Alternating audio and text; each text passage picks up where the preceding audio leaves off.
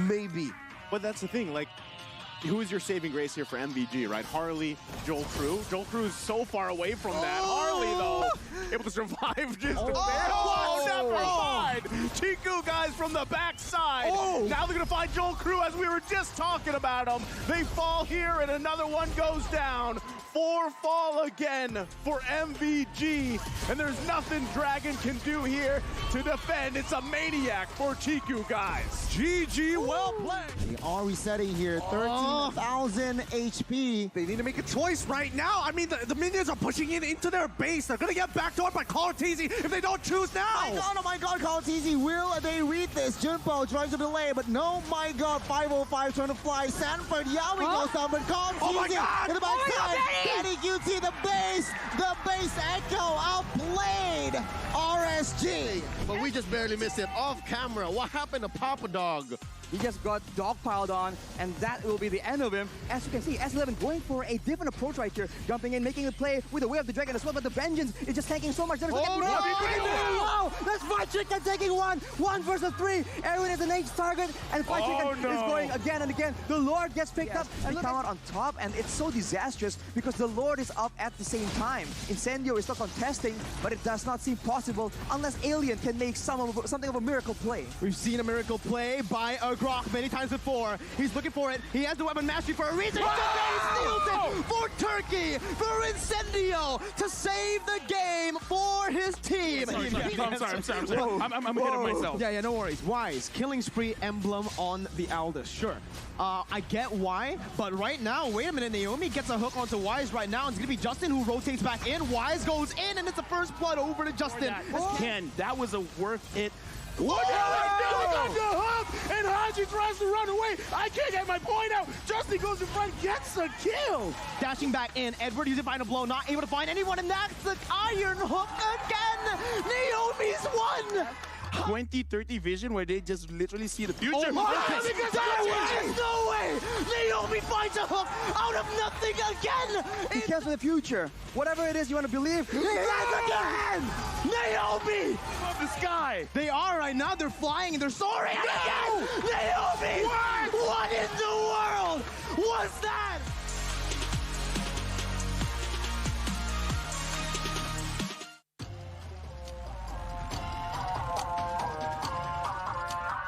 This still works out, right?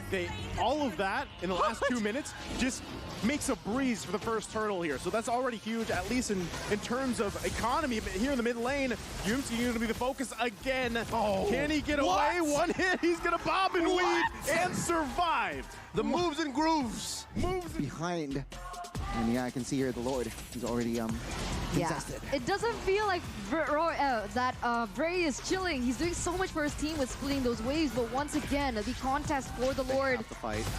Oh my god, catches Subin with that Tyrant's Rage. Mortal bombs everywhere. Baby Cake, the first one down. Not a good sign as 1, 2, 3, 4 bodies has already been collected, and Bray gets shut down. And he didn't, I don't even think it was Ken who finished off Hessa. He finished off D7, and this allows another free turtle. But now they're going for it. Certainly he's going to be popped here. Ken able to secure the turtle, but Zip goes down as Chima able to find the kill. Another wild charge comes forth as D7 falls. Tempest Blade's going to be popped here. Ken looking for Hessa. Can't get the last hit though as he falls into the river. That split, but all the weakness points. Oh my god, again! It's Prince Fran who comes in clutch and saves the day. Onyx Esports have nowhere to go right now, but Dragon's gonna be taken down. It's a shadow kill over to Harley, as now Mount Venus have to move back. The Iron Hook does not connect. It's gonna be the Way the Dragon locking Prince Fran down, and that's a double kill picked up by Dreon, the Lord as well. Dreon is an absolute monster as he's looking to claim a maniac. Kind of be a little bit patient, because right now I kind of feel like Rosa as well as Sunshine, they have enough damage. They just need a proper setup. And in terms of proper setup, you shouted out Oheb. If they can catch him, that's great. But it's easy to say it's not. But oh my Venus, it's all for them. That's all the damage popped in, and the backline's completely going to be obstructed here by Blacklist International. Oheb free hitting, his alien's going to be bursted down. Rosa getting caught in the fatal nexus. Genji's the only man left standing. Blacklist International, they take no prisoners.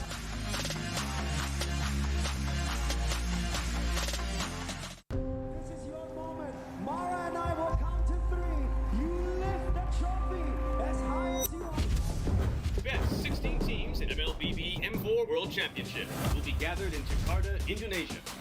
One dream and one goal only.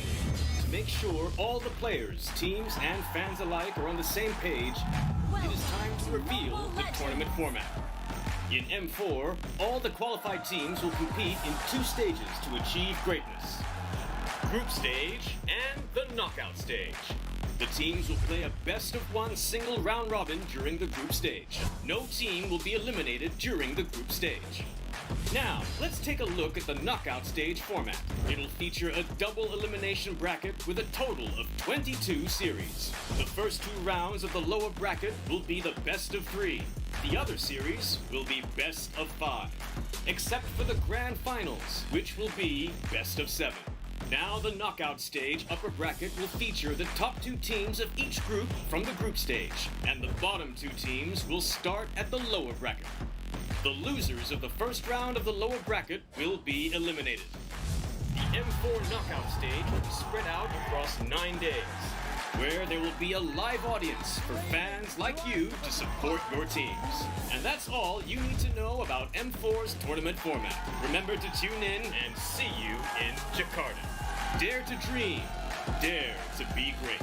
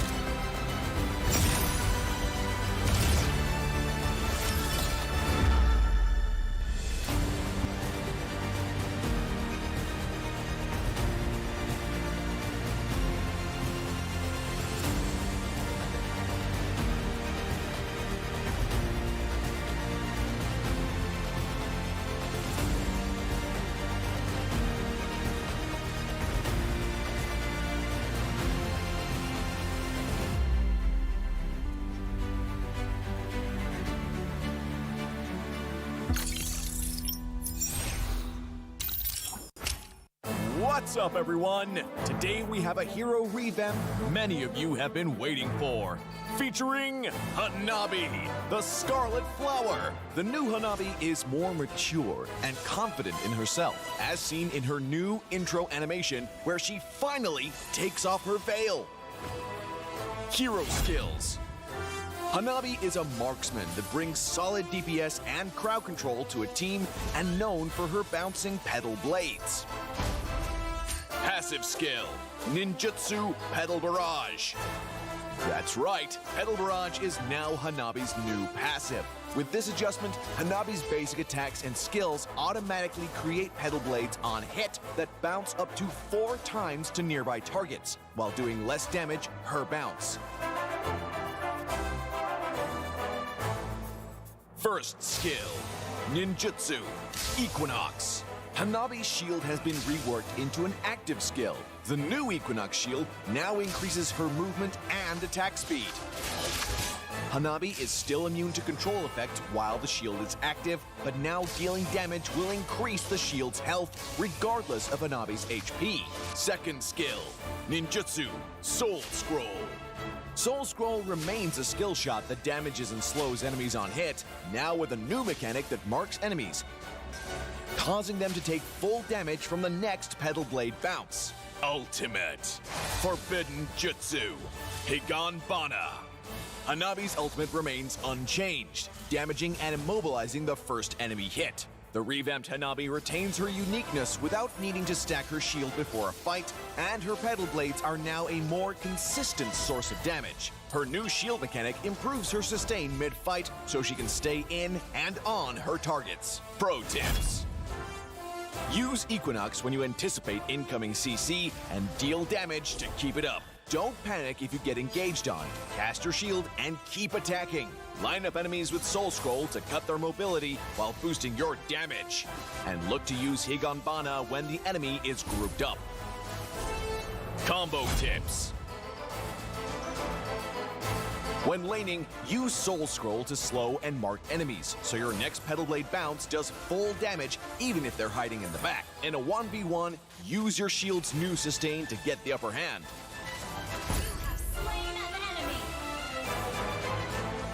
In teamfights, land your second skill first to make the enemy easy targets for your ultimate and let your Petal Blades go to town. Tactics. Since Hanabi's early game is rather weak, focus on farming, but not for the whole game, Hanabi mains. Poke the enemy in lane with basic attacks and her second skill. In the late game, use Hanabi's ultimate to engage and CC, and unleash your barrage of basic attacks and kunai to provide excellent sustained DPS for your team. We recommend this attack speed focused build to complement her reworked passive and first skill. Marksman Emblem further enhances her sustained DPS role, and Weakness Finder prevents her targets from escaping. Inspire is a natural choice to bolster both damage and survivability, thanks to her new shield. Hanabi, the Scarlet Flower, revamp coming December 20th. She'll be 30% off the first week, along with her resplendent iris skin. Give the new Hanabi a whirl and tell us what you think. Until next time, we'll be seeing you in the Land of Dawn. Hanabi, the Scarlet Flower, revamp December 20th.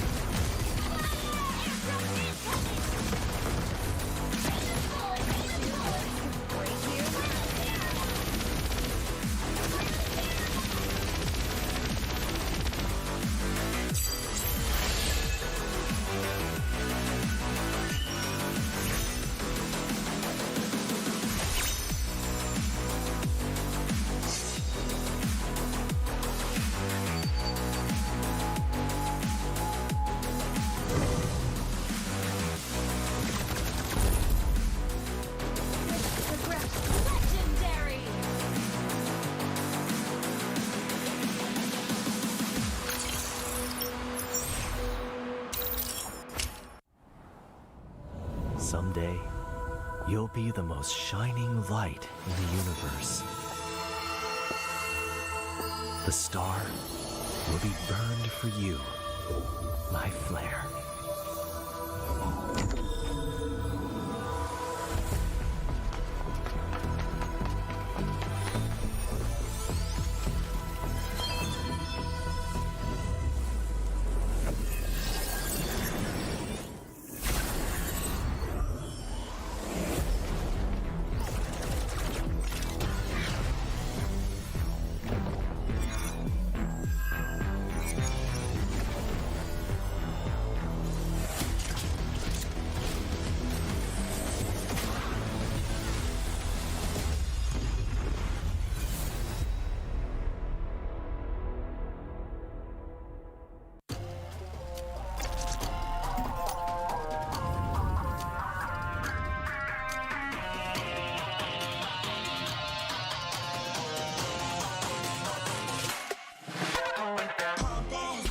time, I'm a ball. I'ma get this money right. I'm gonna live my best life. They been talking, tell me on me, but you know don't never win. I'm controlling all my victories, and something has gotta give. Cause this is just what I made it now, made it now. You can't ever break us down, break us down. I'll be reaching for the stars, promise I'll be what they not, and I'll never ever stop. Won't never stop, yeah. Touch your sky, you're made of silver and gold. Touch your sky, you're the greatest option now.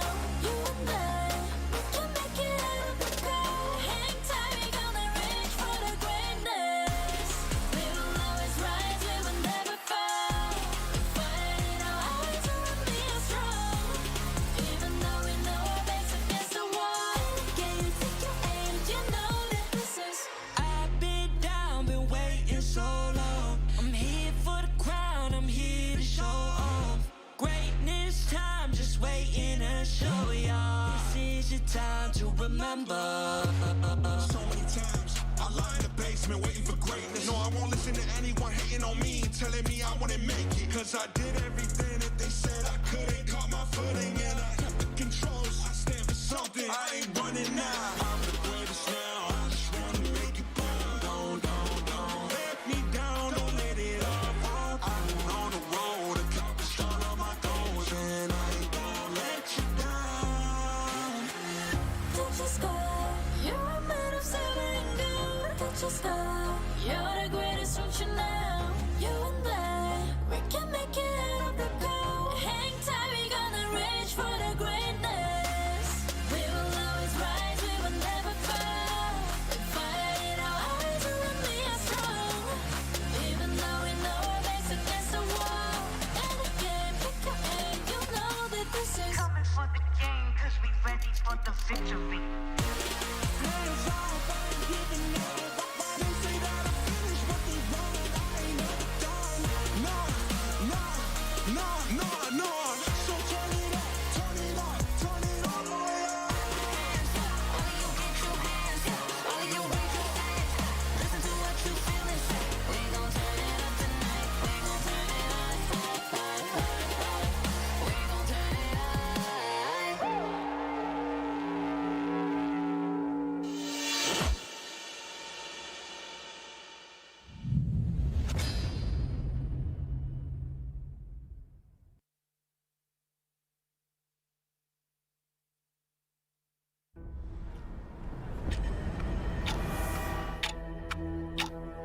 We are getting closer to the ultimate battle in Jakarta. It's an amazing, beautiful tournament. I can't wait to get to the game. All eyes are on one stage only. All for that ultimate prize, to be M4 World Champions.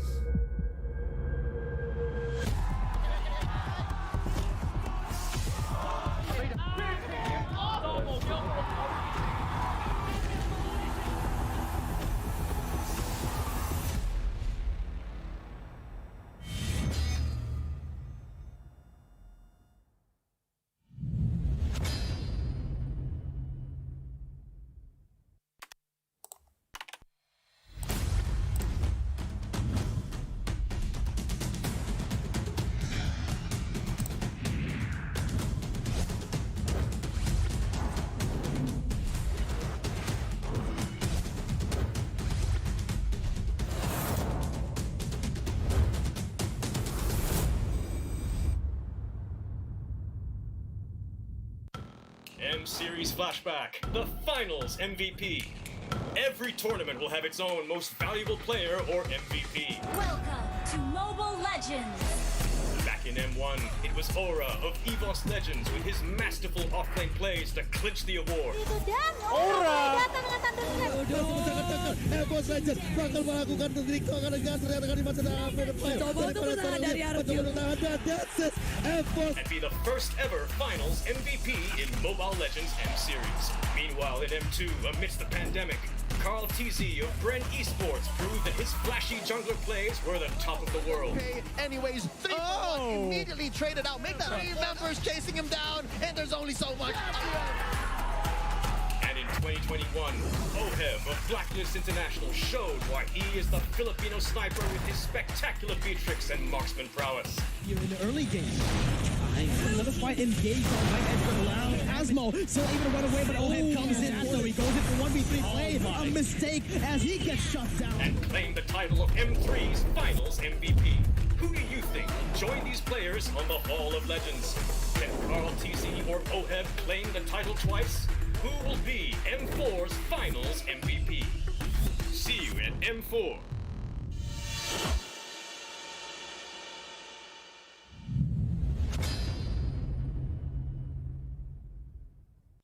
M-Series Flashback, the Dark Horse. Welcome to Mobile Legends. 2019, in Kuala Lumpur, Malaysia. Nobody guessed that Todak, a debutant for MPL Malaysia-Singapore, then would qualify for M1.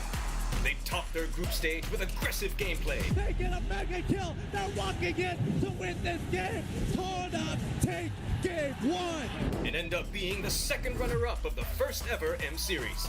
Fast forward to M2. After dominating the Myanmar MLBB scene for a few seasons, Burmese Ghoul finally shines at the world stage. And they decimate Brand Esports from underneath their own tower. It's gonna be Flaptizi who's gonna get caught out here, stuck against the... That's gonna be GG. Burmese Ghouls take the 5th round. Dominated the competition and extended the grand finals to a full 7-game series. And in M3, North America represents. BTK rises above all expectations when they defeated Blacklist International in the upper bracket. The break for it. They flicker on for it. They find another kill. That's 2. They can get the 3rd. Mobazane. They have done it. And pummeled their way to the lower bracket finals without any coach and team staff. M4 is finally coming. Which team do you think will rise to greatness and be the next dark horse? See you at M4.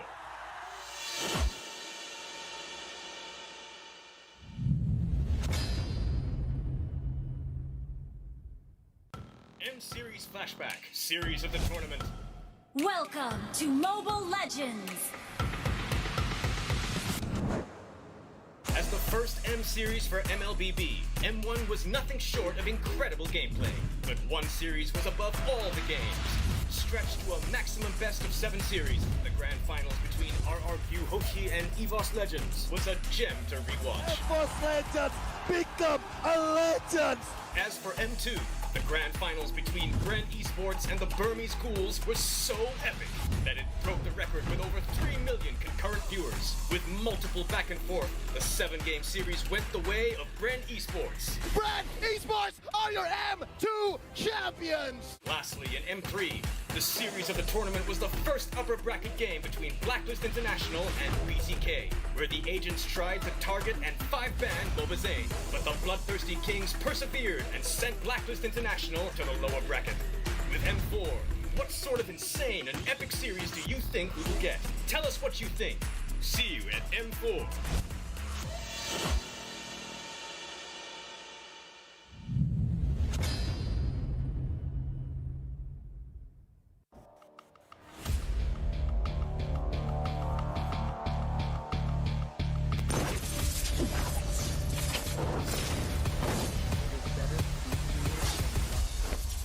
If you cannot burn.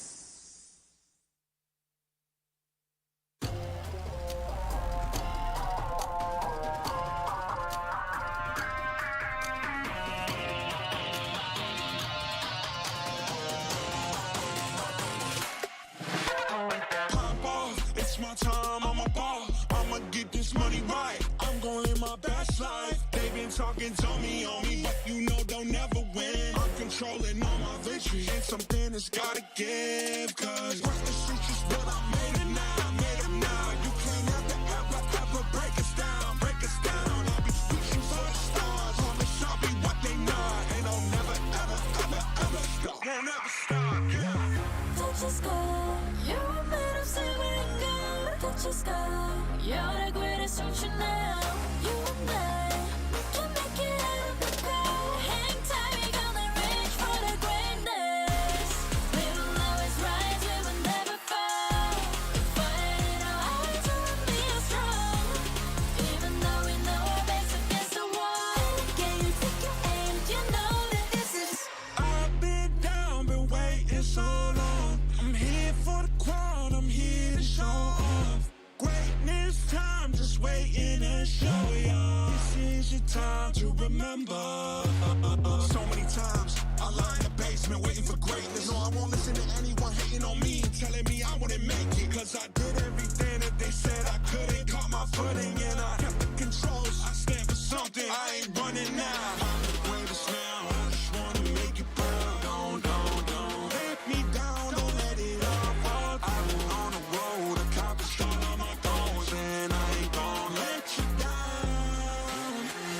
Touch the sky, you're made of silver and gold. Touch the sky, you're the greatest option now. You and I, we can make it out of the cold. Hang tight, we gonna reach for the greatness. We will always rise, we will never fall. We fight it out till we are strong. Even though we know our backs against the wall. And again, pick your aim, you know that this is. Coming for the game, cause we ready for the victory. Hands off, I ain't giving up. They say that I finished, but they wrong. I ain't never done. No. So turn it up, turn it all the way up. Hands up, all of you get your hands up. All of you raise your hands up. Listen to what you feel and say. We gon' turn it up tonight. We gon' turn it up. We gon' turn it up.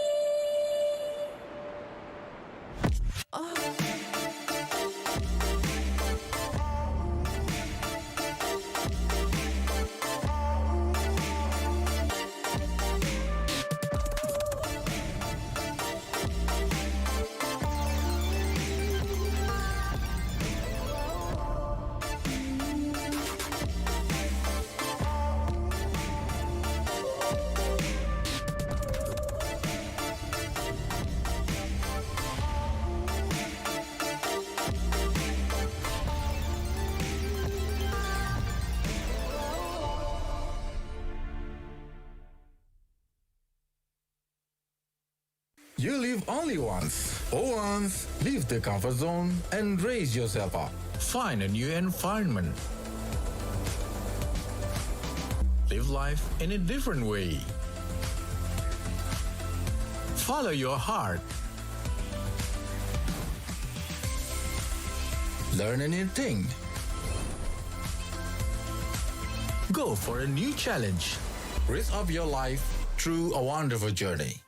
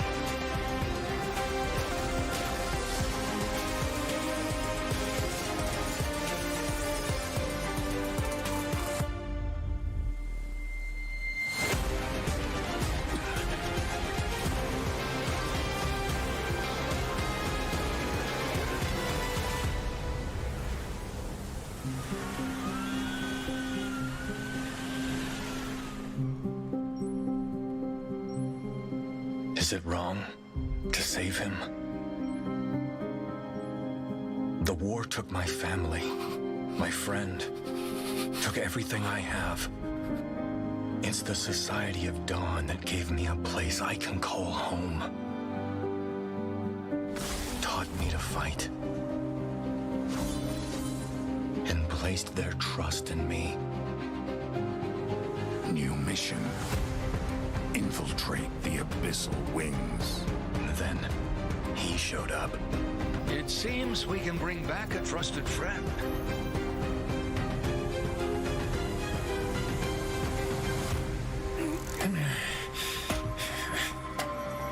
There's a traitor among us. Who? No idea. Rest up. I'll figure it out. No! Cheer up.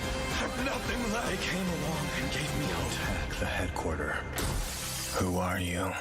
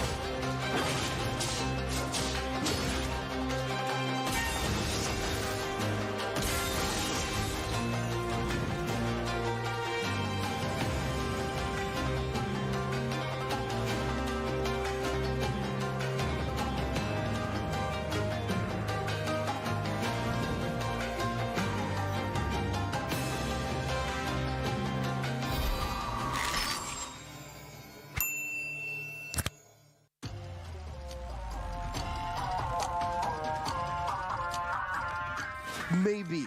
But that's the thing, like, who is your saving grace here for MVG, right? Harley, Joel Crew. Joel Crew is so far away from that. Harley, though, able to survive just a bit. Oh, never mind. Chiku, guys, from the backside. Now they're going to find Joel Crew as we were just talking about him. They fall here, and another one goes down.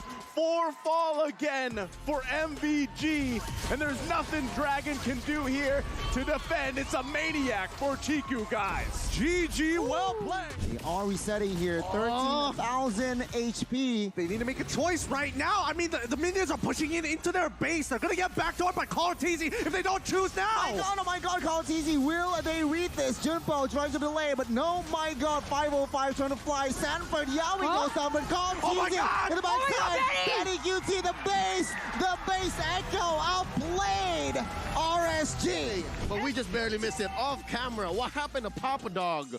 He just got dogpiled on, and that will be the end of him. As you can see, S11 going for a different approach right here, jumping in, making the play with the Way of the Dragon as well, but the Vengeance is just tanking so much damage. Oh, no! That's Fried Chicken taking one versus three. Erwin is an H target, and Fried Chicken is going again and again. The Lord gets picked up, and come out on top, and it's so disastrous because the Lord is up at the same time. Incendio is still contesting, but it does not seem possible unless Alien can make something of a miracle play. We've seen a miracle play by Grok many times before. He's looking for it. He has the weapon mastery for a reason. He steals it for Turkey, for Incendio to save the game for his team. I'm sorry. I'm ahead of myself. Yeah, no worries. Wise, killing spree emblem on the Aldous. Sure.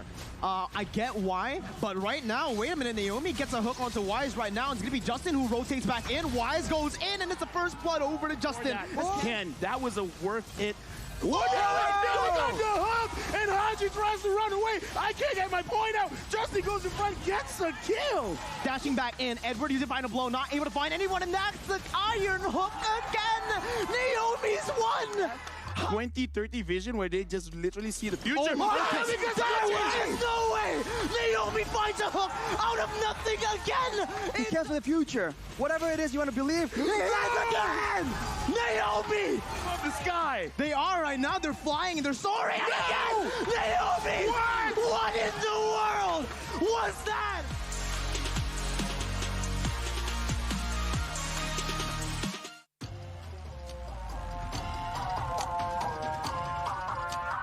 This still works out, right? All of that in the last 2 minutes just makes a breeze for the first turtle here. So that's already huge, at least in terms of economy. But here in the mid lane, Yumski going to be the focus again. Can he get away? One hit, he's going to bob and weave and survive. The moves and grooves. Behind. And yeah, I can see here the Lord is already contested. It doesn't feel like Bray is chilling. He's doing so much for his team with splitting those waves, but once again, the contest for the Lord. Have to fight. Oh my god, catches Sufin with that Tyrant's Rage. Mortal bombs everywhere. Baby Cake, the first one down. Not a good sign as 1, 2, 3, 4 bodies has already been collected, and Bray gets shut down. And he did, I don't think it was Ken who finished off Hesa. He finished off D7, and this allows another free turtle. So now they're going for it. Certainly going to be popped here. Ken able to secure the turtle, but Zip goes down as Chima able to find the kill. Another wild charge comes forth as D7 falls. Tempest Blade's going to be popped here. Ken looking for Hesa. Can't get the last hit, though, as he falls into the river. That split, but all the weakness points. Oh my god, again! It's Prince Fran who comes in clutch and saves the day. Onyx Esports have nowhere to go right now, but Dragon's going to be taken down. It's a shadow kill over to Harley, as now Mount Venus have to move back. The Iron Hook does not connect. It's going to be the way the Dragon locking Prince Fran down, and that's a double kill picked up by Dreon, the Lord as well. Dreon is an absolute monster as he's looking to claim a maniac. Kind of be a little bit patient, because right now I kind of feel like Rosa as well as Sunshine, they have enough damage. They just need a proper setup. And in terms of proper setup, you shouted out Oheb. If they can catch him, that's great. But it's easier said than done. But Oh My Venus, it's all for them. That's all the damage popped in, and the backline's completely going to be obstructed here by Blacklist International. Oheb free hitting his alien's going to be bursted down. Rosa getting caught in the face. This is Kenzi's the only man left standing. Blacklist International, they take no prisoners.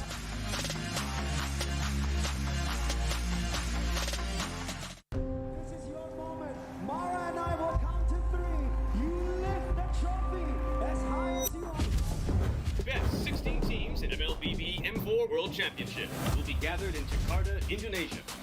One dream and one goal only. To make sure all the players, teams, and fans alike are on the same page, it is time to reveal the tournament format. In M4, all the qualified teams will compete in 2 stages to achieve greatness. Group stage and the knockout stage. The teams will play a best-of-1 single round robin during the group stage. No team will be eliminated during the group stage. Now, let's take a look at the knockout stage format. It'll feature a double elimination bracket with a total of 22 series. The first 2 rounds of the lower bracket will be the best of 3. The other series will be best of 5. Except for the grand finals, which will be best of 7. Now the knockout stage upper bracket will feature the top 2 teams of each group from the group stage, and the bottom 2 teams will start at the lower bracket. The losers of the first round of the lower bracket will be eliminated. The M4 knockout stage will be spread out across 9 days, where there will be a live audience for fans like you to support your teams. And that's all you need to know about M4's tournament format. Remember to tune in and see you in Jakarta. Dare to dream, dare to be great.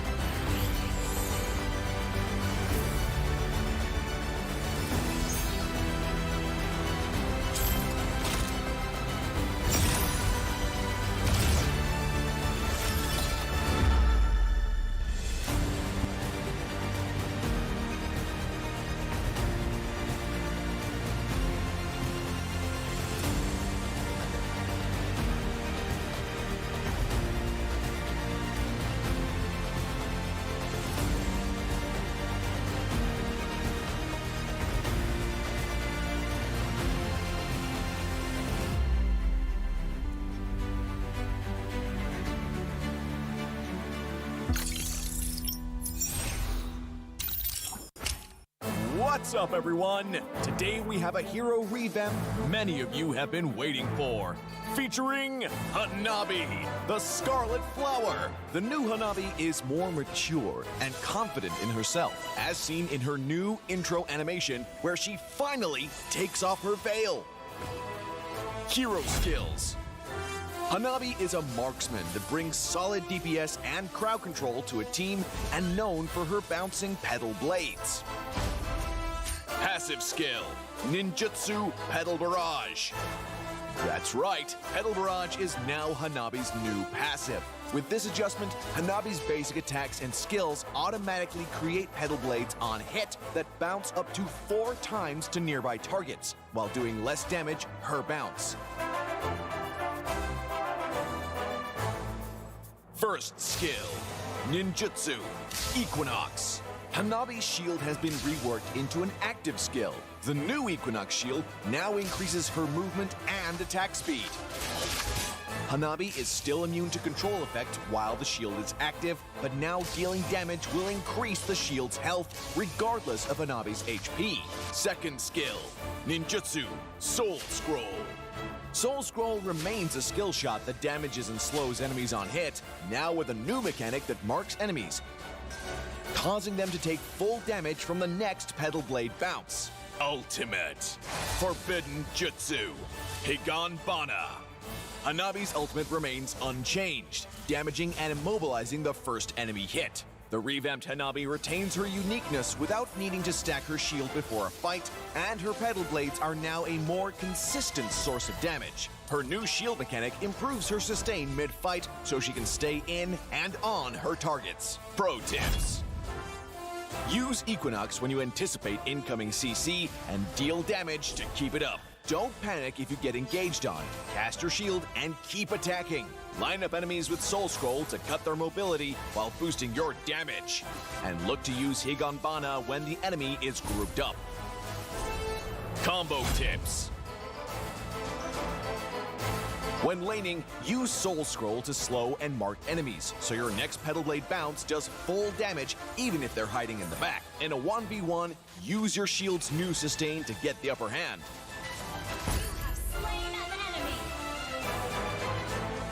In teamfights, land your second skill first to make the enemy easy targets for your ultimate and let your Petal Blades go to town. Tactics. Since Hanabi's early game is rather weak, focus on farming. But not for the whole game, Hanabi mains. Poke the enemy in lane with basic attacks and her second skill.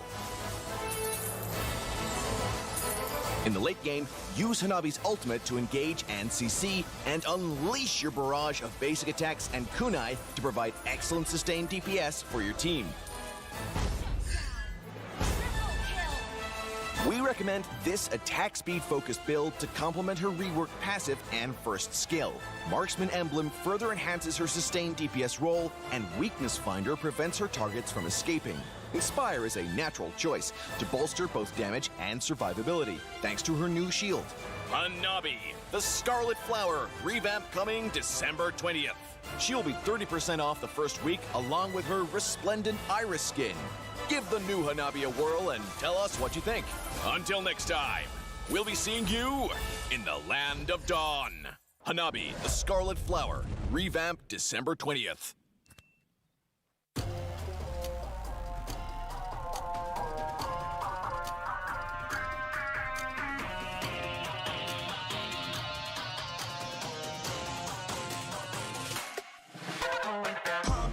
It's my time, I'm a ball. I'ma get this money right. I'm gonna live my best life. They been talking, tell me on me, but you know they'll never win. I'm controlling all my victories, and something has gotta give. Cause this is just what I made it now, You can't ever break us down, I'll be reaching for the stars. Promise I'll be what they not, and I'll never ever stop. Won't never stop, yeah. Touch the sky, you're made of silver and gold. Touch the sky, you're the greatest future now. You and I, we can make it out of the cold. Hang tight, we gonna reach for the greatness. We will always rise, we will never fall. Fighting our eyes on be strong. Even though we know our backs against the wall. Can you take your aim? You know that this is. I've been down, been waiting so long. I'm here for the crown, I'm here to show off. Greatness time, just waiting to show y'all. This is your time to remember. So many times I lie in the basement waiting for greatness. No, I won't listen to anyone hating on me and telling me I wouldn't make it. Cause I did everything that they said I couldn't. Caught my footing and I kept the controls. I stand for something, I ain't running now. I'm the greatest now, I just wanna make it proud. Don't let me down, don't let it all fall. I'm on the road, accomplished all of my goals, and I ain't gonna let you down. Touch the sky, you're made of silver and gold. Touch the sky, you're the greatest future now. You and I, we can make it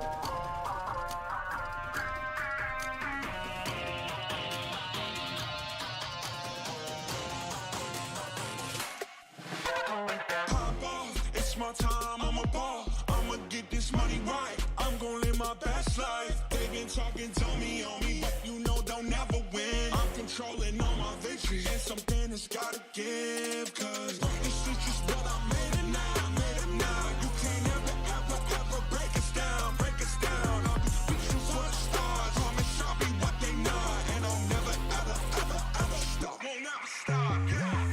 Touch the sky, you're made of silver and gold. Touch the sky, you're the greatest function now. You and I, we can make it out of the cold. Hang tight, we gonna reach for the greatness. We will always rise, we will never fall. We fight in our eyes, and we are strong. Even though we know our backs against the wall. Can you take your aim? You know that this is.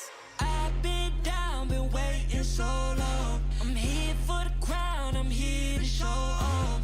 Greatness time, just waiting to show y'all. This is your time to remember. So many times I lie in the basement waiting for greatness. No, I won't listen to anyone hating on me, telling me I wouldn't make it. Cause I did everything that they said I couldn't. Caught my footing and I kept the controls. I stand for something, I ain't running now. I'm the greatest now, I just wanna make it proud. Don't let me down, don't let it all fall. I've been on the road, accomplished all of my goals, and I ain't gonna let you down. Touch the sky, you're made of silver and gold. Touch the sky, you're the greatest function now. You and I, we can make it out of the cold. Hang tight, we gonna reach for the greatness. We will always rise, we will never fall. We fight in our eyes, and we are strong. Even though we know our backs against the wall. And again, pick your aim, you know that this is. Coming for the game, cause we ready for the victory.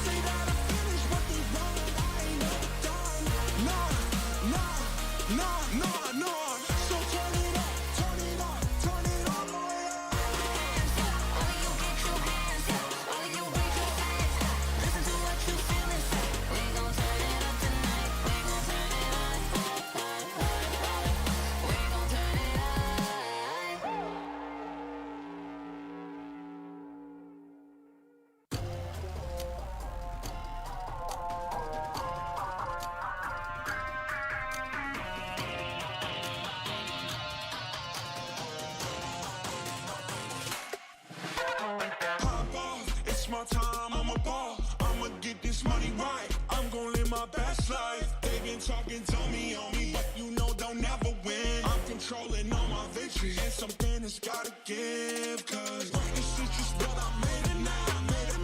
You can't ever break us down, I'll be reaching for the stars, promise I'll be what they not. And I'll never ever stop, won't never stop, yeah. Touch the sky, you're made of silver and gold. Touch the sky, you're the greatest function now. You and I, we can make it out of the cold. Hang tight, we gonna reach for the greatness. We will always rise, we will never fall. We fight in our eyes, and we are strong. Even though we know our backs against the wall. Can you take your aim? You know that this is. I've been down, been waiting so long. I'm here for the crown, I'm here to show off. Greatness time, just waiting to show y'all. This is your time to remember. So many times I lie in the basement waiting for greatness. No, I won't listen to anyone hating on me, telling me I wouldn't make it. Cause I did everything that they said I couldn't. Caught my footing and I kept the controls. I stand for something, I ain't running now. I'm the greatest now, I just wanna make it proud. Don't let me down, don't let it all fall. I've been on the road, accomplished all of my goals, and I ain't gonna let you down. Touch the sky, you're made of silver and gold. Touch the sky, you're the greatest function now. You and I, we can make it out of the cold.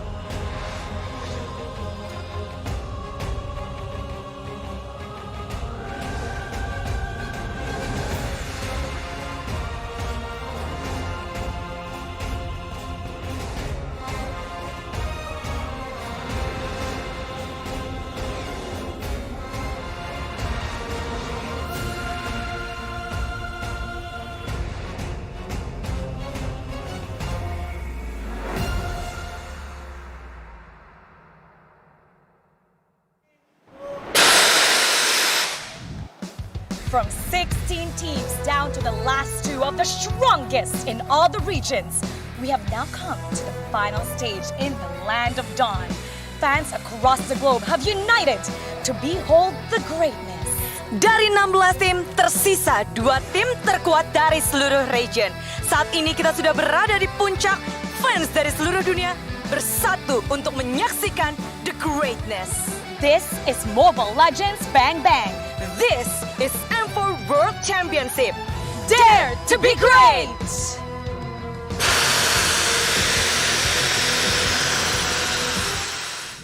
Great day for some Mobile Legends Bang Bang Esports action live from the Tennis Indoor Senayan in beautiful Jakarta, Indonesia. At your service, my name is Leo, joined here by Gideon, Mirko, and Chi the Ico. Let's take a look back at history and talk about the M-Series World Championships. There's a lot that went down in the past couple of weeks before we crown another world champion.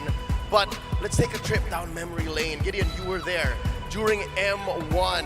It was live from Malaysia. Yes, it was. It was a beautiful event, and more importantly, an incredible story of EVOS turning things around and really living up to the name of EVOS Legends, dropping down to the lower and then pushing it all the way back to the grand finals. Looking back in history, that was the age of Indonesian domination. The grand finals were between EVOS Legends and RRQ Hoshi, and I think that set a good, I guess, foundation for the scene that we have now.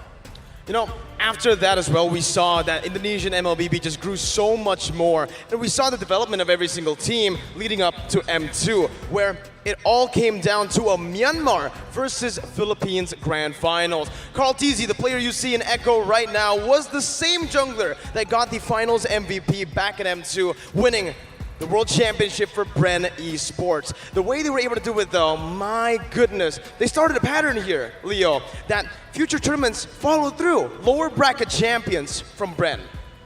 Oh, now here's a visual again from Akshata Arena. This is a scene that you were live from, Gideon. Can you tell us real quick again, how did that feel? Look, it felt incredible to have the crowd, to have the Indonesian fans, the Malaysian fans, people from across the world came to check out M1 and the story that unfolded.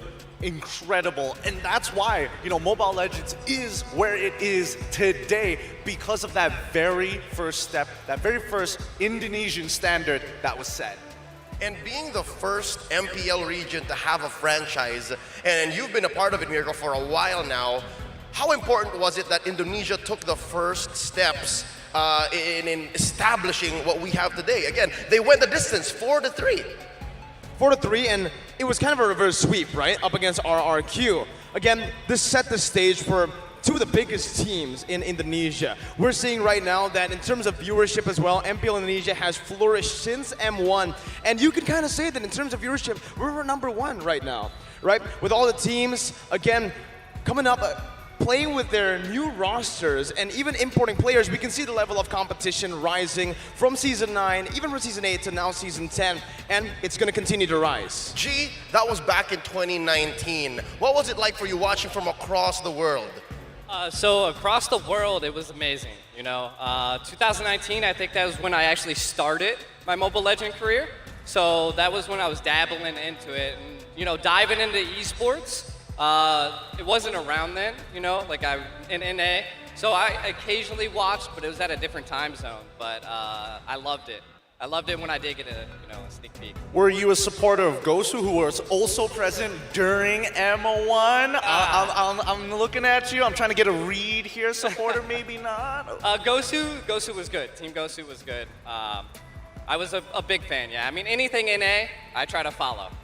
And NA has a budding and developing scene. I believe more will be injected into that region in 2023, given the Valley's performance, and they started that in M3. We'll be taking a look back at M3 in just a bit, wherein we held that in lovely Singapore. 2 World Championships were actually held in Singapore, and that was M2 and M3. But for now, we're gonna go ahead and move along because, again, tonight is all about the next championship. It's M4. Only one will go home with the trophy.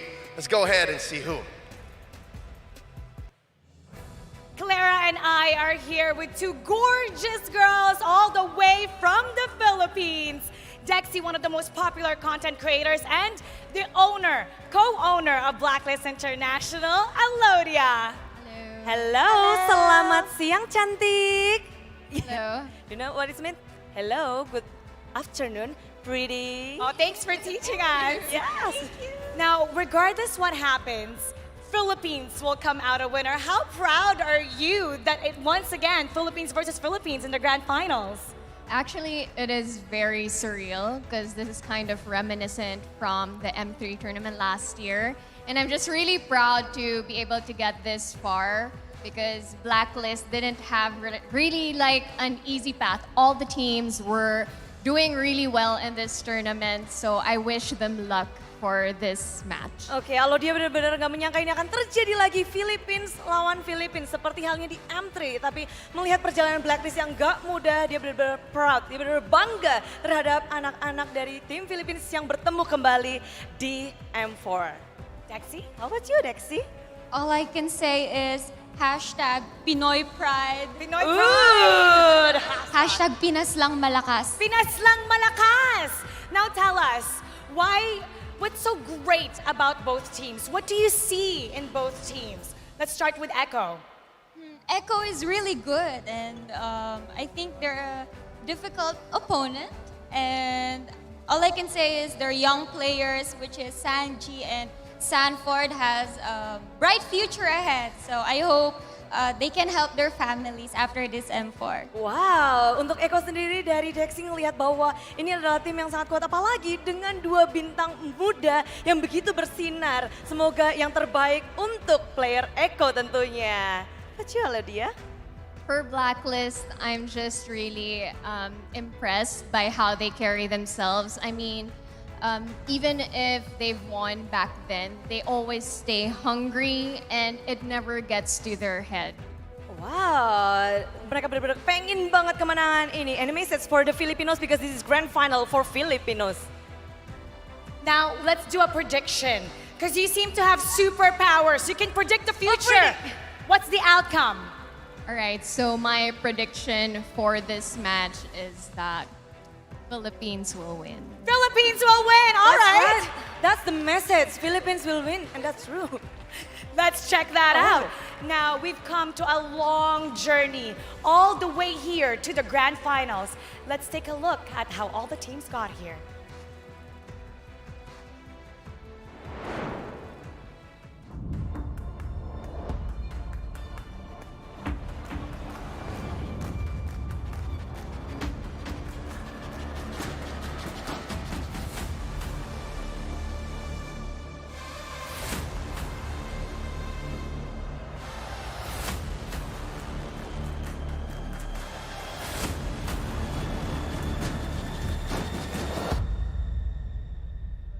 Welcome, ladies and gentlemen, to Jakarta of the group stages for the M4 World Championship.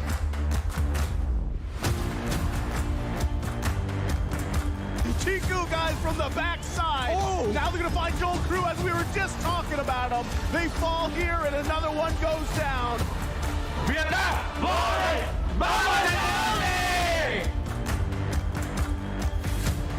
Look at that! Look at the hook! And Haji tries to run away. I can't get my point out. Justin goes in front, gets the kill. See!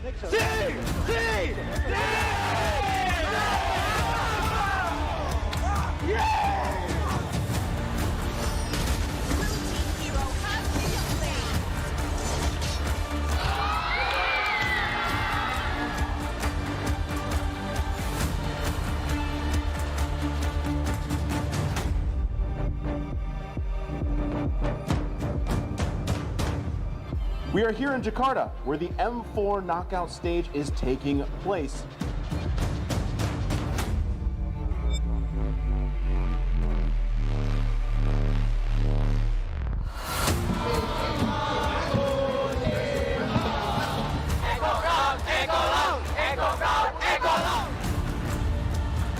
Who's looking for it? Yowing down takes the kill away, but it's gonna be AB.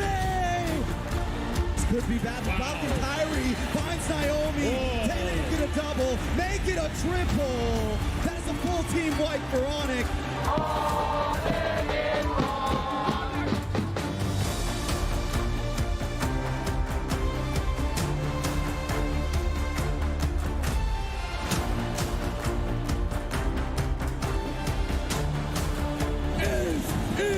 You have the arbiters moving on in the upper brackets. It's RRQ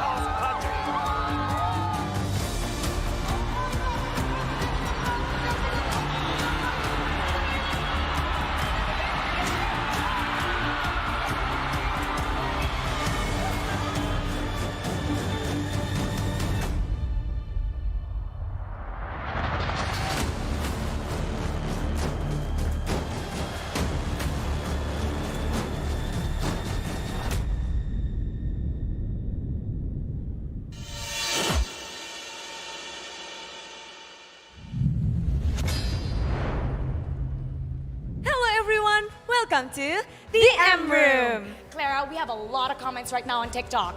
Fans has been posting video and messages to support the teams, Mara. How are we gonna take a look on some of them, Mara? Let's check them out. Let's go. In here, let's pick Taylor, our first feature right here. Says Blacklist with our comfort picks equals disaster for the other team. We've heard yeah, the Ubi strat, and we've heard Oh My Venus saying over and over that the biggest mistake the opponent makes is when they do not ban her Estes. Keep that in mind. Let's pick another comment. I don't know, Estes. Okay. How about this one right here, Lord Skylar? Wow, Skylar's posting on TikTok. Oh, same thing. Venus with Estes be like free roaming to disrupt Echo. Do you think Echo's gonna make the same mistake again, not banning this Estes? I don't think so. They missed each other couple times, so this gonna be something different for both of the teams. Something different. I really want to see Oh My Venus if using the Estes, using the Estes M3 skin. That would be a statement. Yes. Let's take a look at another comment. How about... Gideon is here. That's Gideon. Gideon right there. What's Gideon saying? Oh, this is the prediction of us. Echo or Blacklist? How about for you, Echo or Blacklist? It's kind of hard. Both of them are strong, but Blacklist is super strong. Oh, he thinks it's gonna be Echo 1-0 first. Okay. Lots of people are predicting right now. So make sure, comment on TikTok. Let us know what your thoughts are. Claire, let's take a look at another comment. Who are we gonna feature right now? Let's go. We got a lot of comment and videos here, Mara. Oh, there's you also. Oh. How about, what is he saying right here? This one right Let's there. Go. Esports from ID. Esports Indonesia.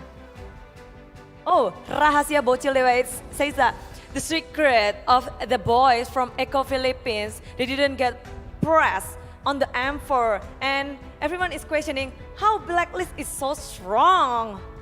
But you know, Echo, you can see these two boys right here, that's Sanjay and Sanford, 16 and 17-year-old.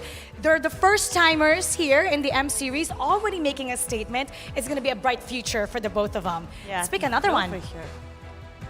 Let's go, find another one. Ooh. Grangers, right over here. Grangers is saying, wishing luck to the whole Echo team. Can't let Blacklist getting that back-to-back. Ooh, that's gonna be a really hard one because Blacklist International is very determined. We love getting your comments on TikTok, so keep them coming. Be sure to use the hashtag Mobile Legends Bang Bang, MLBBM4, and Dare to be great. Langsung aja kirim postingan kalian tentunya untuk ngedukung tim-tim yang akan beradu di Grand Final tentunya di TikTok. Now we're gonna dissect the performance of ECHO and Blacklist International during this entire M4. So analyst, break it down for us. The world watches here today, incomprehensible of what might be a potential defending champion. Us here at the analyst stands once more. This is LaFell. This is the most wanted man here and across the world. It's Wolf, Miracle, and myself, Gideon Q. We're gonna talk a little bit about between the matchups between Blacklist International and as well as ECHO. But honestly, guys, I think there has been a lot of talks, and based on what we've seen, thanks to Mara and Clara, I'm thinking that maybe, I don't know, ECHO seems to be the favorite for a lot of teams. But do people really understand how much of a challenge that is going to be, LaFell? Okay, so here's the thing. They already went for the best of 5, and in that one, Blacklist did win. But the thing is, looking at how ECHO plays, they're very explosive. They have a lot of drive. Once they get a small victory, they will snowball out of control. So I feel like it's going to be a very tight match because ECHO is very explosive, but with explosions, Blacklist can see it happening, and they could like weather it down and then get a comeback. Well, I mean, comeback or not, a best of 7 is a different challenge here, and we gotta obviously ask the smartest man at the desk, as proclaimed, the best of 7. How does this really shake things up between Blacklist and as well as ECHO? And we've seen before, Blacklist has stated that they don't usually lose twice to a team, but in a best of 7, who's more favored in this particular situation?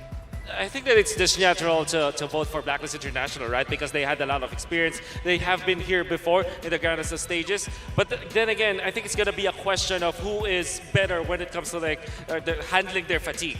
Because we saw in the best of 5 series, right, between these two teams, there were so many, there's so many ideas and strategies that kind of got exhausted by both teams between each other. So I will say that when it comes to just to answering your question of who is favored here, I think Blacklist because of their experience, but ECHO, if they really showed something different from a best of 5, I think that Blacklist will be stunned from that. Well, we'll see how that's going to be. Soon we're going to be throwing off some graphics and we're really going to start breaking it down. But Miracle, my brother, unfortunately our nations have been cut down a little short here. It's a little sad, of course, but you know, walk me through this because now the performance summary overall, how important is this overall first pick rate? You know, blue side used to be dominant side during the group stages, but things have changed and the meta technically has evolved.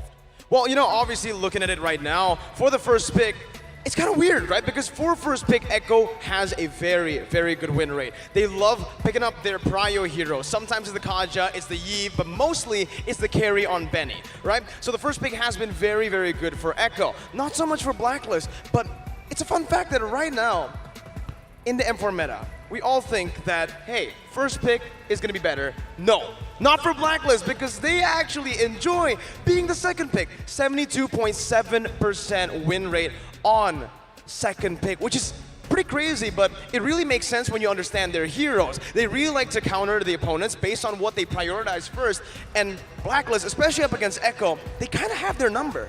I mean, if we're talking about numbers here, Wolf, I mean, when we're looking at that, and especially when it comes down to that second part of second picks, generally it's just overall higher. And it's not even like below 50% for either one of these teams. 72%, right? I think that it is the Blacklist special, the Bonchan special, to kind of go for the trade, the first 2 picks, then eventually go for a curveball in the last pick. That's how he is able to outplay his teams. But looking now at the KDA, okay, so almost the same, but Benny QT, that's 7 average KDA is actually pretty high. Okay, so here's the thing. Looking at KDA, it's either 2 things. Number 1, you don't die as much, or number 2, you just get a lot of kills, and that's why we gotta talk about the numbers, because according to the average KDA, numbers have proven that ECHO, they're more explosive, because even talking to Bonchan, it's like, it's all about the objectives.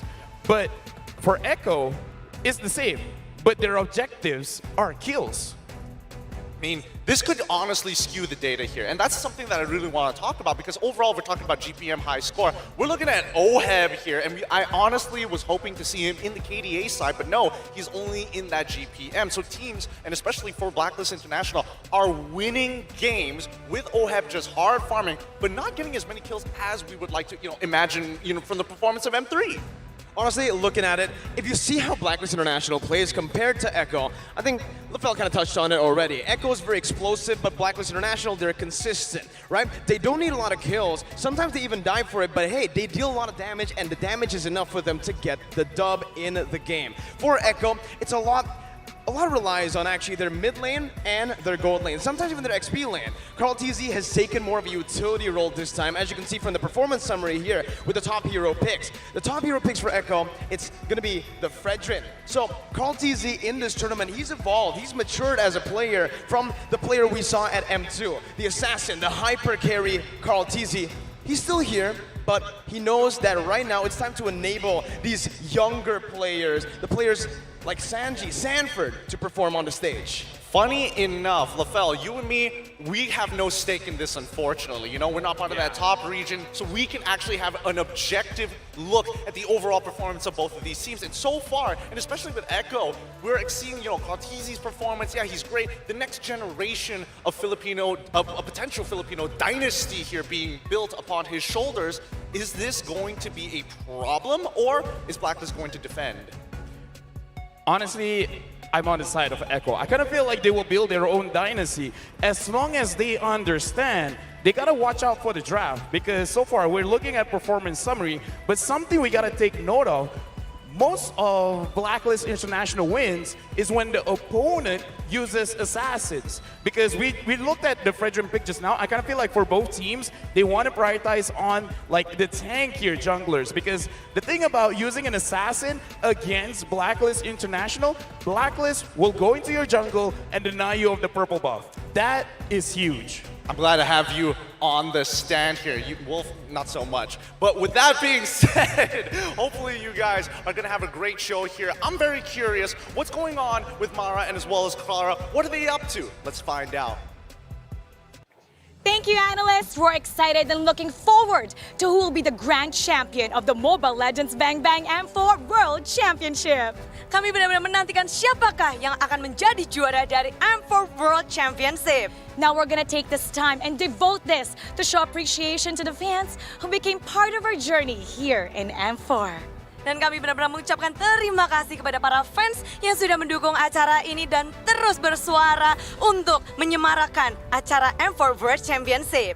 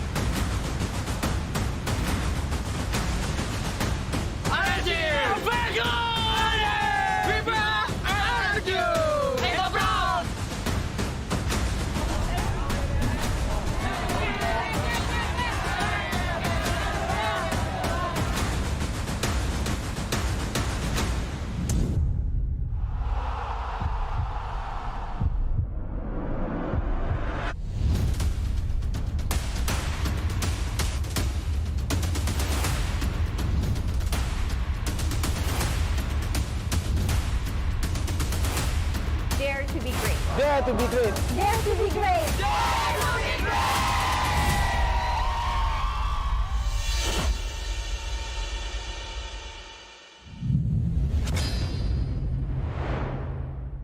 From the bottom of our hearts, we thank you, Mobile Legends Universe. Now, speaking of fans, we have here our lucky fans who have supported and dedicated their time for their favorite teams. And for us here, the MLBB community have rewarded them by bringing them here to M4 to support their favorite teams live. First, we have our Singaporean cosplayer, Nana Kimmy, cosplaying as Nana. Hi. Hello. How's your experience so far? How is the experience so far, Nana? This is my first year experience a live stage. My first time is last year in Singapore. I have witnessed Blacklist as the champions of M3. This time I'm really excited to witness a championship again.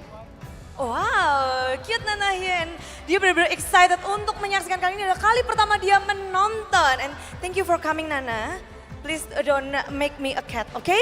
But we have another fans, lucky friend from Malaysia, at Enan. What do you think about the teams that is playing in M4, all of the teams? From my perspective, every team is improving, especially Philippines team. It's been 3 seasons already since they are getting the world champion, starting from Brand. Second season, second is Blacklist, and this season it's either ECHO or Blacklist. We really excited to see who will going to be the champion. Wow, banyak banget yang terus berkembang dari setiap timnya. Dan apalagi kali ini lagi dan lagi Filipina. Dan mereka benar-benar penasaran siapa yang akan menjadi juaranya. But next, we have lucky friend from Indonesia. They're from Munton Care. Halo Bapak Wahyu. Halo. Gimana nih kalau ngelihat dari semuanya, kita menjadi tuan rumah. Ada nggak sih pesan-pesan yang pengen kamu sampaikan untuk semua yang menyaksikan? Ada dong, bagi fans Indonesia mari kita ramaikan Grand Final M4. Kita tunjukkan bahwa kita itu tidak toxic dan selalu hype untuk event MLBB ke depannya. Okay, let's don't be toxic and let's just be great. Thank you, Wahyu. Now, Pinas lang malakas, lucky fan, Reese and Boost Gio. When you found out that it's going to be Philippines versus Philippines in the Grand Finals, tell us what your reactions were. Reese. Sobrang saya, Timara, na Sobra? Philippines at Gaano Philippines kasaya? 100%. 100%? Sobrang saya po na kasi yung Philippines at lalo na yung Blacklist nakapasok sa Grand Finals. And yun po, sobrang, kahit ngayon di ako po makapaniwala na Blacklist nakapasok sa Grand Finals. And this is my first travel in international, kaya sobrang memorable po. He's really happy that once again Blacklist has made it to the Grand Finals. He's been supporting Blacklist for the longest time. Sometimes he would travel 10 hours to watch them, even early for 15 hours, 3 in the morning. And look at what he made, show it off. So he can't believe that he's here to be able to watch live. What about you, Boost Gio? For me, I'm very grateful from the start. I know both Philippines teams like Blacklist International and ECHO is very strong, and I'm grateful that this is a once-in-a-life experience that because we won in this contest. Then of course, thank you Muntun for having us, and yeah, I'm very grateful for having me here. And we're very grateful to you. Oh, he's shaking, he's so cute. Oh, lucky fans, mereka benar-benar bersyukur berada di sini untuk menyaksikan acara yang luar biasa dan tim-tim yang begitu hebat. And now we have our lucky fan, Manjin. Manjin, Hi. why do you think Philippines is so great? Why do you think they're so good? Because again, M2, Bren, M3, Blacklist, and now regardless what happens, Philippines is a winner. I think the best trait that I can describe for us Filipinos is that we're really persistent and very well disciplined, especially for the things we love. We're very passionate for our dream and we love challenges. So to the Filipino gamers who's watching out there, I know by now they're inspired to be someday be champions as well. If you can prediction, who's gonna win, what's gonna happen? I think the winner will be a Filipino. A Filipino. And the losing country will be Philippines. Okay, you know what? Right. We're so grateful to have all of you here. And it's not just Indonesia that people are celebrating. We have fans all across the globe. So how about let's say hi to some of them right now from Singapore. Where's Singapore? Hello. Hi. I am here all the way in Singapore, but I am not alone here. I'm here together with everyone. And of course, we are all here to bear witness this one region battling against themselves, PH versus PH. Blacklist International, they are ready to take the crown for themselves again. However, of course, ECHO is one hell of a challenger, and we are all here super stoked and really wanted to find out if whether ECHO will be able to be victorious this time, if whether Blacklist International will be able to defend their throne. Back to you guys. Thank you, Singapore. You know, Clara, I heard from Jace, a caster from Singapore, that they really watch MPL Philippines. We have a lot of fans there. How about, let's take a look at Malaysia. Hello from Malaysia. I'm Sid, and now we are having our watch party here at Homeboy's Pit Stop. And after this, it's a grand final between two teams from Philippines. Who's gonna be the best team? It's either ECHO or Blacklist International. Please give them the full support for the all Philippine teams who are competing in the grand finals. May the best Philippine teams win this battle. Now, back to you, Mara and Clara. Thank you, Sid. Thank you, Malaysia. And finally, Philippines! Hello, Jakarta, from the Philippines. This is your very own Odin, and we're here at Market with a horde of Filipino fans who have been watching M4 from here or from home since very young. From a repeat of our MPL PH Season 10 finals, and now back again to the world stage, the whole Philippines is cheering you on. ECHO and Blacklist International. Let's have an excellent series. Everyone here just wants to watch exciting MLBB. And so you can feel the energy here. Audience, let's show Jakarta our pride. When I say Blacklist, break the crowd. Echo loud, echo proud. And all together, Pinas lang, malakas. Good luck over there, everyone. Again, this is your very own Odin. Back to you, Mara and Wow. So energetic, I love it. They're really showing, even with the energy, Pinas lang, malakas. Now we're gonna break it down for ECHO and Blacklist International. Analyst.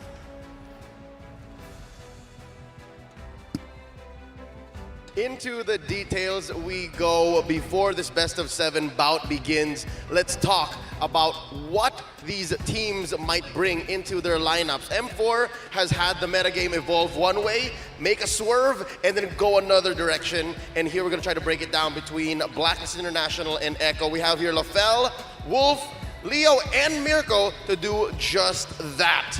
Wolf, you've been watching these teams since forever. What can we expect going into this best of 7?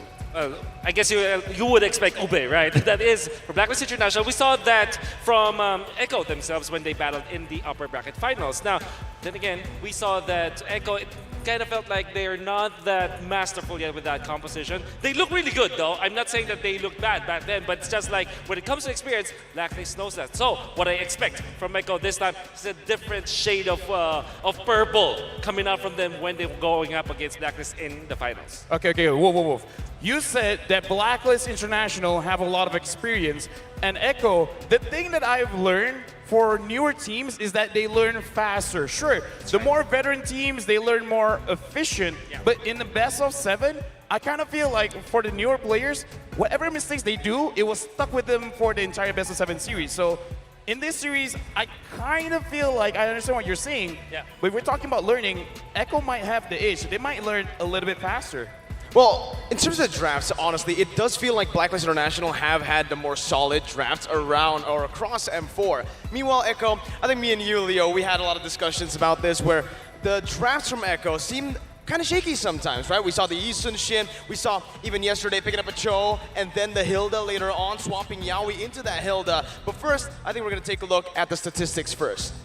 If anything is to be said about Blacks International, they are so consistent. And one of the most consistent players I've ever seen in the entire history of pro MLBB play is Haji, as Lafel would call the Kada machine. And the thing is, it's nice when Blacklist International, they're in a pinch. They look at Haji, they look at Edward. Everyone performed well, but for these two players, they're gonna have more on their shoulders. And looking at the win rate as well, Eve, like, okay, Farsa, he played more, it's a lot of bursts, but if Eve is given to Haji, this 100% win rate might stay. Worthy of the trade, right? Definitely. I think that what we're seeking from Blacklist International, both Farsa as well as Eve, and the way that they are controlling the map because of it and the team fights. Haji just plays the Eve as well as the Farsa so differently from other teams. Maybe the only similar playstyle was from when Rosa plays it, the aggressive kind of Nook mages. We are going to experience once again how great Haji is, these kind of heroes. One of my personal MVPs of the past championship of Blacklist International is definitely Haji, and I think that his improvement from the previous season was still very consistent. Yep, he's your favorite player. He is. He is my favorite player on Blacklist, right? I mean, the way he plays these mages, these are safe mages. These aren't mages that are supposed to be in front, right? I think back at M3, I was very surprised of Hatred's performance, right? On Onyx PH. The way he was able to just play in the middle of the team fight. But for Haji, sometimes he's the frontliner. He's the frontliner. He builds winner truncheon early. I think in terms of itemization, positioning as well, this is your guy, right? And I'm not just talking about positioning, playing in the back line. No, playing in the front line by understanding the spacing of the hero so well to a point where he can be the front line, but he's always still safe. And that just shows how important the box is in the current metagame of M4. And that's supported by Oh My Venus, who a lot would agree with me when I say is the heart and soul of the Ube. Okay, the thing about Oh My Venus is a different kind of power in Blacklist International, because Oh My Venus is moving the chess pieces, and using a healer like an Estes, you can dictate how we want to fight back, because the way that Blacklist International is playing, if you want to engage, if you want to fight, you're going to be the one that starts something. We're going to retaliate, and that's why it's great with having Oh My Venus in Blacklist, because he knows when to re-engage. Fun fact, do you know how ube is actually made? Like the actual ube, the food? Like purple yam. yam. Yeah. It's a root crop, right?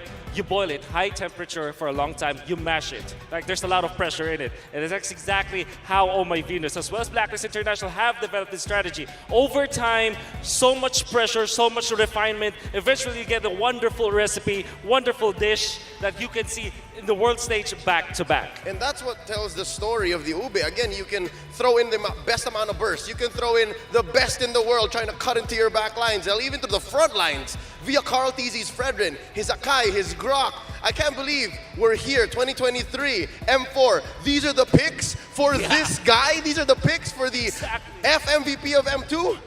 It's insane, right? How much he's matured, how much he's learned and progressed through the years here. Coming again into the grand finals of his second grand finals in a world championship.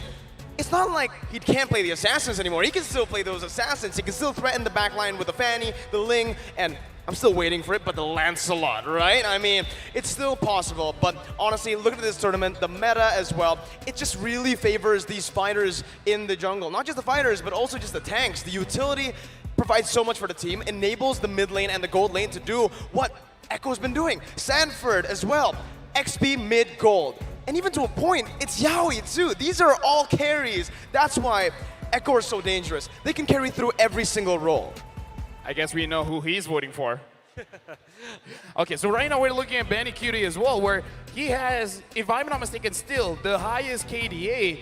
And very weird thing, Benny Cutie, it looks like the entire map is open to him, because even if Yaoi catches someone, sometimes he doesn't engage. He's waiting for the rest of the enemy team to show their face, then he re-engage. So he's playing a very different way than every other goal laner, where usually when the food is in front of his face, he'll eat it. No, Benny Cutie, he assesses first and makes the judgment call a little bit later. Which is the entire essence of this hero, his power hero carry, because the kit just solves everything that Benny Cutie wants, right? If he wants to split push, he can go ahead and click that ult. If he wants to space the opponents out, throws out the pinwheel. If he needs to locate himself, he's got the dash. And what I can say about Benny Cutie is that if you have a trophy for a gold standard, a gold lane standard, he now holds it for sure. He knows how to position well. He knows how to time his ultimates. He knows when to fight whenever his power spike is not yet there. So I think he is the holder of the gold standard today. Yep, everybody watch out for Bagyong Benny. For now, let's go ahead and throw it back to our lovely hosts. I'm pretty sure they'll have something very interesting for y'all before the match begins.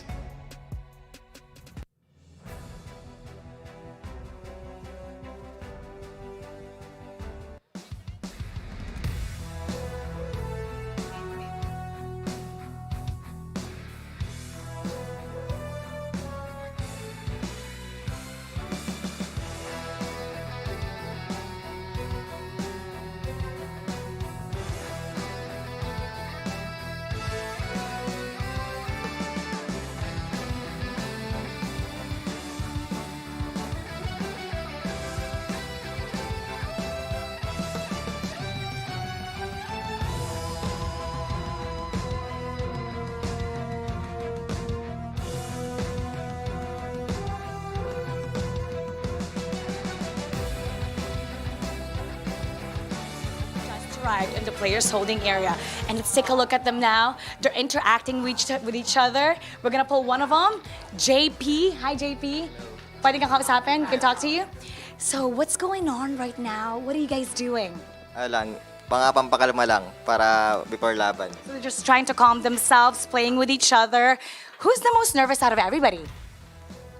So ngayon siguro, puro excited lang nararamdaman kasi sanay na sa stage. So they've gotten used to the stage. It's all excitement that they're feeling. Who could not sleep last night? Yung San duo kasi ayaw nga nila magtabi sa kama kaya ayaw magtabi kaya hindi makatulog eh. The San duo could not sleep last night. That's Sanford and Sanji. They couldn't sleep beside each other. They couldn't sleep beside each other, so they couldn't sleep properly without being with each other. So they're like twins, inseparable. So out of everybody, you have the most experience in the world stage. And Carl TZ, you've been to the M Series before. The four of them, first-timers. What's something, an advice that you gave them to make sure that the nerves don't get in the head and they can perform their best today? Sinasabi ko lagi na parang kaya naman nila yung kalaban sa lang. Tapos kalma lang lagi, tapos walang parang overhype ganun. He's telling them that they can handle the team. They just need to be confident and they can do their thing. All right, I know that you got some stuff to do, so good luck. You got this. Echo loud. Echo proud.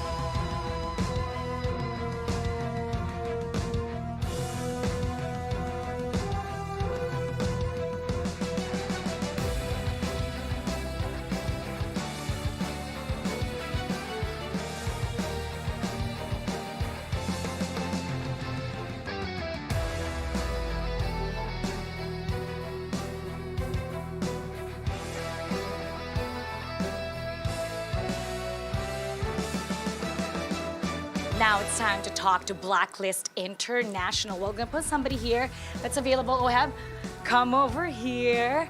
Okay. Oh, don't trip. We still have a game. What's the first thing you ate today? Corned beef. Are you nervous? Yes or no? No. And who do you think is gonna be the finals MVP? Me. Who's the best Matrix Caesar? Me. Wow, confident. Okay, I wanna know, how's the feeling this time around compared to M3? I think it's the same. The same. And what is the same feeling? What is that feeling? Excited to get on stage and win. If you were keeping an eye out on one specific player from the other side, who is that? Yawi. Why? Because their gameplay revolves on Yawi. What's your message to Yawi? Good luck. May the best team win. May the best team win. Let's get it on. And the teams are preparing for their battle, best of 7 for the grand final. But how about the opinion from the talents? But before we heard from them, let me invite our queen, Mara. Hi, hello, Mara. Do you want to hear from our talents here?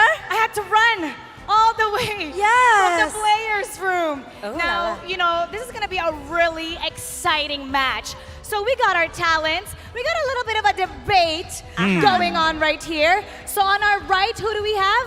Blacklist! Wow. Okay, Assassin Dave. Yeah, Blacklist for the win! Okay, for Blacklist, representing Blacklist International, there's Jace, Assassin Dave, Professor KB, and Wolf. I think Wolf is on the wrong side. Oh, really? We need to push Wolf on the other side. This curse is too strong. Oh, the curse is the curse. Oh, the wolf curse. Okay, right over here. For the side of Echo, there's Gideon, Mirko, LaFell, and Leo. Wow. Echo loud!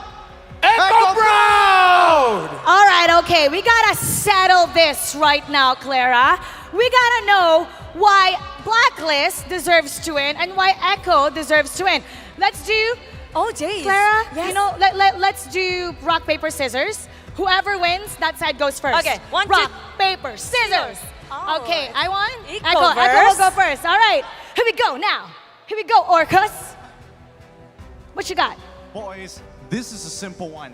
Echo is by far one of the greatest. And how do we know they've got the youngest players? They have an M2 World Championship jungler to lead them. The next generation of Filipino mobile legends is here.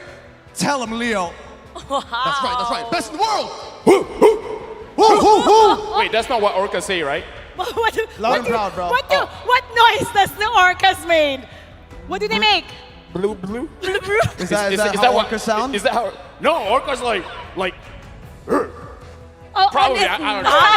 They I didn't do the bloop bloop research. and they Bloop, go. bloop. All right, Jace, what you gotta say? To be honest, you have one MVP. We have the whole team that won M3, and they're gonna do it again. Not Hell only just yeah. that, we have the best duo in the world, right, guys? Oh yeah! Blacklist. We got a V-Wise on the Blacklist International, right? That's right. Best duo on the world. Oh, okay. Wow, Marco. strong statement. We got the best duo. What you got? Hey man, you got a duo. You got Oheb, sure. You can carry, usually through Oheb, Haji, but we can carry through Sanji, Sanford, Yawi, Benny, and guess what? Call it easy. Best in the world. Wow, the 5 of them. Okay.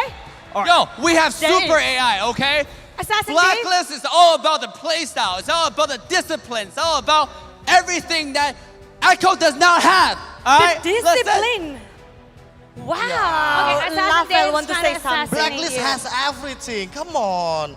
We got V-Wise, we got Oheb, we got Haji, the KDA machine, right? Yes. We got a number. Oh, Ooh, maybe they got the because numbers. the Blacklist is number 1. Oh, they got the numbers. Number one, Lafel. Lafel, what you gotta say to that? Okay. Not gonna lie, I'm here because I'm upset. Oh, why are you upset? Oh. Why? Blacklist. Because I wanted to buy their jacket and it's sold out. That's why you went there. I got the last jacket. I got the last Our one. loyalty can be bought. So if you guys could hook us up, then we can trade places. Hey, Is that right? Hey, That's what- right. That's Hey, right. Lafel. Loyalty Hey, can be Lafel. bought. What a reason. Hey, Lafel, how about a jacket and a jersey and track pants and some shorts, some merch from Blacklist? Will you come over here? Oh yeah. Oh, let's Yeah, do do it. we have a jacket for them? Where's Elodia? No, you move it. Wait. Whoa. Are we giving him a jacket? Whoa. Whoa. Have you seen their varsities, bro? Uh-oh. Lafel? Lafel, You want to change what's your going heart? on? Okay. Since we're on the side of Echo, no. Echo loud, Echo proud. Oh, You we got thought we could buy him rejected. over. We thought we could buy him over. Yeah, but we know, we don't have to buy him over though, because we know that Yeah. in Blacklist International, they're the trendsetters. They set the meta and everybody just follows. And if you're even looking at the past the matches that we saw from Blacklist International and Echo and even other teams, they're just really following Blacklist International. They haven't broken the code. Okay. Leo, how we gonna break the code? It's very simple, isn't it, Leo? Wow, they're discussing right now. Oh, discussion. Come on, They're come on. discussing. You guys just hold on. Okay, we need Leo to hype up a little bit. This have- is just gonna be short and sweet, just like this best of 7. Yeah, we. You ready for this, Leo? All right. Echo is gonna need the help of Limang Echo fans all around the world. Limang Echo fans, so that they can eventually become best in the world. Best in the world. Okay. All right, Clara. We gotta sell this with a cheer battle. All right? Let's go. Yeah, Okay.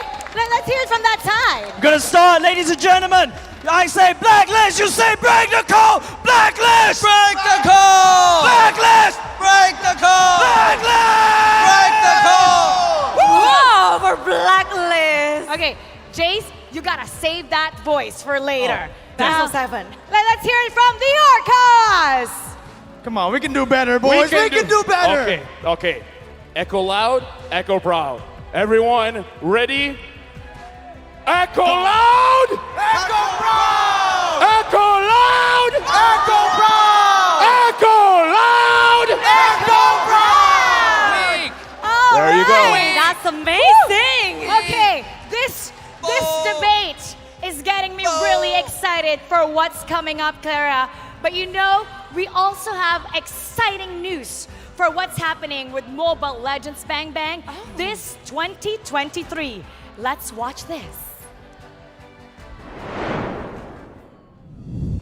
2022 was a fruitful year for Mobile Legends Bang Bang Esports. Now, let's take a quick look at what more can you expect this year. After kickstarting the year with M4, we have the second MLBB Women's Invitational, or MWI, 2023 in February. The MPL season and official tournaments will commence from February to May, including NACT and a new tournament in Turkey. Next, we have the SEA Games 2023 in Cambodia and MSC 2023 happening back-to-back. In July, we also have the first ever Snapdragon Pro Series MLBB Challenge organized by ESL, as well as the World Cyber Games, or WCG 2023. As the second half of the year starts, so does the second half of the MPL and official tournaments, leading up to MPL Invitational in November. Finally, we will end the year, of course, with M5 in the Philippines. 2023 is going to be a big year for the MLBB esports ecosystem. None of this would be possible without our amazing fans and incredible community. From the bottom of our hearts, thank you.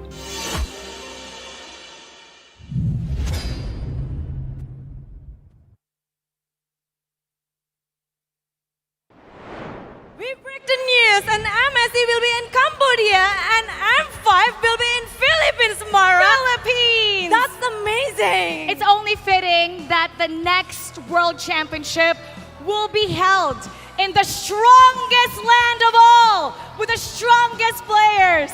Philippines, Pinas lang, malakas! Now, before we proceed, we'd like to call on stage the President of the Philippine Olympic Committee, Mr. Abraham Bambol Tolentino. Please join us.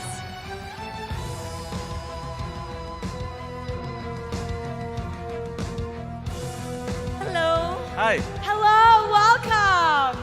Thank you. Thank you very much, Jakarta. Thank you very much, Munton, for this 2022 M4 Mobile Legends Bang Bang Championship. We're so excited who will be the winner, ECHO or Blacklist. But definitely, it will be from the Philippines. Thank you very much. And we're more excited that the next M5 will be in the Philippines. We'll be excited to give you the best hospitality of the Filipino. So see you guys, M5 in Philippines. Thank you very much, Jakarta. Thank you very much, Munton. Thank you so much, Mr. Tolentino, the President of the Philippine Olympic Committee. This is going to be very exciting. And regardless what happens today, Philippines will come out as the winner. It's now time to find out who is the strongest amongst all the regions, the best team, the fiercest. Let us now start the Mobile Legends Bang Bang M4 World Championship. Dare to be great!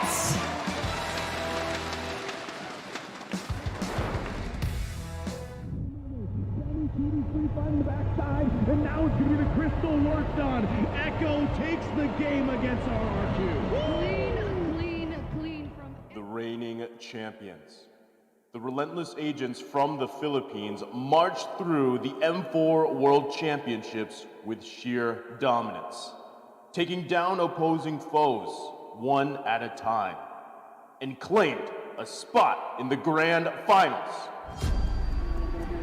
Down goes Stanford. Haji's gonna fight it as well. Haji takes him down, and Blacklist International is the first Filipino team to confirm a grand finals spot. Right now, looking in the room, looking inside the scene.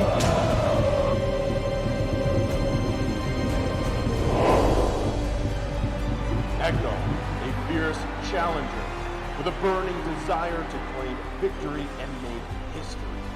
The Orcas have swam their way through adversity and proved to be a worthy contender. behind the leadership of Carl Teasy, the M2 Finals MVP, Echo, is ready to stand loud and proud onto the stage.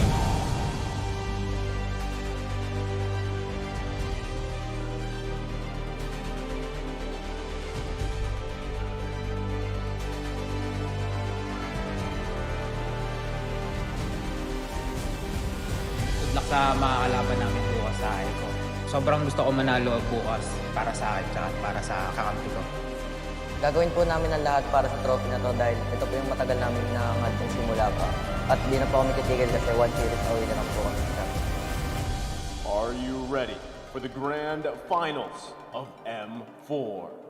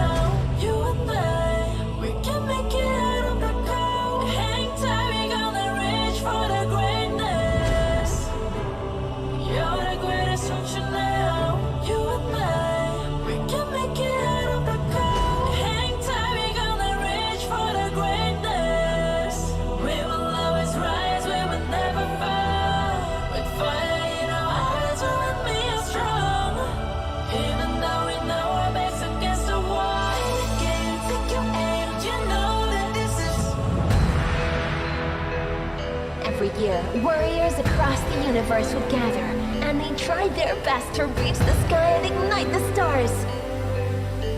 But ultimately, there can only be one victor each year. M1, the first ever world champions, EVOS Legends. M2, the meteoric rise of brand esports. And M3, Blacklist International, which finally broke the code. And now, it's finally time to commence the grand finals of M4 World Championship. Now this is a wonder to behold. Touch the sky, you're made of silver and gold. Touch the sky, you're the greatest ocean now. You and I, we can make it out of the cold. Hang tight, we're gonna reach for the greatness. We will always rise, we will never fall. The fire in our eyes will be strong. Even though we know our best against the wall.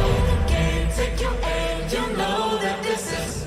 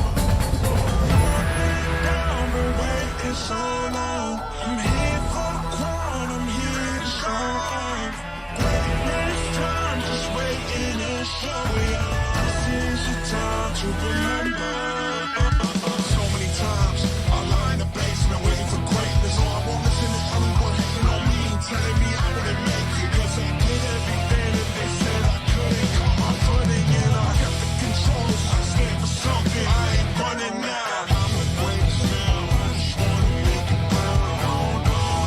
Let me down, don't let it all fall. I've been on the road, accomplishing all my goals, and I ain't gonna let you down.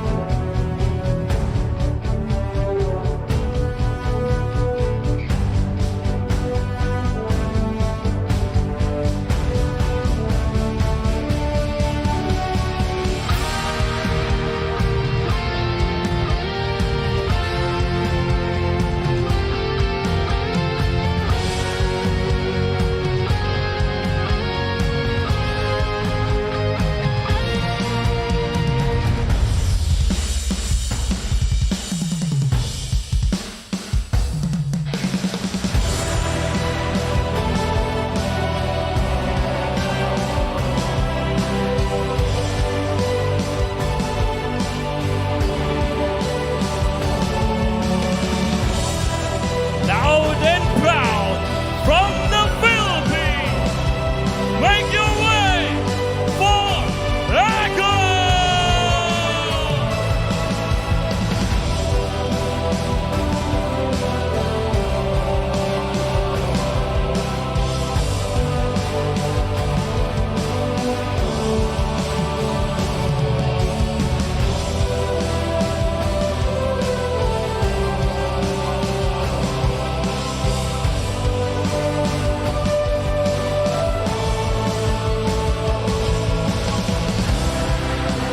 Here to defend their title from the Philippines, Blacklist International!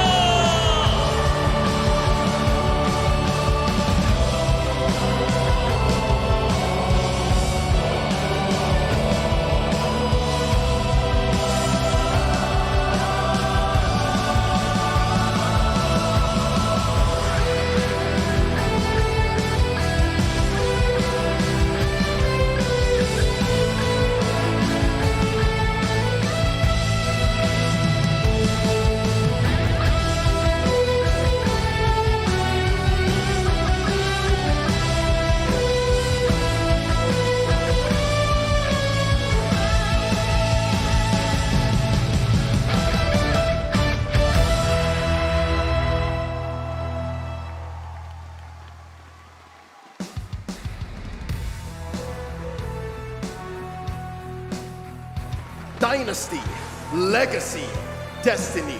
They dare to be the greatest, a showcase of Filipino excellence. Welcome to Mabuhay. At your service, my name is Leo, here with Mirko and Lafel, and we'll be bringing you the grand finals of the M4 World Championships. Gentlemen, it's an honor to share the desk with you tonight. Man, feeling great as usual. I am honored to be here with you as well. Leo, Lafel, this is the grand finals. You know, coming up to this, leading up to this, there was a lot of doubts as to who would be here, but the Philippines are still here as the top region. Echo versus Blacklist. Whatever happens today, I'm happy to be a part of history because either the defending champions will get back-to-back champions, or the first ever defending champions will go down and have to let the new blood come in as the new champions.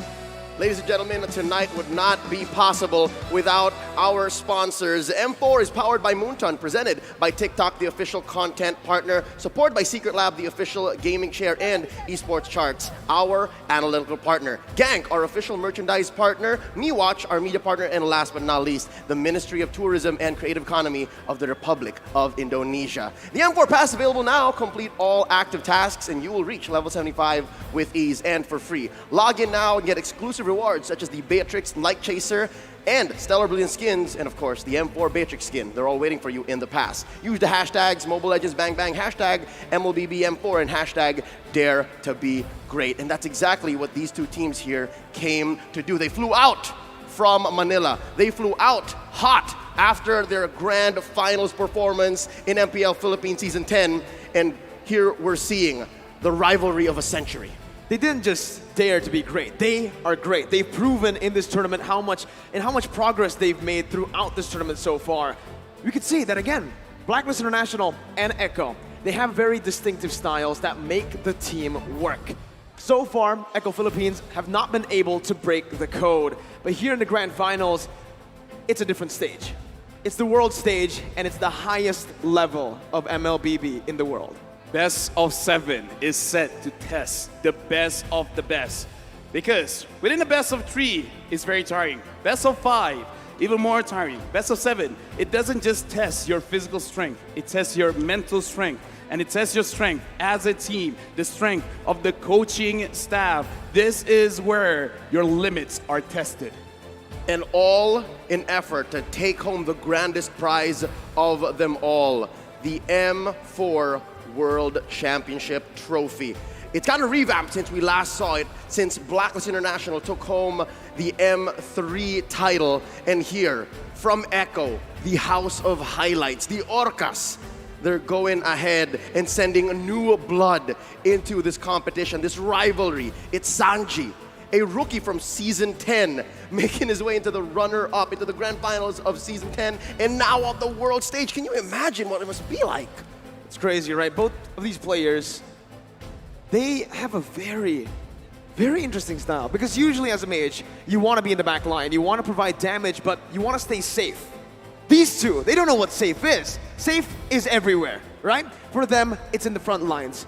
Even in the middle of the team fight, they can create these spaces for them to deal them as much damage as possible, but also take none damage back, none of the damage back. Here's the thing, I would say they dare to be great because they have the skills to outplay. And that's the thing. It's not that no one chases after them. It's not necessarily their positioning is the safest in the world. Everyone's after them. They put themselves in danger. And they have faced danger. And within the face of danger, they use their spells. They use like the Winter Truncheons. They use the immortality to make sure that not only do they stay alive, they get the kills, they get the objectives. The highest level of MLBB, there's a very small margin in terms of skill for both of the teams. And these two teams risk everything to get that small advantage to be able to get the dub. And here we're going to see exactly what are the keys to victory, starting with Blacklist International.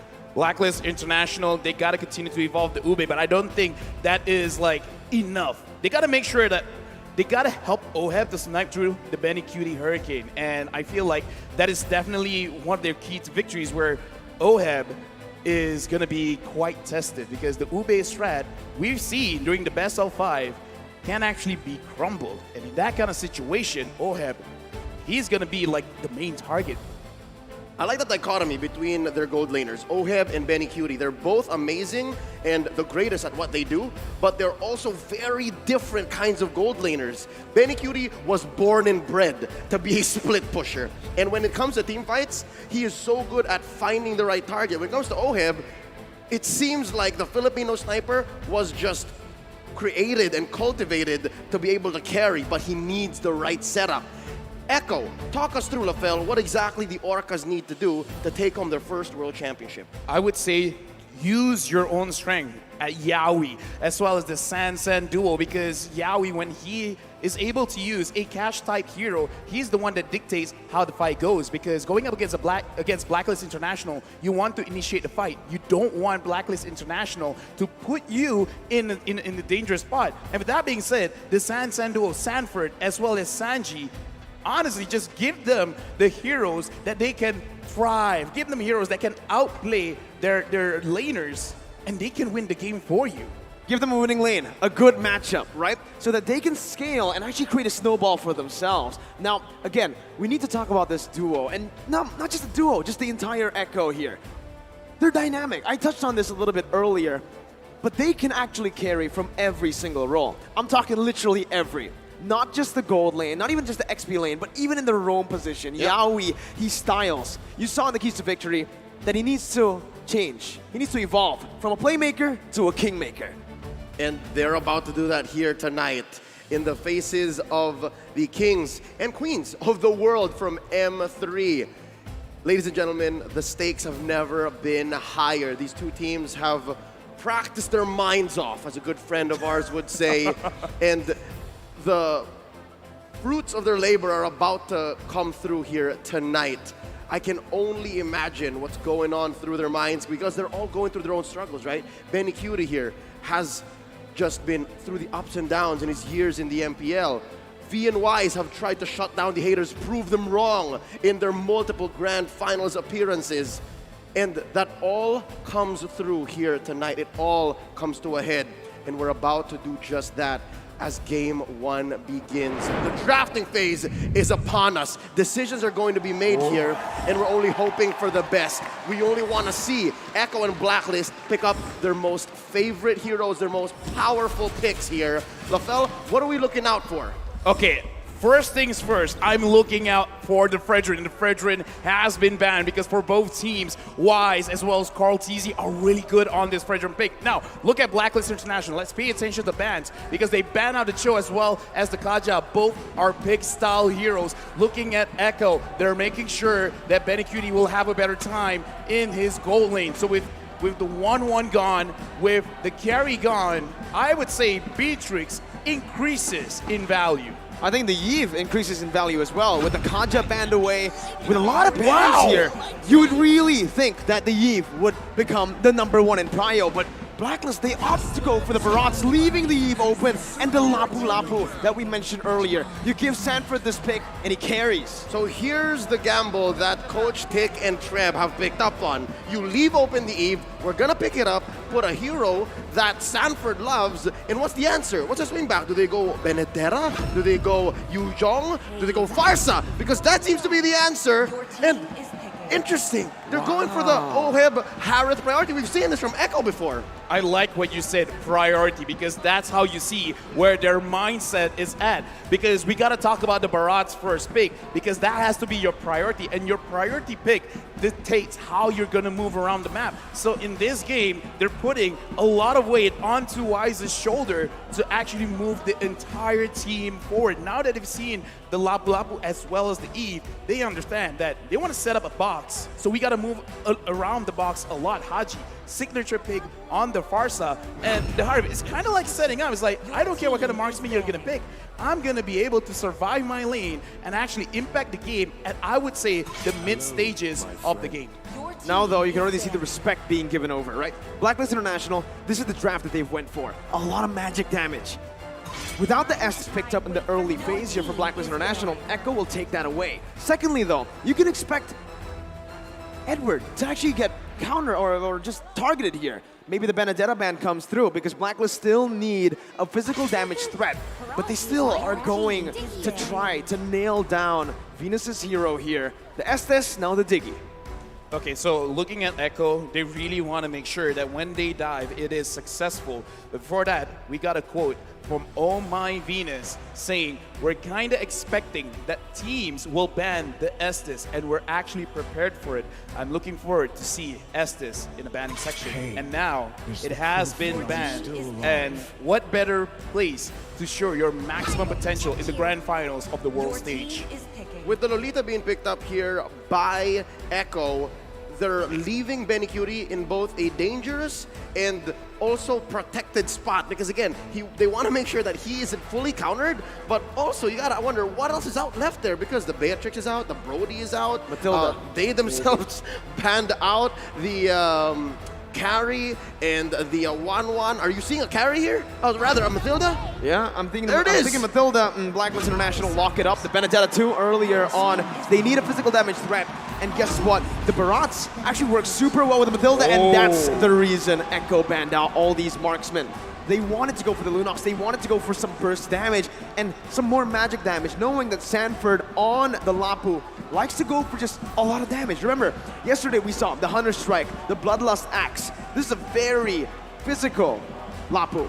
I would say, with the draft coming in from Blacklist International, this is a very good draft to start game number 1, because it is a very simple draft. This is what is going to give you confidence moving to game 2 onward. So honestly, I'm liking the draft coming in from Blacklist, because you can make very little mistakes with this kind of draft, with this kind of gameplay. Yep, signature picks for all of our defending champions. For Echo, I'd like to say the only thing that's missing for me is the split push potential from Benny Cutie. It's not as potent when you're on a hero like Lunox, but what it does have is amazing team fight engagement, a lot of damage when you hit your power spike.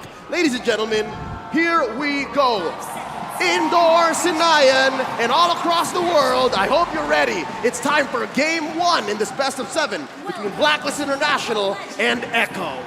Looking at both drafts, I would assume that they're not going to fight a lot in the early stages of the game. They're going to fight around Riverside. They're going to fight for the control around the turtle, because they want to make sure that they have the levels first. So if you see any kind of rotation, it's all about maximizing the minions to make sure you get as much level 4s on your heroes before going into the turtle phase. With 2 utility junglers, this is what you can expect, right? A lot of emphasis around the mid control. Why? To control the neutral objectives, like you mentioned earlier. Mid control plays such a huge impact in this game, and you can already see for both of the teams, Venus and Haji, Sanji and Yaoi, they're focusing a lot, putting a lot of resources down into that mid lane to create some more pressure, but still, it's Blacklist International who secure the Lethal Wanderer. Okay, so now, looking at Blacklist as well as Echo, not a lot of action will come true. I'm thinking they gotta find a way for Echo to get Yaoi onto level 4, because that is a very big ultimate to have in the turtle fight. It's coming up in roughly 36 seconds. So Echo as well as Blacklist International, both teams we saw in the best of 5 before, they like to see what the opponent wants to do first. Blacklist is asking Echo, Echo is asking Blacklist. Now Yaoi, he might get engaged for a little bit. He does have the flicker here, pops the flicker just to escape. Blacklist International with a resource advantage before the first turtle spawns in 15 seconds. That's going to be Blacklist here, knowing that they can buy time, but up top, Benny! Benny, already caught low, flickered out of that. Blacklist International now with 2 advantages in terms of resource, and maybe even Oheb can rotate down below. Oh, but there's 3 members from Echo here. Sanji still clearing the wave. Carl TZ dashes on out. Sanford setting it up. Turtle less than half health. That's going to be the final blow by Edward. Carl TZ going to be stunned up, but has the heavy spin. It does not matter. It's the first blood picked up by Echo, but the turtle will be slain by Blacklist International. Killed or objective. Benny going to be slain in the gold lane. Blacklist strikes back, making it equal. 2 ults spent by Blacklist up top. Echo takes 2 down in the bottom, but they do get Turtle. I'm talking about Blacklist. Was that worth it, LaFell? I would say it's not that worth it, because in my personal opinion, getting kills is very good because you can establish map pressure, because what's the objective of getting the turtle? Sure, you want the gold, sure you want the XP, but you want more control. Now, Edward going up against Sanford, taking quite a bit of damage, and Sanford's gonna get chased. Circling Eagle onto Sanford here. Haji does not have the airstrike. Down some basic attacks coming in. Sanji not gonna be here to help him in time. Sanford falls in the XP lane. The Festival of Blood lifesteal is just not enough at this level. 3 minutes in, and I'm not sure if there's enough. Yeah, no, none at all into the emblems. Benny though, look at that, that's gonna be the damage coming in. The Illuminati Blast charged in, but knowing that Oheb has the Purify, they decide not to commit just yet. Yeah, looking at all of the emblems as well as the way that they're setting up, Sanford, his personal goal in this game is to get at least 3 kills. Once he has that 3 kills, he will maximize his emblem. Oh My Venus getting poked out just a little bit. But now, looking at the map, if Echo could give those 3 kills over to Sanford, we can see Echo being a little bit more explosive. You can expect that Sanford's gonna look for it. He's gonna pressure Edward hard here. Sent him home just now because they want to time the way that this turtle goes. Again, we're 20 seconds away. Benny Cutie pressuring Oheb as well. Oh My Venus and Yawi playing footsies, making sure that their gold laner gets the advantage. The zoning coming in again, right? This is what we kind of expect in the gold lane matchup. Harith, once you get to level 4, isn't really going to be able to threaten the Lunox. And even in the XP lane, we saw that Edward was winning early on, but now that Sanford has gone that level 4, has gone a few items down, it's a bit tough for Benedetta. Oh, turtle already spawned. Karl'Teze spots out Haji. Sanford, yeah, there's the RWM. Not going to be able to find anything else though. The stun does connect with the Feather Airstrike connecting onto Sanford. The Perpetuify locks him down. Edward finds the pick up. Blacklist International now with a man advantage. Rotating around the turtle, circling Eagle onto Yawi. He's going to be able to find the stun. Karl'Teze jumping in. Newman Blast charged in with the Flicker as well. Oheb with no Purify here, doesn't use it just yet. Why still winning the Retribution battles and pop? This is on force. Now Yawi going to be able to dodge away for now. That's a lot of burst damage as Yawi will be slain by Edward. Echo losing out in the straight. Blacklist has amazing battlefield awareness. They knew exactly where every member of Echo was. They almost threatened orange steal from Karl'Teze, but they're not done. A stun and a knock-up. It's still Matilda Airlines here for Blacklist International. Blacklist is showing what they want to do with this draft. You want to establish control. You want to make sure that the Riverside, you're winning. And the specialty of having a Matilda is when someone overextends, they're not really overextending. In their previous fight, in the Turtle, they were very focused. What do we want to do? Turtle first, but now they want to kill. And they get it, right? It's onto Venus, the roamer. Anything that Echo can get here in the first 5 minutes, they will. In the first 2, they were willing to trade and get some advantages, but now wait, a stun onto Oheb, forced out the Summon Force. Pops the Purify as well. The real world inflation almost catches Oheb, but he is able to get out of that one. Haji rotating towards the gold lane with a Feather Airstrike to clear it out, protecting his tier 1 up top. This is difficult because we said for Echo, for them to win, they have to win the lanes. Here in the early game, not exactly the story because Blacklist now ahead maybe 1.5K. LaFell, what's going on? I would say it's not enough because Blacklist, they understand this as well. So as long as they delay, as long as they wait for Oheb to get 2 items, then it's basically they're already doing at least half of their win condition. So it's not about Echo not doing it. It's more about Blacklist saying this time and time again, we understand how your draft works, so we're just going to play around it. So even though, okay, so here's the thing. Echo, they needed to win by 2K, by 2,000 gold. That's LaFell's threshold. So if Blacklist having 1.5K lead ahead, they're really at the driver's seat. Well, right now, it does seem that way, but Echo are going to be able to force it out. Oheb going to be caught low, but Venus comes in to save Oheb again. Haji with the rotation, circling Eagle to lock Yawi down. Good selection right now. So the airstrike will come through. Yawi going to be able to get the stun down onto Venus before he gets taken low. Now, guess who's here? It's Sanji with real world inflation. Jumping in, but there you go. It's going to be the guiding where Haji going to be slain though by Benny, who uses the chaos to take him down.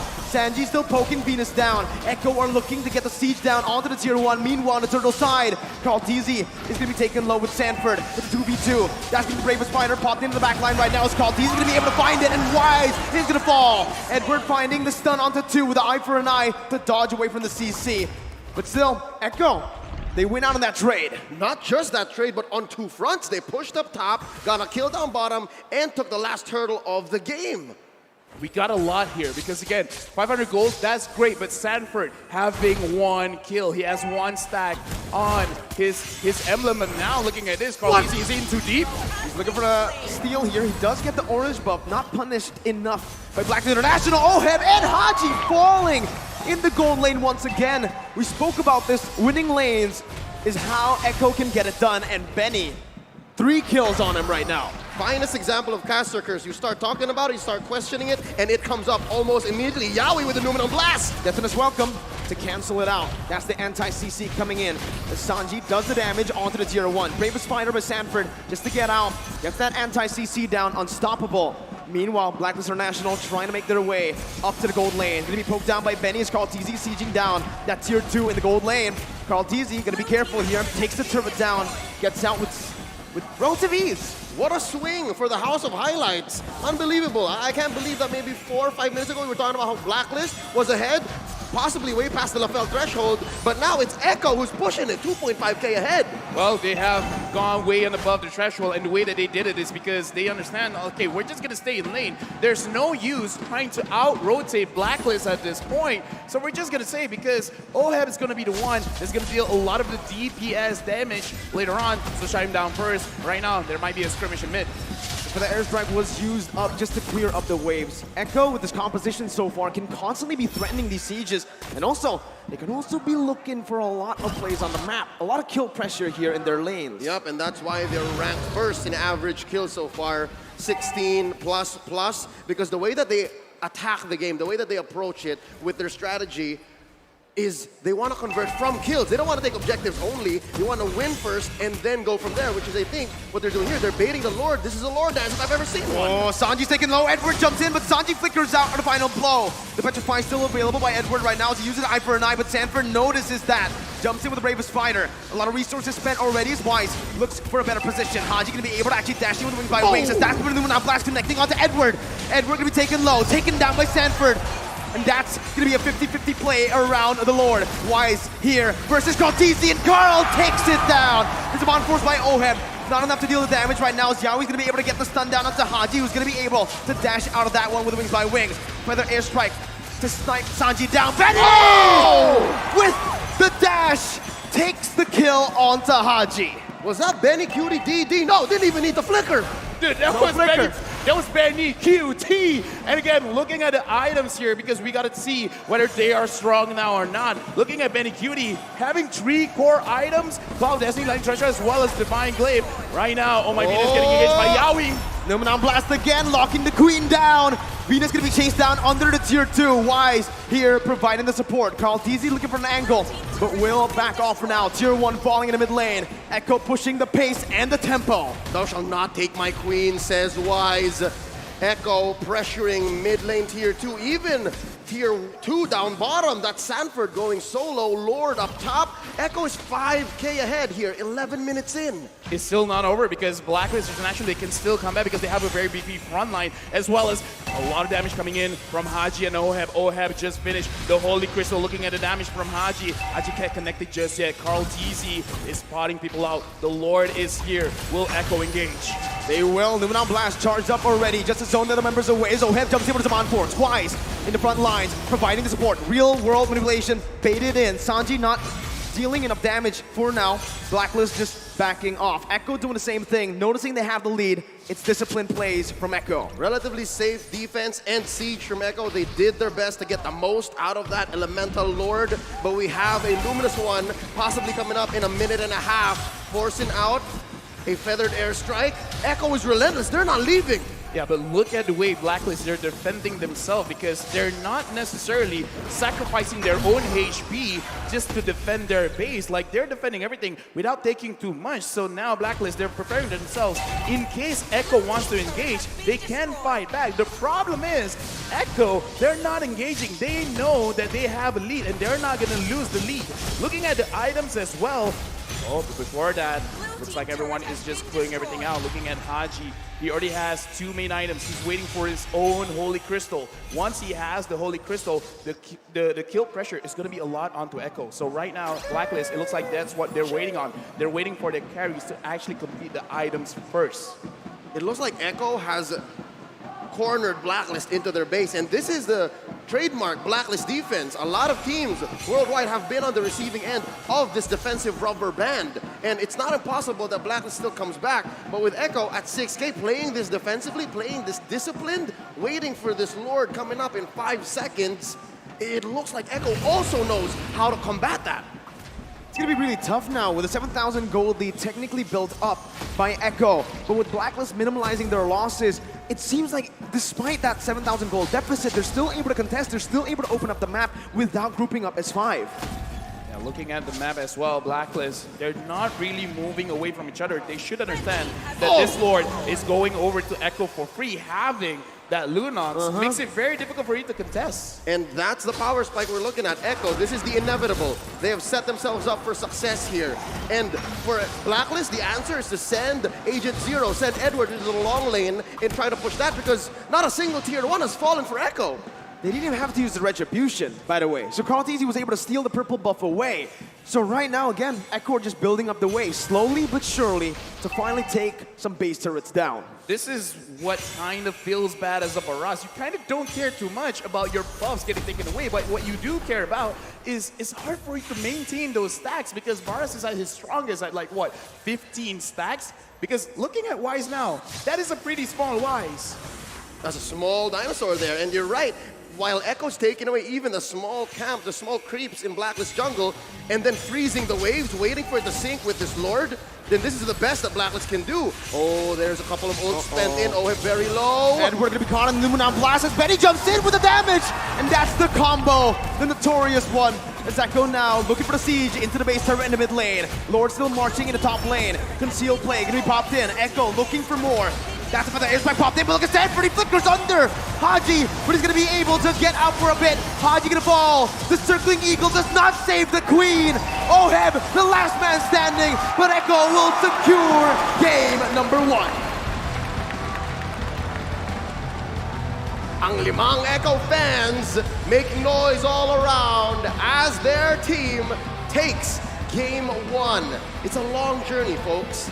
It's a marathon, not a sprint. So game 1 is great for momentum, but they still gotta watch their backs. Blacklist will pick up so quick from this victory. Looking at this game, the reason why ECHO could beat out Blacklist International is not that Blacklist necessarily made a mistake, is that ECHO did not make a mistake. Because with the draft, having the Matilda, they're trying to bait out ECHO to over-engage, overextend, use all of their skills early to get any kind of objectives and then fight back. But ECHO, they did not do that. They won the lane. They made sure that Oheb was heavily pressured, and then after that, it's like, okay, just don't overcommit. Just take things slow, and then end the game, get profit. Orcas are killer whales, right? Correct. And that's exactly why they know how to use the kill pressure so well. In the gold lane, they knew Lunox versus Herod is a winning lane for the Lunox. Benny QT on a winning matchup. That's already a recipe for disaster if you're a Blacklist fan. Now, they utilized that so much by ganking towards the Lunox. Early on, they weren't going to be able to find those kills, right? But as the Lunox progresses, with the levels starting to gain up, and with those items starting to stack up, that's when the Lunox gets the power spike in the mid-game, and they utilized that perfectly. Not just the laning phase, actually even in team fights, Oheb's Harith was in such trouble. Again, we saw there the winning moment from the eyes of Sanford. His Lapu-Lapu here, despite having a difficult 5 to 6 minutes, picked up. Again, I think he was just waiting for LaFell's timing and saying, you know what, I need a couple of kills, I need the blood, the Festival of Blood to have triggers, and the Bloodlust Axe. Exactly. And then even Oheb is in trouble. So with that being said, I think we're gonna need the help of our analysts to break this down. There's a lot that happened here, starting with the draft, a lot as well that went into the mid-game spike for ECHO, and even Blacklist struggled to find the rubber band. That's what's scary about the squad, the Orcas. Again, you're right, they're killer whales. When they smell blood, they go for it, and they have perfected the execution. Even when it comes to lore dances, fellas, right? It's so hard to deny that ECHO knows exactly what's happening. So with that being said, we're just waiting for our analysts to call in, because I'm pretty sure they'll have a field day with this. Ladies and gentlemen, we'd like to remind you that Battle Night is about to happen. That's happening on January 21st. We've got a lot going on, so make sure you log into the game. There's a lot of in-game bonuses that y'all can have, all right? Extra BP, star protection points, free hero access, epic skins that come out that very night. So make sure y'all log in, all right? That's happening on January 21st. Let's all celebrate the M4 World Championships. Whoever takes it home, whether it be ECHO or Blacklist International, let's all celebrate and tell all of your friends. Now, folks, I think we've said enough here on the desk. It's Lafel, Mirko, and Leo throwing it over to the analysts because they're going to talk about the draft, show us who the MVP is, because I still think it's not so clear cut. Real quick, who do you think it is? Oh man, it's a really tough Benny one Cutie. here. You were gonna say Benny? I'll say I'm saying Sanford. Both of the side lanes. Okay. You know Now what, I'm Sanji? confused. I have What? to swap. Sanji, there you go. You said because between Benny and Sanford, that's exactly the perfect setup or payoff. Who's who, right? I mean, like, okay, let's just slowly talk about it because Betty Cutie, he stopped the win condition for Blacklist. I mean, to be fair, Blacklist, they gotta win the river, they gotta win the jungle. But it could not happen even if, say, this game extends a little bit longer, right? Betty Cutie will scale up. Wise will not be able to sustain the damage coming in from the Lunons because, again, there's no Estes, there's no healing. He can run away, but when he comes back, it's not gonna be much. So for me, it's Betty Cutie. Okay, Ding Ding, Sanford, or Sanji? You know what? I'm gonna make a last minute change here. I think I'm gonna give it to Carl TZ, actually. The hidden carry. Okay, best in the world. Let's see who it actually is because it's time for the analysts to break it down. Hey, fellas, talk to us.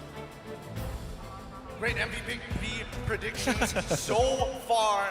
Thank you so much, Leo, Lafel, and as well as Mirko. Here at the Analyst Stand, we're going to break it down to you to uncover the mysteries of what this code is so far and what Echo is doing correct. My name is Gideon Q. This is going to be Most Wanted in Southeast Asia, Wolf, as well as Assassin Dave. You are going to be the mediator here, and it's important that you give a non-biased opinion. I repeat, a non-biased opinion. But with that being said, let's break down straight from the draft. I mean, so far, really strong start coming in from Echo. Now, I gotta say, I really like the Lolita come from Yaoi because every time you give this player anything that can initiate, that can set up a good team fight, this player will pop off. And you saw it in the last game, right? The entire set of Echo, they had a momentum. They understand which objective do they want, which tower do they want to pressure. And you saw Yaoi was set up camps on the top tier 1 tower, and they find a lot of early game pressure to make game pressure. Oh, there's already the code that Blacklist International has done, right? We know the pattern of what they're doing. Actually, if you're looking at that game, it's a pretty standard Blacklist game. What Echo did differently this time is they snatched this hero, Lolita. That's why I really agreed with Assassin Dave when he said that Lolita was a great pick, because not only does it like present to us how good Yaoi was, but also how good the drafting plan was for the side of Echo. They countered everything that Blacklist wanted to do with their picks. Well, if we're talking about the draft, I mean, those are the bans, but the picks overall, I think to the naked eye, most people would understand that, honestly, they're kind of the same thing. They have the exact same goals with very slightly different tools. Yeah, and I want to mention that in this game, it's one of the first games in the entire series that we do not have any marksman at all. Right? Like there's a Lunox versus Ohab on the Harith, on the go lane, which is quite interesting because Benny's Lunox actually counter Harith in the late game. You can one-shot with the combo that Lunox has in the kit, and you can look at items. Benny is fully decked out on damage items, no defense whatsoever. Yeah, he didn't need to because of the fact that he has a lot of feeling, right? You have Yakai to frontline for you, you have Lolita to kind of save you in those dire situations, and the Lapu-Lapu as well. Blacklist International, like we said, this is the normal code, a standard place, like I'm on Blacklist International, but the order of picks allowed for Echo to actually kind of win over those matchups. Lapu-Lapu kind of wins versus Benedetta in many regards. Akai can win versus the Akai if you think about it, it's kind of 50-50 if you think about it, but of course Yaoi, not only did he prevent like the combo of Blacklist International, he also protected their own Lunox. That's why I really like how Echo designed game number 1. Yeah, and I like it too. Personally, when it comes down to the little details, the little tools that they have, I mean, the fact is, it's really hard to break her out of the real-world manipulation unless you have a suppress. And again, I mean, Oh My Venus can't really do much about it. The same goes for Edward, but you can't say the same thing for Echo because you have Lapu-Lapu jumping in on the Barca, which already is one difference maker. Let's not forget about the invulnerability coming out of Benny QT. Absolutely, and one thing that I want to mention for Echo in the game 1 was momentum, right? It felt like in the beginning of the game, Blacklist really captured the momentum of the game, but somehow towards the mid to late game is when Echo really start pushing, right? They push a top tier 1 tower, they find the objective-based play, and they give them so much clarity on exactly what they need to do. With a player like Yaoi on the setup, Whew, that was just clear gameplay. Yeah, it wasn't easy though. For 7 minutes, they kept on trying to break the momentum of Blacklist International. Blacklist were leading a little bit. Echo was trying to take out OHEB up top. Eventually, after 7 to 8 minutes, Sanji was able to land the killing blow onto OHEB. It did, it did require them to have a lot of tries, but they were successful in the end. And 2-0-8. We saw this, Gideon. We reacted to this. His flicker to the left side during the Lord fight, that was crazy. That was what? Criminal. That's the That word. was criminal gaming for sure. He is just stealing hearts and stealing minds at this point. The conditioning is starting to build up, but this is only game number 1. So people at the caster's desk, this is your MVP going over to Sanji. I'll let that sit in for a little bit longer, but I think, we really have to make sure that the draft doesn't escalate for this, especially if you are in Blacklist's position. Are there adaptations that we're expected to see? Yeah, and Sanji, well-deserved MVP here. I want to mention one of the lore fight you talk about, he flickered to the left side.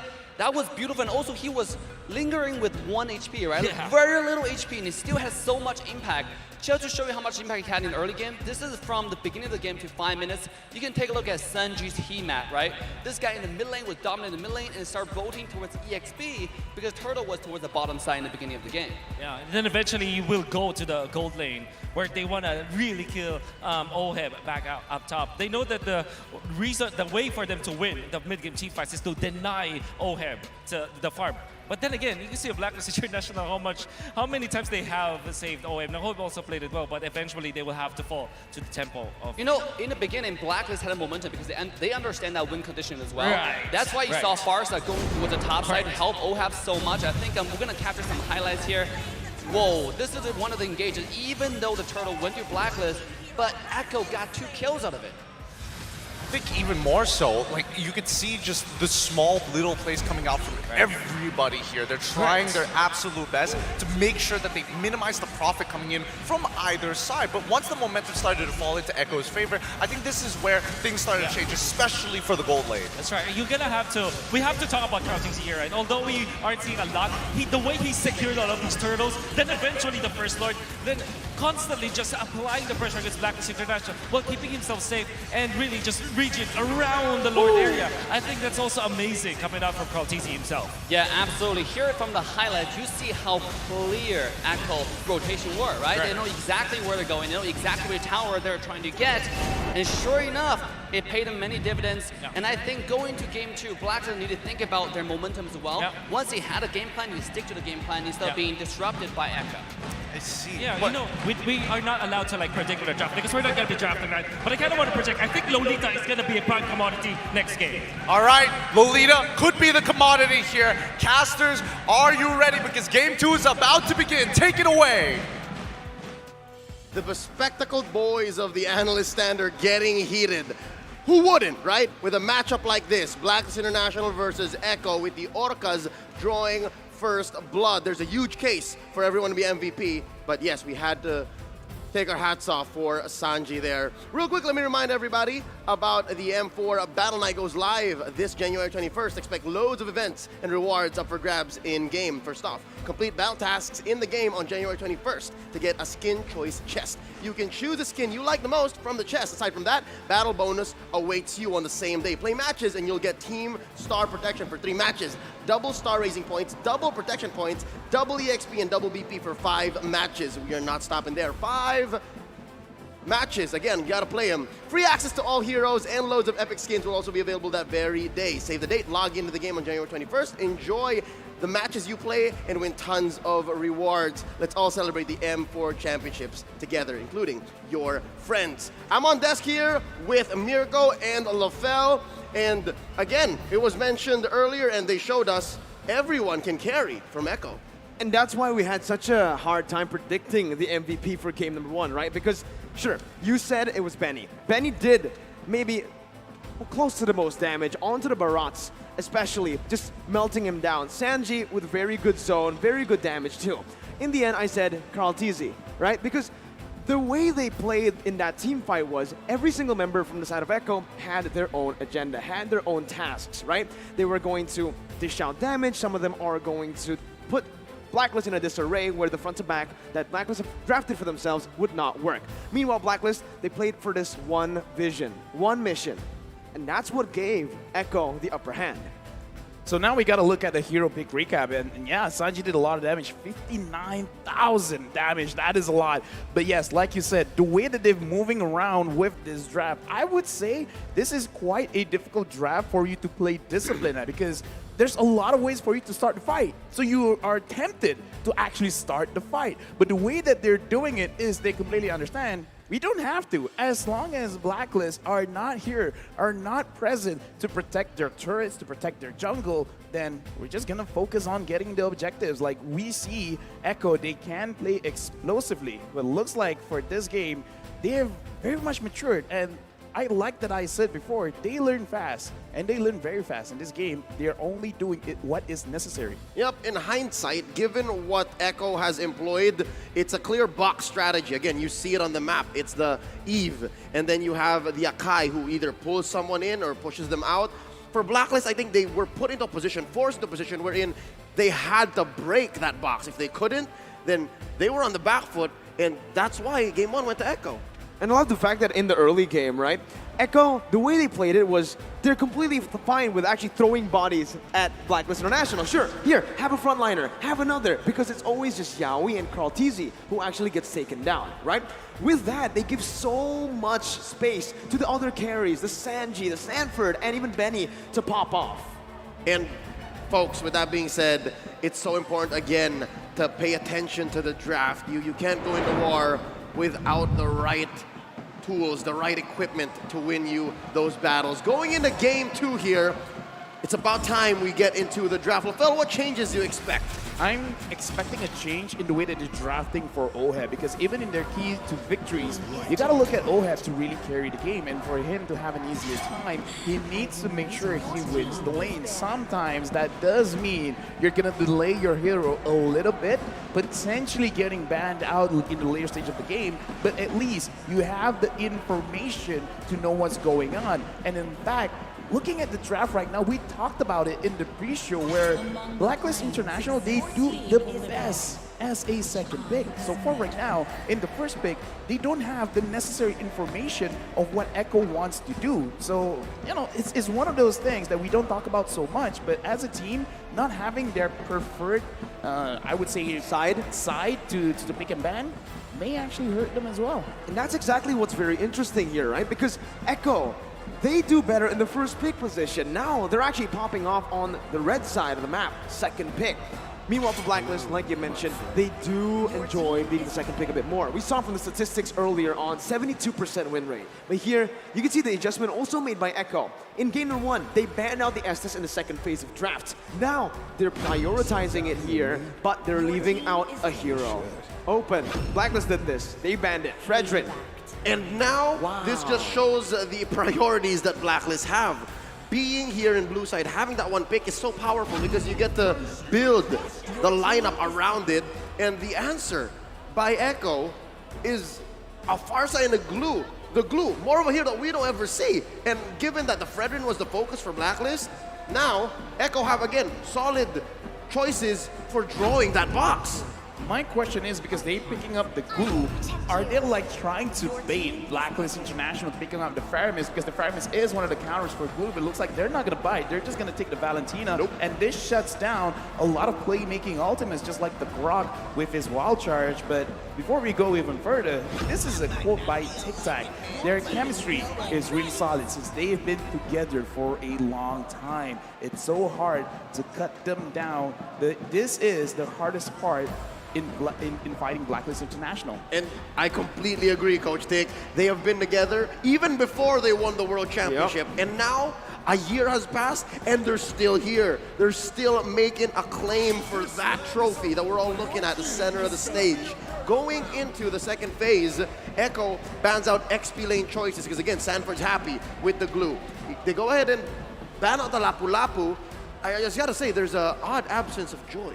Yeah, the Joy here not really going to be prioritized by any of the teams in the first phase. Heck, we might even, we might even actually see it ignored completely in the draft for game number 2. Joy is a bit of a gimmick hero. That's what I call her, right? Because it's all about just distracting the enemy team. Anyways, though, I do want to talk a little bit about this XP lane or just Blacklist International's draft, because in a lot of their drafts here, we usually see that Fredrin is used as a flex pick. Not for Blacklist, though. every single time the Fredrin is picked up by Blacklist, well, not every single time, but 90% of the time, it's jungle, right? Yeah. They always want a playmaker on Edward. That's the reason you're still seeing that Lapu ban here, the respect being given out, and also the Claude ban. They want to get rid of a hero that can blink out of the Detonus Welcome, can blink out of the real pure engage from the glue, and even from the poke that's coming in from the Parsha. But I still like the way that Blacklist are drafting because we've discussed that the way that they're going to win is through OHEB as well as Edward. So now that they've seen at least 80% of the draft coming in from Echo, now they should have enough information to really understand what kind of heroes they should get, because if OHEB and Edward loses lane, they're going to lose priority in the jungle or the riverside, and that's really going to impact how Blacklist plays. So these last two picks will really impact, because at least now they've seen the Brody. What do you want to use against the Brody? They still need to put Matrix? Yes, but they also still need to put a hero on Agent Zero, and that might be the key. Benedetta's still open here, but it looks like Echo has an answer. Oh, nope, there you go. We mentioned the Joy. And they left it open. It's the Franco from Yaoi too. I love it, right? Again, we mentioned about the Joy. More of a distraction than a prio pick, right? Yes. But it is a good pick here. Noticing that Blacklist International, they're going to have that back line really targeted down by Echo. So what the Joy is going to do here is to create space by being that annoying hero in the enemy back line. Thing is though, Echo waited for this. They knew it was coming, right? It was either they went for a Kufra pick, a Cho pick, or they see the Joy, instantly they go for the Franco, they can lock the Joy down. Yeah, but given that Cho is banned out, Echo had the ball in their court. It was their shot to make. You mentioned the Kufra. Yaoi had a lot of crazy games on the Kufra. Chance to play that, but instead they go for the Franco. You know, a game lost be damned, but we don't care about it going into the Valentina. We don't care if Haji gets it. And looking at it, is it going to the hands of Valentina? Yes, of course, yes, Haji, because again, there's a Fredrin. That's definitely Wise's hero. Yeah, I'm just going to say we're going into game number 2. Blacklist International going up against Echo. And what I wanted to say was that Echo picked up the most banned hero of Blacklist International. They keep banning out this Franco. So now Franco in the hands of Echo. This might be a bad game for Blacklist. Yep, and the reason why is because it breaks the Ube. You don't get to engage on your terms. And in the hands of the playmaker, Yaoi, it's going to be a great way to, again, either set up a box that Blacklist is not comfortable with, or break whatever Blacklist is trying to do. And this is a similar approach to, again, what RRQ did against Echo yesterday, right? They picked up that Franco, but unfortunately for RRQ, they didn't have anything to build around the Franco. Meanwhile here, I was questioning the Brody pick earlier on. I was like, what? Brody into Lolita? Then you see the Franco and you're like, there you go. That's what it was for. You hook the opponent away, and what's the Lolita gonna do, right? Sure, she can actually jump in, flicker, maybe to get that shielding down, but it's a bit too risky, and if Venus is on the receiving end of the hook, it's gonna be a lot to deal with here, and Venus right now is gonna be caught. Yaoi gonna throw the iron hook. Good dodge by Venus. Yeah, looking at this game, Blacklist International, I would say after the group stages, this Franco is a nightmare for them because it is the reason why they've lost. So now we got to see their evolved form. Have they been able to find a way to fight against this Franco? Right now, looking at the lanes, not a lot is going on. Wise goes down to fight against Sanford, but I don't think they can secure a kill here. Too sustainable, gets out of that one. Wise is level 4, Carl TZ as well. Both of these junglers clearing very, very fast. In the end, it's Hachi who actually steals the gold buff away. Yep, looking at a potential 3v3, 4v4 down bottom as they both jockey for position, finding a good pull for this Lord. And it looks like Echo is the one first on the scene. Carl TZ whacking away. Oh, there's a ult!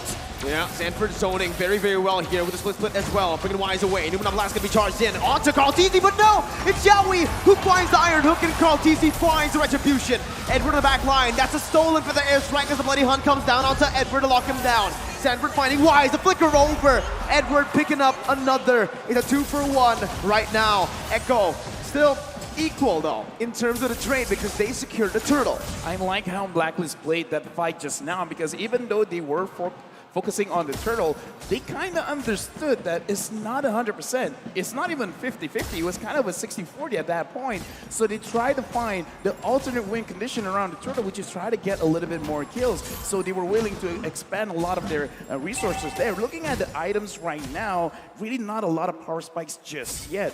The Beatrix here, piloted by OHEB, understands that there is a chance he's going to get attacked, and right now, Carl Tease is getting attacked.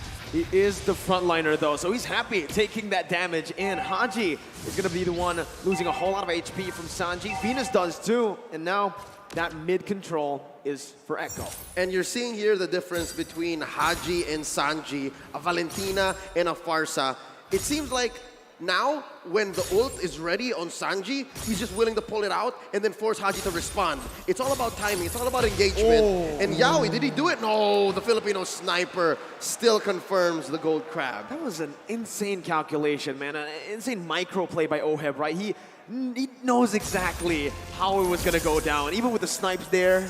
I got to say, in my head, he was holding his breath and like, 1, 2, pump, just get it. And I just want to touch a little bit about the emblems, because in terms of scaling, I kind of feel like Blacklist, they have an advantage because OHEB is using a marksman emblem compared to Benecutie using the assassin emblem. He's going to have a lot of damage, but still, in terms of scaling, Blacklist, they have it in the bag, and now looks like Echo, they're just going to push Blacklist away. Don't push too hard. Oh, not an engagement that Echo wants to go for, because again, they spent a few ults there.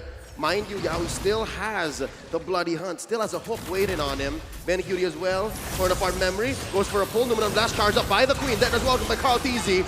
And Carl Teasy is going to be able to spin him out. That's a Bloody Hunt, locking Edward down. Edward taking low, but still able to survive for now. Torn apart memory going to be popped in as Benny flickers forward to pick up the kill. Turtle over to Blacklist right now as Sanford jumps in with Swiss Split, bringing Venus back for the damage to come through once again. Sanji picking up. Yaoi almost finding the Iron Hook. That's demobilized. Haji forced the flicker out, and Echo will be able to take the better trade. 2-0. Turtle goes over to Blacklist though, as well. It's actually Echo who took it. Wow, clear win now for the Orcas. Yeah, clear win because they have a lot of bursts in the early stages of the game, because Wise being in the front line, he can CC them for a bit, and OHEB, that was lucky that he did not get hooked. And so far, OHEB will be fine. Looking at the items, clear power spikes right now.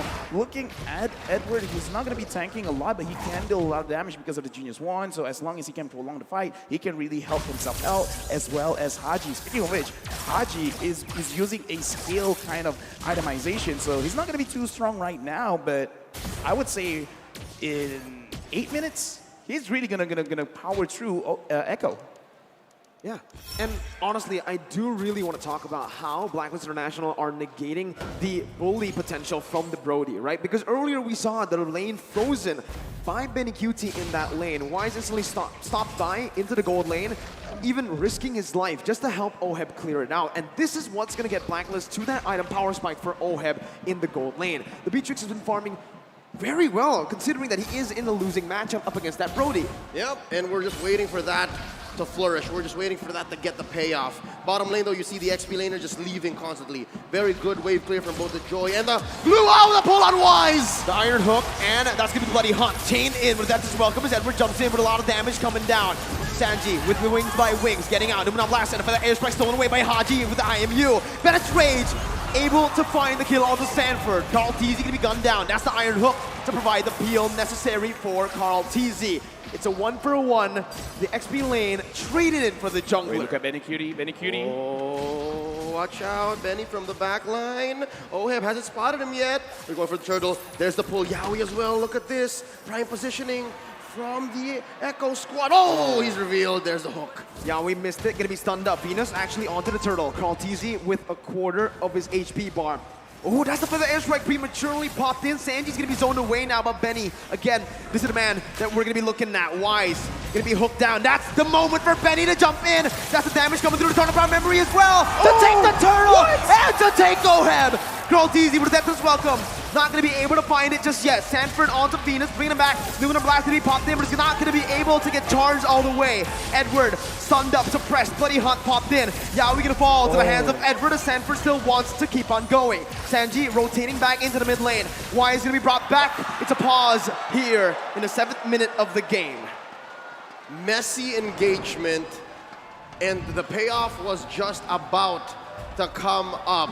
Benny Cutie able to hide in that bush, put a few marks on several members of Blacklist International, plus on the turtle, which allows Echo to pummel on through forward, but you can't discount the fact that Blacklist played that very well as well. Yeah, Blacklist played it very well, but again, Benny Cutie just understanding the situation, not understanding like just his hero, just Blacklist hero, but he's like, okay. Because I kind of feel like a lot of people looking at that situation, OHEB was kind of isolated by his team. It was prime position to just stun him up, get some stacks in, and then just kill him off just like that. But he's like, no, I'm going to wait, SA. I'm going to make sure everyone is close enough. He gets into turret range. He can get stacks onto a lot of people and get maximum value from his ult. And that's what he did. He got maximum value from his ult. And again, there's a very thin line between, I guess, a mistake and being loco, right? That was pretty loco. That was so close for it to being a mistake. But the fact that Benny's still alive now, at the cost of Carl Teasy's life, it allowed for it to be loco. And it comes down to trigger discipline, right? The fact that he was in the bush for so long, even Yaoi is spotted, and he still stuck. He was like, and okay, no one checked the bush I'm as well. committing, bro. I'm committing. And he committed, right? Because Yaoi was spotted out already, they were like, no way. There's no way a Brody is waiting in that bush. Yep. It turns out, that's how Benny plays, buddy. No way a marksman will flank, right? I mean, that's like an assassin kind of thing. Yeah, Benny's an assassin sometimes. You can kind of say he's an assassin because of the way he plays these marksmen. He flickers forward, he looks for flanks, and here, we're going to see the player head-to-head. Never let them know your next move. That's what Benny did. Never let them know your next move. And that's what makes him a force of nature. That's what makes him the storm. He just comes up. And here, leading these two players, the gold laners, are these roamers, all right? Yaoi, the playmaker, and his idol, Mumshu, oh my Venus. Again, they're two different kinds of roamers, two different kind of team captains, but the way that they lead their teams are just perfect for their playstyle. We've seen it, right? Again, Yaoi with more flashy heroes. But for Venus, it's time to enable. But here, we're going to be put in right into the team fight. Echo with, actually, it's a pretty good trade now that I see it for Blacklist. Not that bad. Yeah. Benny actually fell for the airstrike, though, from Sanji in the mid lane, making it in favor of Echo. All right, something transpired in between the time we resumed and paused in. But for now, real quick, folks, Blacklist forcing out a push up top. Buff still secured per side, and we're looking at a possible kill on Edward. Nope. That's Edward for you. Gets out in relative ease again, right? Echo trying pressure, but now it's just for Blacklist International to punish in the goal, well, in the other side of the map, which is going to be the XP lane. They even tried to deny as much as possible from Benny, forced to use the torn apart memory to get those last hits. This is the world stage, so I'm allowed to be a little bit more critical, looking at the way that the game is transpiring. We just spoke about this, Yaoi versus Venus, and Yaoi is going to be able to find that iron hook. Connecting onto Wise, bringing it back under the tier 1, and that's everyone collapsing. Benny with a torn apart memory back up on that cooldown is going to be able to secure it. Feather airstrike now on to Haji and OHEB.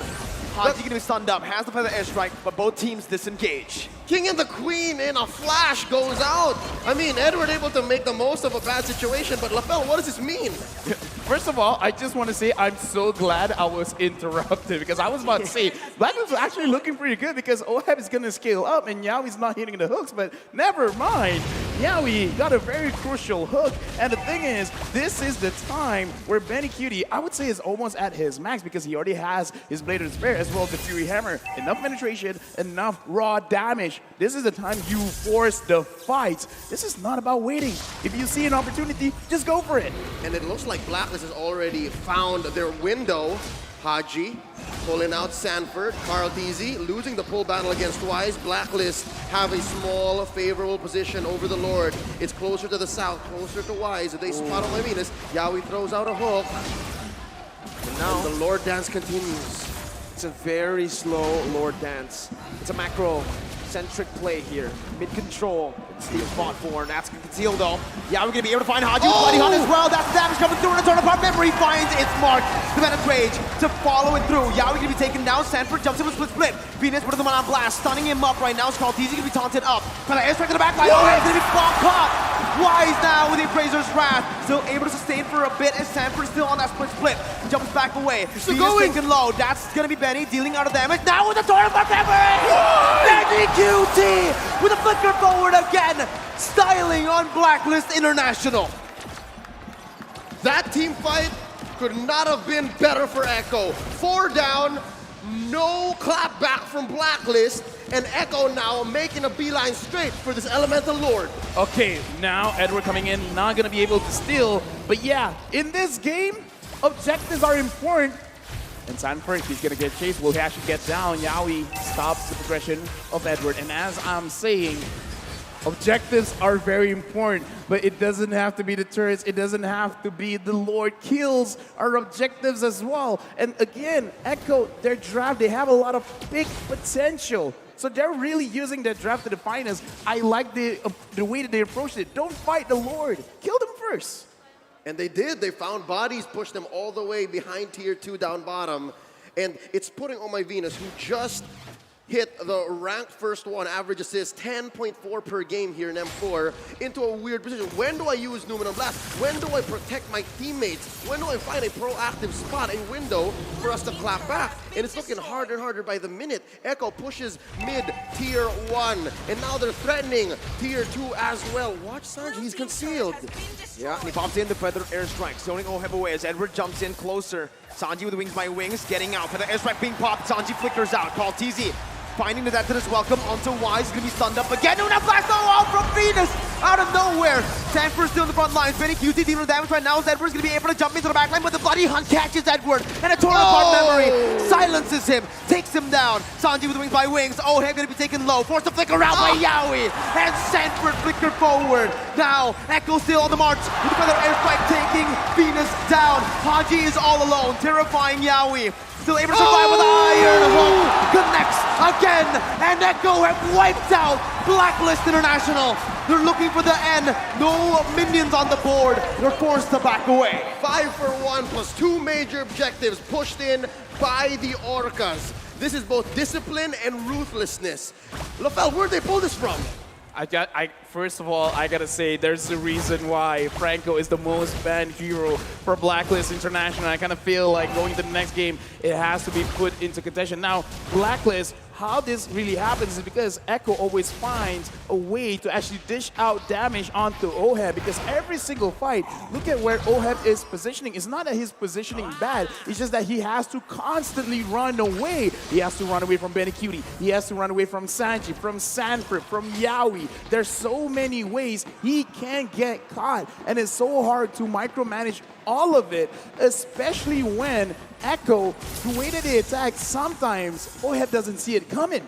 It sounds like Blacklist has been overloaded by Burst and also a good amount of CC. And those two things are lethal against a lineup like Blacklist, against the Ube strat. And they just can't pull it off here as Benny Cutie forces a push up top. And that's a clean tier 2 tower take, gonna help open up this Luminous Lord for Echo. Now 8K ahead at 13 minutes. That's insane. And on top of that, Benny is on a hero like the Brody, who snowballs like an absolute monster. And you can see here, this is the play by Blacklist International. They still want to contest. Lord taken to half HP. Carl TZ still on it. This is the Lord dance. At the mid lane, pressure will be popped in from Echo. 8,000 gold lead. The Feather Airstrike will be popped in. The zone of the members away. Carl TZ with that is welcome. Finding it. Haji stealing. The Feather Airstrike again. The Feather Spray. Into the Blood Blast. Why steals it away? Yaoi got the Bloody Hunt, but it's all for naught. Sanford all alone. Yaoi's gonna be gunned down. But Benny UD again with the back door. Damn you, Benny! Damn you! On the world stage, he takes game 2 away from Blacklist International. I just gotta say, man, the way they set up the entire map, they're setting up for a checkmate. And then Benny Cutie is like, I don't care about pawns, I don't even care about queen. I'm going for the king. And that is the crystal there right now. 2-0 Echo over Blacklist International. What is this man made of? Oh my god, how many times has he found this play? The storm, the typhoon, the hurricane, Bagyong Benny, born and bred to split lanes and take games. Wow. the shot calling, though, that was needed to make that play happen. I mean, again, it looks like Echo is not just they understand the draft, they just understand Blacklist in general. You guys want to clump up together, go ahead. Hey, we're going to take the Lord. You're going to contest for it, right? Well, go ahead. We're going to split push. I think this is just critical understanding of what Blacklist is going to do before Blacklist even does it. Because, again, throughout the game, they're still winning the lanes. And look at how they're rotating around the map because, okay, I'm not the analyst here. I mean, I'm analyst on the desk, but not on the stand. But look at how when the Lord was being pushed, Sanford, he could have pushed as well, but he avoided it. He went straight to the Lord, and he didn't care about the Lord. He didn't care about the jungler. No. He just went straight to Oheb. And he doesn't care. I just want to slow down Oheb. And then because of that, everyone was focused. We got to take care of Oheb. Now that they're taking care of Oheb, wait, Benny Cutie. Yep, it's sensory overload, and it came down to the fact that Blacklist could not respond, and that's how Echo took game number 2. More on that in just a bit. We'd like to remind everyone and give a special shout out to Secret Lab, the official gaming chair partner of M4. We're talking about a built-in lumbar support system that you can adjust to your spine, an incredible magnetic memory foam head pillow, and brand new fabrics in all sorts of colors and designs. The Secret Lab Titan Evo 2022 gaming chair is designed to keep everyone seated in incredible comfort for a long time. I'm talking about a best of 7 that goes all the way. In the MPL Philippines Grand Finals in Season 10, they went to Game 6, and boy, oh boy, was I ready for more. And here tonight, I hope everyone is. But it looks like Echo are thinking something else. They're going fast here. They're going way too fast for the world champions to respond. But with that being said, on behalf of Miracle LaFell, we're going to throw it over to the analysts. Thanks, Leo. But today we are seeing a team that has perfected a technique. Science plus violence. Get out of the way, Hurricane Katrina, because Benny QT is going after your homes. They're going after your base. Welcome back to the Analyst Stand. My name is Getting Cute. This is going to be Assassin Dave as well as Wolf here to break it down for you one more time. This is an outstanding performance coming out from Echo. There are a few things I want to mention. Number 1, momentum going towards Echo. Number 2, the name of the game is Sanford and Benny QT, right? Those two were popping off in that game. I mean, like, Sanford was literally 1v4ing with the glue. He's the monster, aka glue monster. I mean, like, what can Blacklist do at this point? You know, they have to stop the momentum of Echo for sure, but it's like the opposite way around. Blacklist want to play their own brand of the game, their own code, right? And we saw that in back-to-back games. They know how to operate, they know these heroes, the ins and outs of the Ube strategy that they're trying to employ against Echo, but it's just that Echo is just stopping them in their tracks. I think that the reason why Blacklist are losing back-to-back games is because they kept on playing the same game. Here's the thing, right? In the background, when we were talking and discussing about this draft, something about Echo that really stands out is the fact that, you know, they're not tunnel visioning anymore. They're not playing hyper defensively. They have playmaking capabilities. Absolutely, and let's take a look at the item, right? Benny QT with 10,000 gold, closer to 11,000 gold, A1-1. In fact, everybody's KDA on the carry position, right? 5-1-11 on Sanford, 5-0-8 on Sunji. All these carry positions are absolutely dominating. Now, I'm interested to find out the MVP later on once we get there, because I think even though we got so much farm, so much resource to Benny, it's actually Sanford who set up the play for the teammates. Okay, now we're going to be jumping over to the post stats here, and I'm really interested to see the overall team fight participation. Ooh. Edward having 100%, but the control from Echo. Like, imagine Edward being part of every single one of these fights, and yet Echo, not one of them, not even 100%. They are dividing and conquering so well. Yeah, you know, you're talking about how Sanford was instrumental in this, playmaking potential, right, coming up from Gideon. Totally agree with you guys, because I think that Echo, their shot selection in this game, particularly in internal fights, was amazing, was on point. Sanford knows who to jump onto. Even he chooses sometimes Oh My Venus, sometimes it's going to be Wise. It depends on the situation, what the situation calls for, so that Echo will win those turtle fights. then when it comes to those crucial moments, when there's like a 50-50 or even like the odds are in their favor, they utilize the spacing coming out from Yahweh's Franco and of course Galti's Daytona's welcome to displace Blacklist International for them to not get into their bubble. Absolutely, right? Sanford on the glue monster was insane. He has pinpoint accuracy. You're absolutely on point on that. He knows exactly which person to carry away, right? In objective, in turtle fights, and also in lore fights. Sometimes you get to the back line. I remember this one time when Benny Kuti flickered in for the ultimate for 200 part memory, get a double kill, and that was all set up by Sanford. He was literally 1v4ing, taking all the damage and staying alive. Personally, for me, I don't know what the communications coming in from Echo is going to sound like, but I can't wait for them to drop it. But let's have a look at the MVP of this game, Benny QT. Domination, and more importantly, nobody escapes this hurricane. And I think that it is now safe for me to say, for all over the world, that he is now the holder of the gold standard, gold lane standard. The way he positions himself is amazing to look at. It's textbook, right? If you want to learn how to utilize and position a marksman, do look at Benny QT's games because of how he's able to just win the matchups in the laning stage. Eventually, team fights, his timing with the flicker and the ultimate was phenomenal. Yeah, and one thing I want to point out about Benny in this game, he put out the very characteristic and very special Echo-style split push, right? The marksman split push in the late game. Just when you think, okay, the Brody has to be in the team fight. I mean, it's a marksman, that's the most damage source, he got the most farm, he has to be here. And the next thing you know, your base is gone. This guy has 45% kill participation only, and yet he's the win condition, right, for the team. All right, let's sniff out a little bit of how Benny QT actually plays the way he does, how he positions himself with the heat map from 5 to 10 minutes here. He's supposed to be the cleanup crew for the rest of the squad. Walk me through this here. All right, so he started with a top lane, right? But at 5 minutes where the turtle is gonna respond, a second turtle of the game, he was there. Look at him, look at that bush, this between the purple buff and the turtle. He stayed for that for a long time, then found an opening during the turtle fight, take out Ohip. That was a great play. Look back at that play. Afterwards, though, he went to the XP lane. He knows that the gold lane is already done for. All they need to do is to get more influence in the other part of the map so that they can set up for the next turtle. I mean, so far this game has been looking super dominating here, and if we look at the MVP highlights overall, Look at that play. when does Blacklist actually, try and come back if you were in their position?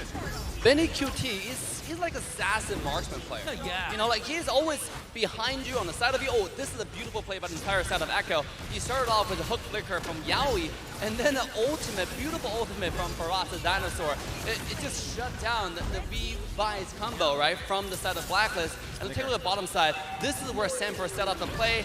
And Benny QT flickered and finished off the kill, the executioner. I want to see the split push in the end. I think that highlight was just so good. How does this guy just quietly and sneakily go into your base and take everything? Well, I think a lot of it has to do with just the way he kind of positions himself, and more importantly so, Echo has a huge priority on where Haji is. They expect Wise to be in a certain position. They expect Oheb and Venus to be in another position, but more importantly so, they needed to ensure that the playmakers, Oh My Venus and as well as Haji, they need to know their position before they make a decision. And Blacklist International kind of plays like you said, plays the same game. They're very good at it. I'm not saying that they're bad at it or that it is a mistake for them to keep on doing it because that's their winning formula. But it feels like in games number 1 and 2, Echo just read through that, knows the steps that they're going through, and then countered them every step of the way. They broke the code. There has to be a little bit of a curveball for Blacklist come game 3. They broke the code. What can I say? Wait, it's not relax, bro. over. You have to relax. It's not over just yet. It's a best of 7, but let's see what Marikar are up to. It feels like in a land of down with all of the heroes and the players, important player, we have Dlar and Marky. Halo Dlar, apa kabar? Baik. Baik. Coba dong disapa dulu pakai bahasa Indonesia dong. Indonesian words, Indonesian words. Bisa dong, tapi masih sedikit. Oh, he can do, but only a little bit. Okay, sample. Ako udah makan tadi. Oh, what does that mean? That means he have eaten. Okay, what can you say in Bahasa? Ako makan nakdi. Oh, translate, Dlar, translate. Translate in Tagalog. Yeah. Kumain na daw siya ng McDo. Ah, okay. Did you guys expect it was gonna be a 2-0 for Echo? Did you expect that performance from them? Sa akin, hindi kasi sa tingin ko, dikit lang yung mga laban dapat. Kasi alam ko yung Blacklist, laging handa yan. Okay, he wasn't expecting it because the games are too close and he knows that Blacklist are always prepared. Dilar? Sa akin naman, ina-expect na unang aabante yung Echo. Kasi meron silang momentum, galing silang lower bracket eh. Oh, you expected Echo to advance because they have the momentum because they're coming from the lower bracket? Okay, now, Dilar, you've been with V-Wise for 4 seasons. Even before MPL, you're with them. If you can give us an inside scoop because you know V-Wise really well, how do you think they're reacting right now with 0-2? What's going through their mind? And usually, what do they say and do when they're backstage? Tingin ko dito nagagana si Venus eh. Kasi sobrang galing niya sa gantong parte. Kung paano mag-adjust, tapos pag dumamang yung kalaban, alam niya kung paano babaliktarin yung laban. He thinks this is Venus' strength. This is what he's really good at. When they're down, he knows how to flip it around and use it against their opponent. So what gonna do? What are they gonna do for the next match? For the next game? Marky, what should they do? Marky! Bigatron! Sa tingin ko, ilalabas na nila yung mga tinatago nilang bala eh. Oh. Marami pa silang papakita dyan. He knows that they're gonna be showing a lot and they're gonna take out their hidden bullets, their hidden cards, their hidden ace. How hard is it, you know this, as a player, how hard is it to bounce back from a 0-2? How difficult? Tingin ko depende talaga sa mentality ng player. Kung gaano sila kalakas mentally, ganun. Kapag ganito yung laban, especially pag best of 7. It depends on the mentality of the players, how they're prepared mentally, especially in a best of 7. But do you have any prediction for this match, this grand final match, Marky and Dilar? Prediction? Goa, still Blacklist. Blacklist? Score?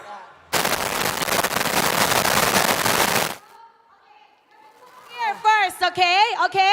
Dilar, get everybody to cheer for Blacklist. Let's go! Blacklist, hashtag break the code. Oh, Blacklist, hashtag break the code. Ang cute mo. Okay, for you. Echo loud, echo proud. Pinas lang malakas, let's go. Echo loud, echo proud. Pinas lang malakas. Let's go. Let's go, casters.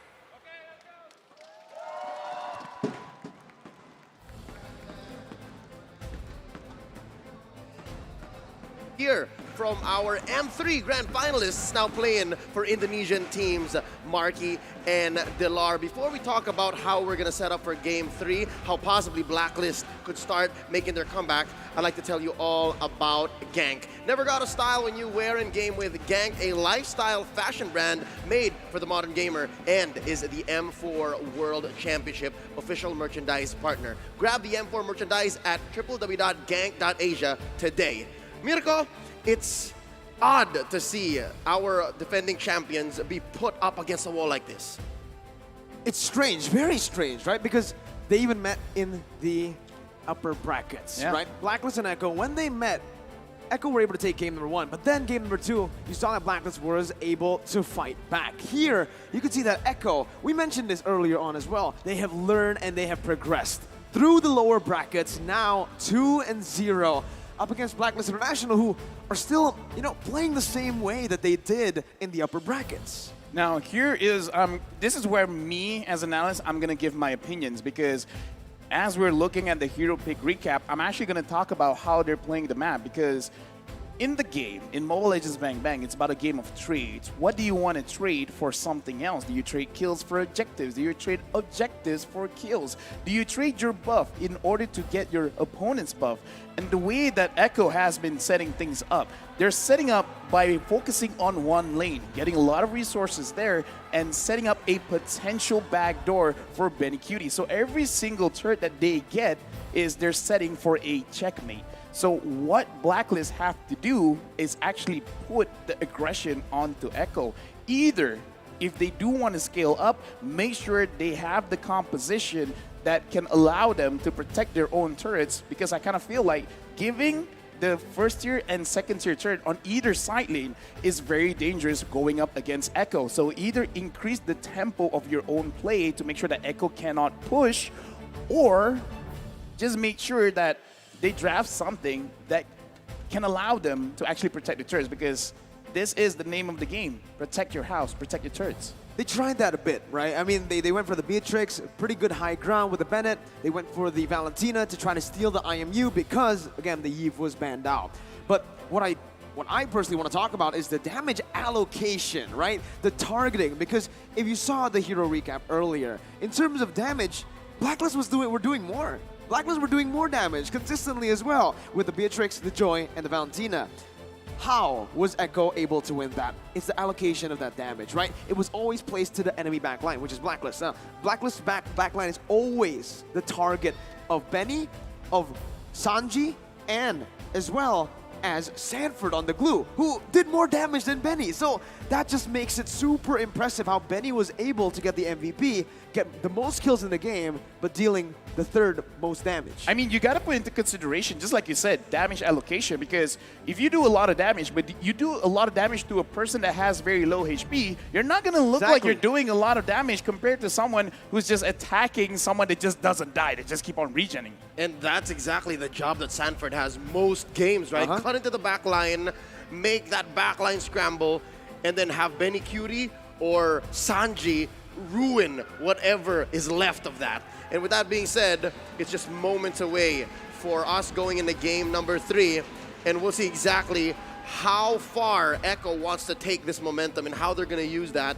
And we'll see exactly how Oh My Venus shot calling and leadership is going to come into a moment like this for their team, wherein their backs are against the wall. It's not quite match point just yet, but this is dire straits. Agents all around the world, I know for sure, even here in Tennis Indoor Sinayan, are feeling the pressure.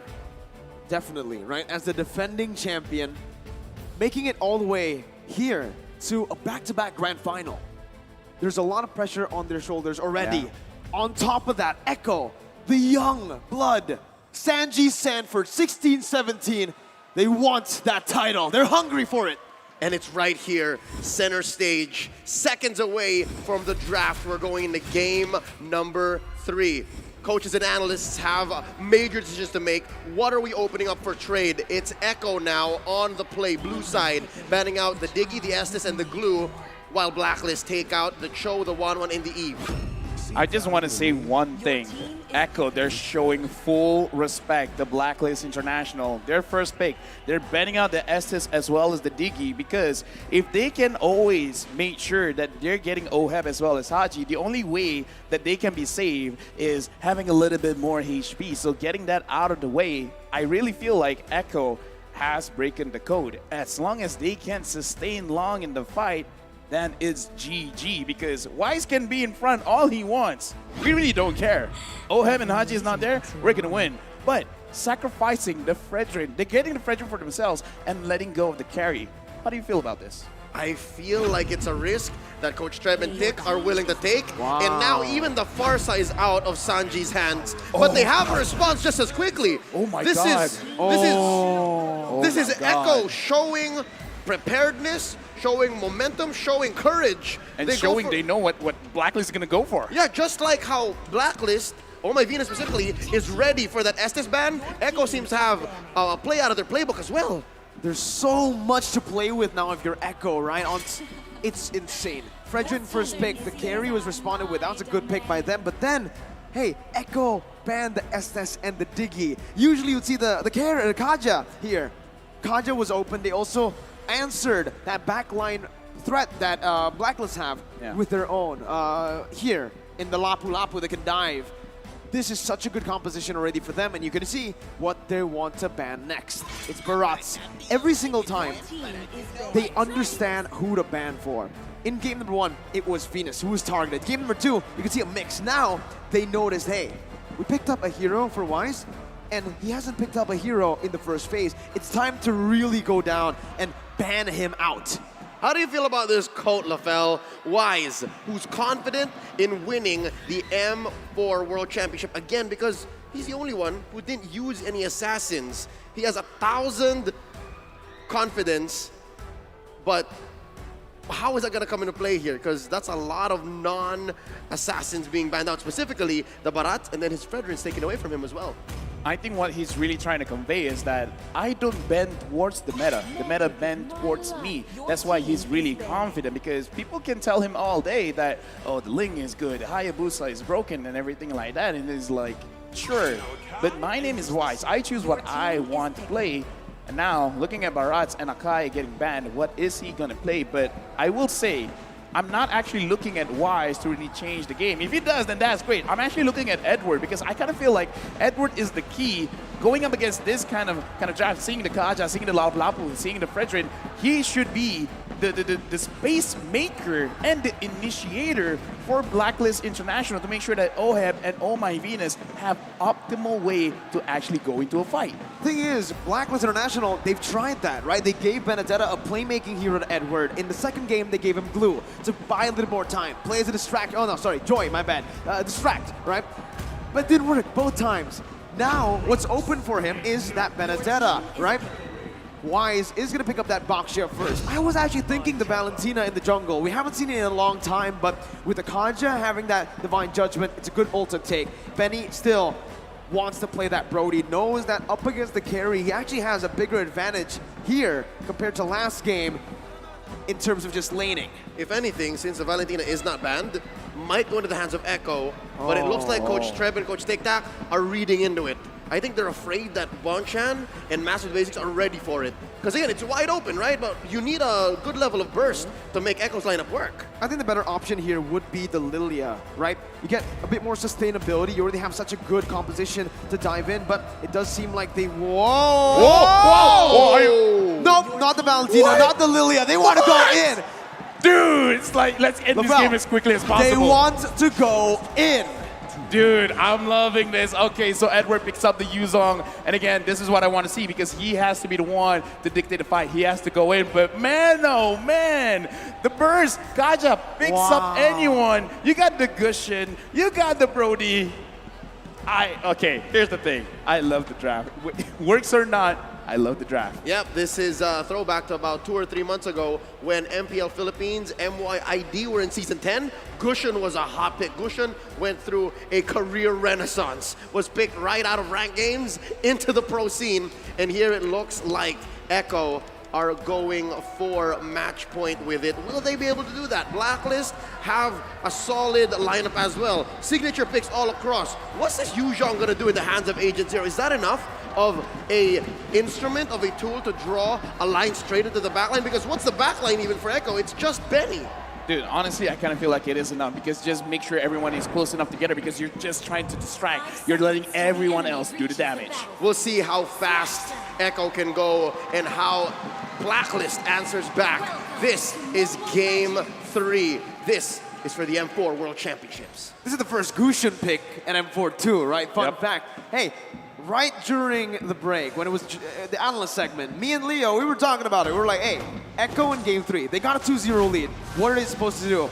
Don't experiment too much in the draft. But here they are, experimenting in the draft again. In the Worlds, at the World stage. My dude, this is insane. It's Gushin's debut. I fully trust Coach Treb and Coach TikTok and Echo, all right? They're putting on a show for us. No, I mean, like, it's an experiment in our eyes. Yes. They probably trained this for quite a while, because again, looking at Blacklist, look at what happened game number 1. Look at what happened game number 2. They kind of just forget about Wise. They forget about Oh My Venus, and in a sense, they forget about Edward as well. As long as you get Oheb and Haji, it's all right. You probably don't even mind if Sanji dies, if you can get both Haji as well as Oheb. So this is fine. And again, looking at Edward, I'm still looking at him to kind of carry, because what he has to do is to start a fight, collect everyone together. That's it. And they're going to be able to do that, but at the midway point, because again, you're also waiting for Oheb. You're waiting for this carry to hit a power spike, because it's a tough way playing a carry into a Brody. It's very tough. The laning here, the matchup is not good for carry at all, right? You're going to be zoned away from your mini waves constantly. You need your Lolita or your roamer, your jungler to help out, to break that freeze, and right now you're seeing that, right? Oheb is already getting zoned out of his own lane. the Brody has so much to say, and this is where Echo have been utilizing Benny QT's stellar M4 performance. They're always playing around the gold lane, but now it's a turtle. Oh, and also the XP lane. Look at this. Sanford and Sanji pressuring Haji and Edward. Lower, oh, turtle very low. Wow, Carl TZ steals it away from Blacklist International like it's nothing. Just walks up like a Chad and uses the retribution. I just gotta say, because we didn't really see, because we're looking at the turtle, I want to talk about the micromanagement of the wave, because Sanji, he sacrificed his own wave, and look at his Yaoi engages. Divine Judgment of the Petrify from Sanji. Now to the Manon Blast, gonna be popped in here, but Yaoi's gonna be able to get away from that one. Not for long as Wise is able to find the kill back. A roamer traded in for the mid laner. Still, Echo takes the trade. Lafili, we're saying. No, I'm just saying, because during that fight, Yaoi didn't even dare to go close to the turtle because he was already at level 3. Sanji, with the cushion, went to the EXP lane, absorbed some of that minions, while Yaoi secured the entire minion wave in mid, allowed him to get level 4. And we just saw the engagement there, but I want to talk about how Carrie's having a difficult time. It's going to be more difficult now that Yaoi already has the Divine Judgment, so Oheb, he had the bad time before, it's going to get worse. Oh, and that's why I think King Wise and Queen V are going ahead alongside Haji. So again, they're leaving Agent Zero here to make the best of this dead lane against Sanford's Lapu Lapu. We're about 30 seconds and a quarter away from Turtle. Once more, Echo got that handily. There's a lot of burst coming in from the Orcas, giving them a 300, 400 gold lead. And in terms of items, is that enough? Oh, there's a pull! That's the Divine Judgment, and that's all the damage placed on. Benny not going to use the torn apart memory just yet. That was a flicker burned in by Venus, and that's a W that Echo want to take, those small dubs. Yeah, and again, as we said, you're already setting up your own playstyle. Get the level 4 as quickly as possible. Sure, it was slightly delayed because they went for something in mid, but now you can see they're putting a lot of pressure onto Blacklist International. This is what they've been doing. They're making sure that Blacklist can't stay long in their own lanes. They can't stay long in front of the turrets because they're setting things up. Yaoi is still here. Even if he doesn't go in, just the mindset of I could get engaged is very terrifying. Oh, Black Dragon form already. Break it out. It's on to Carl TZ now. And as you can see, Carl TZ is going to be targeted down, but a lot of damage. That's going to be the Razor's Wrath to buy a little bit more time, but he will be slain. Sanji finding Venus. Haji going to be the target right now. Sanji jumps into the Petrify as well. That's a double kill for the Gushin at M4. Sanford knocked out by the Furious side. Yaoi going to be able to dodge away right there from the skill shot from Edward, but Edward's going to be targeted down now. Sanji looking for it, gets it, and it's a triple kill. Unofficial, but still a triple kill for the Gushin that's making its debut on the world stage in the grand finals. And this propels Echo about 1,000 gold ahead, and it's just back to business. Carl TZ making quick work of this turtle. Honestly, in that team fight as well, Oh My Venus had a very good shot of using the Numinum Blast, but then gets cancelled by Yaoi, pulling him to the side, saying, no, my team can handle itself. And Oh My Venus engages on Yaoi, and Yaoi escapes that. Using the flicker, but again, it's all right because Echo, they're in control. Even in the team fight, they're micromanaging everyone's skills, everyone's ults to make sure that they don't get punished, to making sure that the Orcas are always going to be the one getting those kills. And because of that pressure in the bottom lane and the relative absence of Blacklist from those responses in the bottom after the turtle take, they got pushed on bottom. Oh, it's a fight up top. Haji gonna be stunned up, hands up for the airstrike. Sanji gonna be taken low, taken down, shut down by Haji. But Haji falls as well. Sanford! Oh my God! With the Bravest Slayer! Jumps in, flickers forward. He knows exactly what he was doing. He finds 2 on the board. Not even the observers can believe it. It's going ham up top for the House of Highlights. And Sanford just as quickly rotates down bottom. Wise, they're not done with him, they're still going! The torn apart memory slays Wise as they pick up the tier 1 in the gold lane. 3,000 gold lead. Conversion through the roof for Echo here. They're taking trades, they're taking bodies, taking turrets. Now 30 seconds away from the turret. Where does Blacklist find an angle for a comeback? Okay, now we're looking, Oh My Venus is gonna get punished. Now you see him, now you don't. 2 members disappearing from out of nowhere. Oheb dealing damage on the Sanford, who's still going to be able to get away for a bit. Shutdown picked up, and Blacklist International strike back. So what I saw just now, and I kind of think of the same thing, Blacklist, they got to stay inside the jungle of Echo because they need to apply pressure and they need vision. Now they don't have both because, again, we talked about it before the game even starts, how Echo is playing. They're pushing one lane, try to get 2 turrets, and then, before that, OHEB gets caught. Here, Carlteasy gonna be able to find that. OHEB falling in the gold lane. Carlteasy backing off. Edward still wants to commit with a Petrify and the Furious Dive. Now Sanford on the back line, getting the stun down, but not gonna be able to find it just yet. Haji with Wings by Wings and the Flicker out. Benny gonna be caught here, stunned up and taken down. Sanford jumping in again. Why still soaking all the damage in. That's gonna be Sanji though, who comes in out of nowhere. Coming in again onto Venus, not gonna be able to find it just yet. Why still able to get out for a bit with a shield unity, and he gets to safety. It's a 2-for-1 in favor of Blacklist. All right, so there's a clapback. Blacklist, given that Echo had to split up their priorities, Turtle says Carlteasy, no, fight, they say, and they're still going! Sanford again! Jumps in, finds Haji. OHEB trying to melt him down, but it's not gonna be enough as he is actually able to dish it the damage out. OHEB now gonna be targeted down so low. He flickered out of there, but he's still gonna be caught. Yaoi finds the Divine Judgment. No commitment just yet. Echo decide to pull back. All right, touche.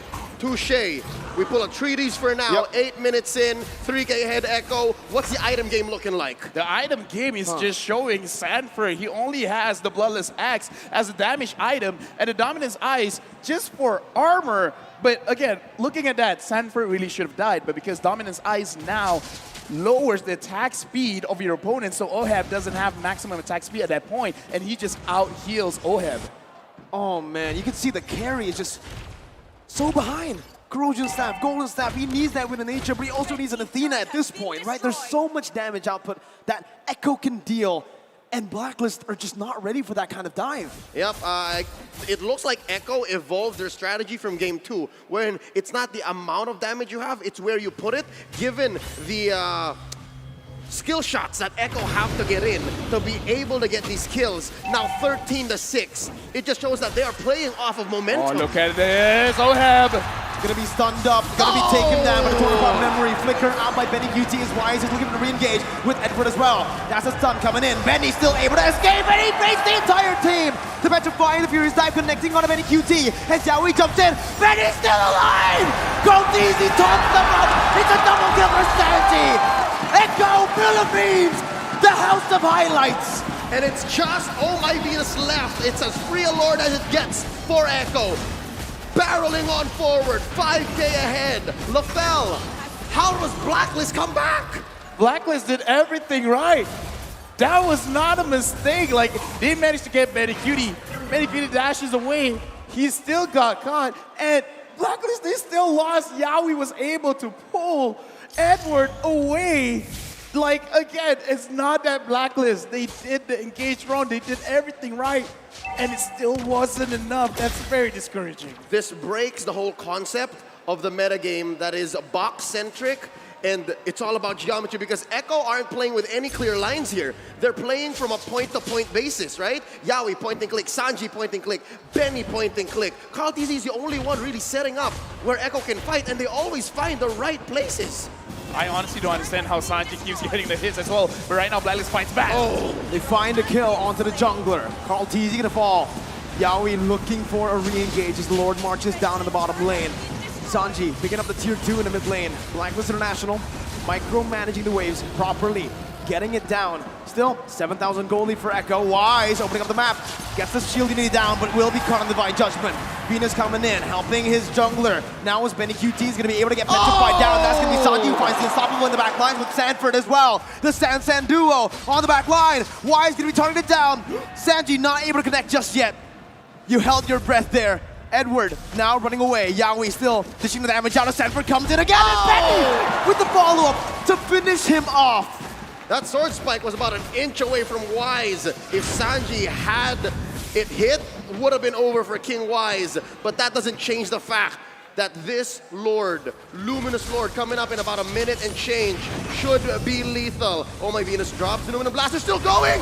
That's gonna be the feather airstrike onto Yaoi. Still gonna be able to get out. Athena's shield popped in with immortality as well. His torn apart memory will be thrown out. Sanford falling to the hands of Oheb as he is able to find that kill, but it's just a 1-for-1. Echo decides to back off. Base turret still up, except that top side. So in the defense, Blacklist had their priorities split up. Take down members of Echo, clear the waves. Something's gotta give. That's that inhibitor up top. That's permanent damage. Yeah, right now, Echo, they've already set up their checkmate because the Lord is going to come up. That is going to be something that Blacklist have to contest. Now the question is, can they even contest it? And LaFell, to add to that, it's in the long lane. It's in the opposite lane that Lord is in. It's very clear, it's inevitable that Penny's gonna try to do the same thing. I mean, we talked about this. This is how they play. They set up the map to their own favor to make sure they have multiple ways to actually win the game. They can win through a team fight. They can win through getting Oheb, through getting Haji, or just going straight, beeline to the king, dropping down the base itself. So this is beautiful coming in from Echo. It's more or less the same thing, but executed in a different way. They're playing with inevitability. Echo have played to a brilliant situation right now. They're 7K ahead. They're making easy work of this Lord, and Wise checking in. V pulls the conceal. They've committed a lot of resources here. That's the on blast, not finding anyone. Yaoi looking for the Divine Judgment, able to find Wise as they try to burst down the Lord. Lord to be secured right now. That's going to be the winner, crunched in by Sanji to buy a little bit more time again. Benny! Wise got it! With the flicker again to find a torn apart memory. Yaoi's looking for more. That's going to be the Petrify and the Furious Dive used up. Sanford jumping in with Bravest Fighter. Oh my god! Sanford! Benny! Sanji called TZ Yaoi! They keep styling on Blacklist! That's 4 for 1. Lord as well going over to Echo. They're gonna push bottom lane and they are going to threaten the game end. They catch Oheb! Again, under the base. Oheb very low. It's match point for Echo!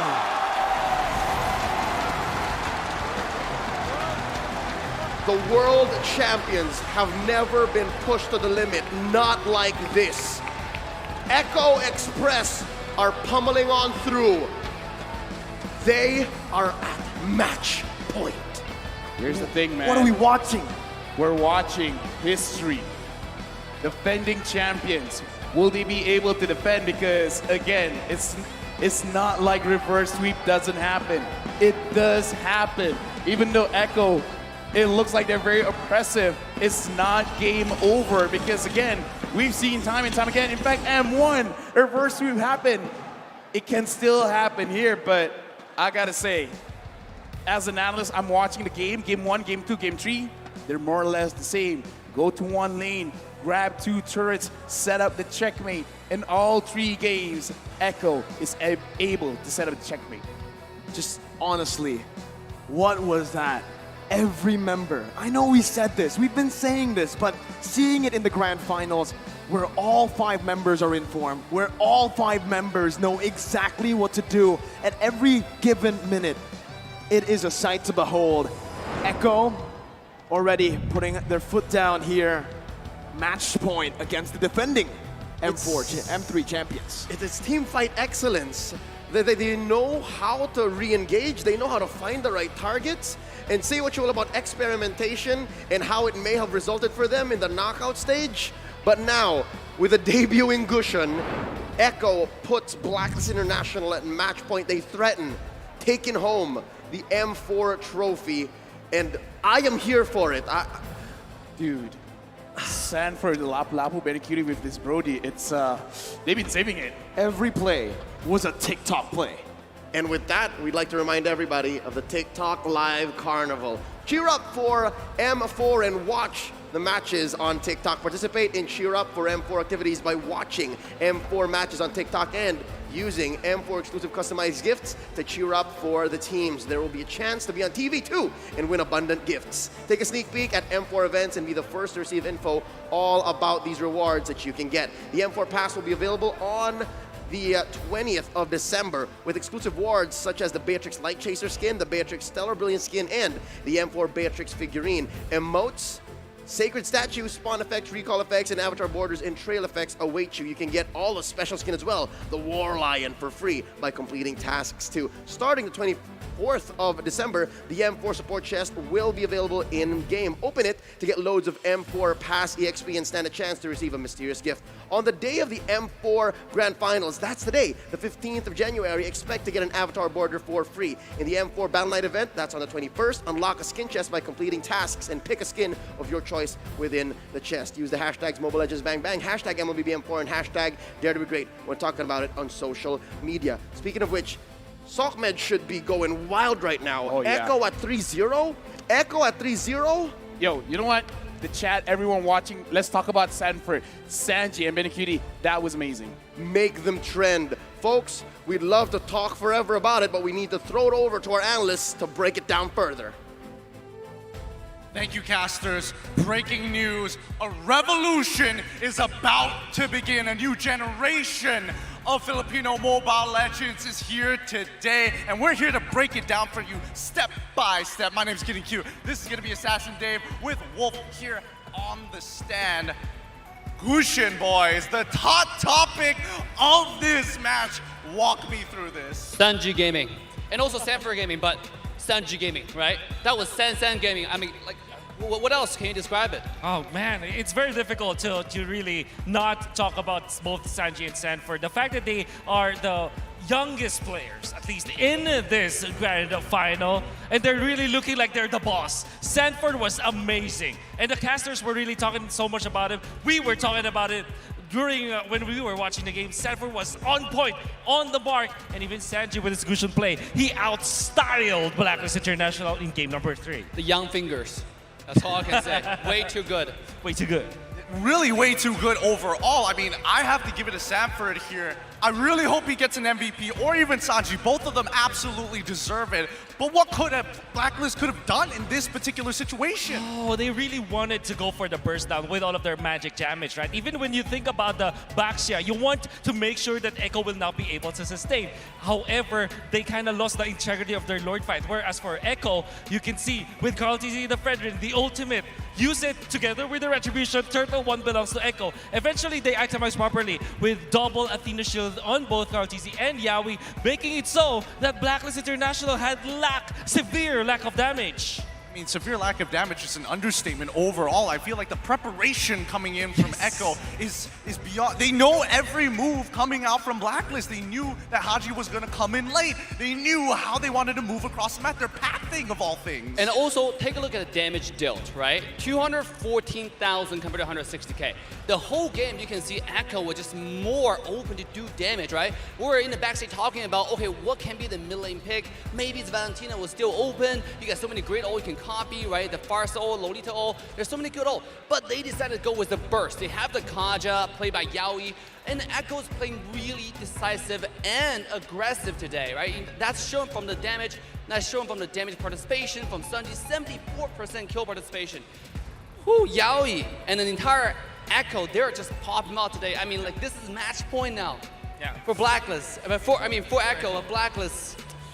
You really have to step it up. You know, I think that Echo really prepared for this because when they went up against RRQ yesterday during the finals, the lower bracket finals, they went for the macro economics. Right? They took the map. This time, we're so aggressive.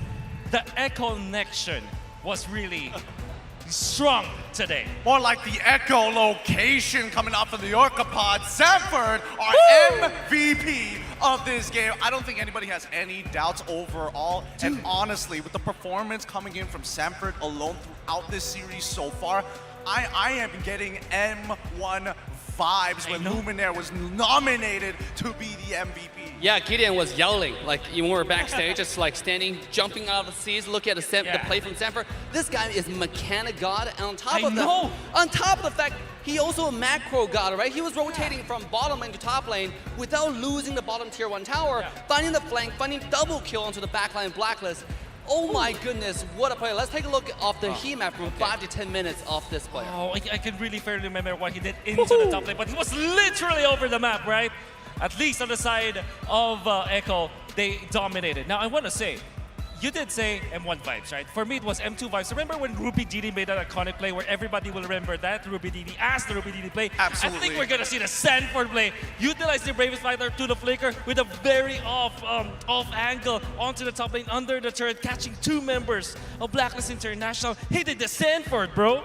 Dude, he's literally got a font after him at this point. Nobody knows what the font is exactly, but he knows he made a name staple of the word. Well done to Sanford. Overall, an absolute monster. And just the spatial awareness and the foreshadowing that he could perceive in these games.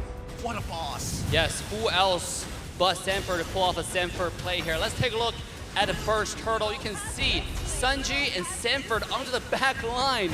The Goosh, the Sen combo, right? That's and it. this is where Lapu with the Bravest Fighter into the flicker onto the back line here. Go. Yeah, look at this. Oh! So beautifully done. He knew the angle. He first saw it. This man looks into the future. Look in the future, and look at Sunji at the same time assassinating the backline along with the help of Sanford. Even though he eventually fall right here, but at what cost? Every time for Blacklist, this is a heavy toll if you try to target Sanford. And over here, I don't think even Lapu died. The amount of determination Echo has on diving, on doing the damage, not being afraid, not holding back is insane in this game. This was the Echo Trojan Horse play where they Yeah. did try to take out one of the members of Blacklist and then they baited him out. Eventually just running down the members of Blacklist International. Again into the front lines, you can see Sanford, but my oh my, Benny Cutie. Oh my goodness, everybody's just doing well. Actually, on the side of Echo.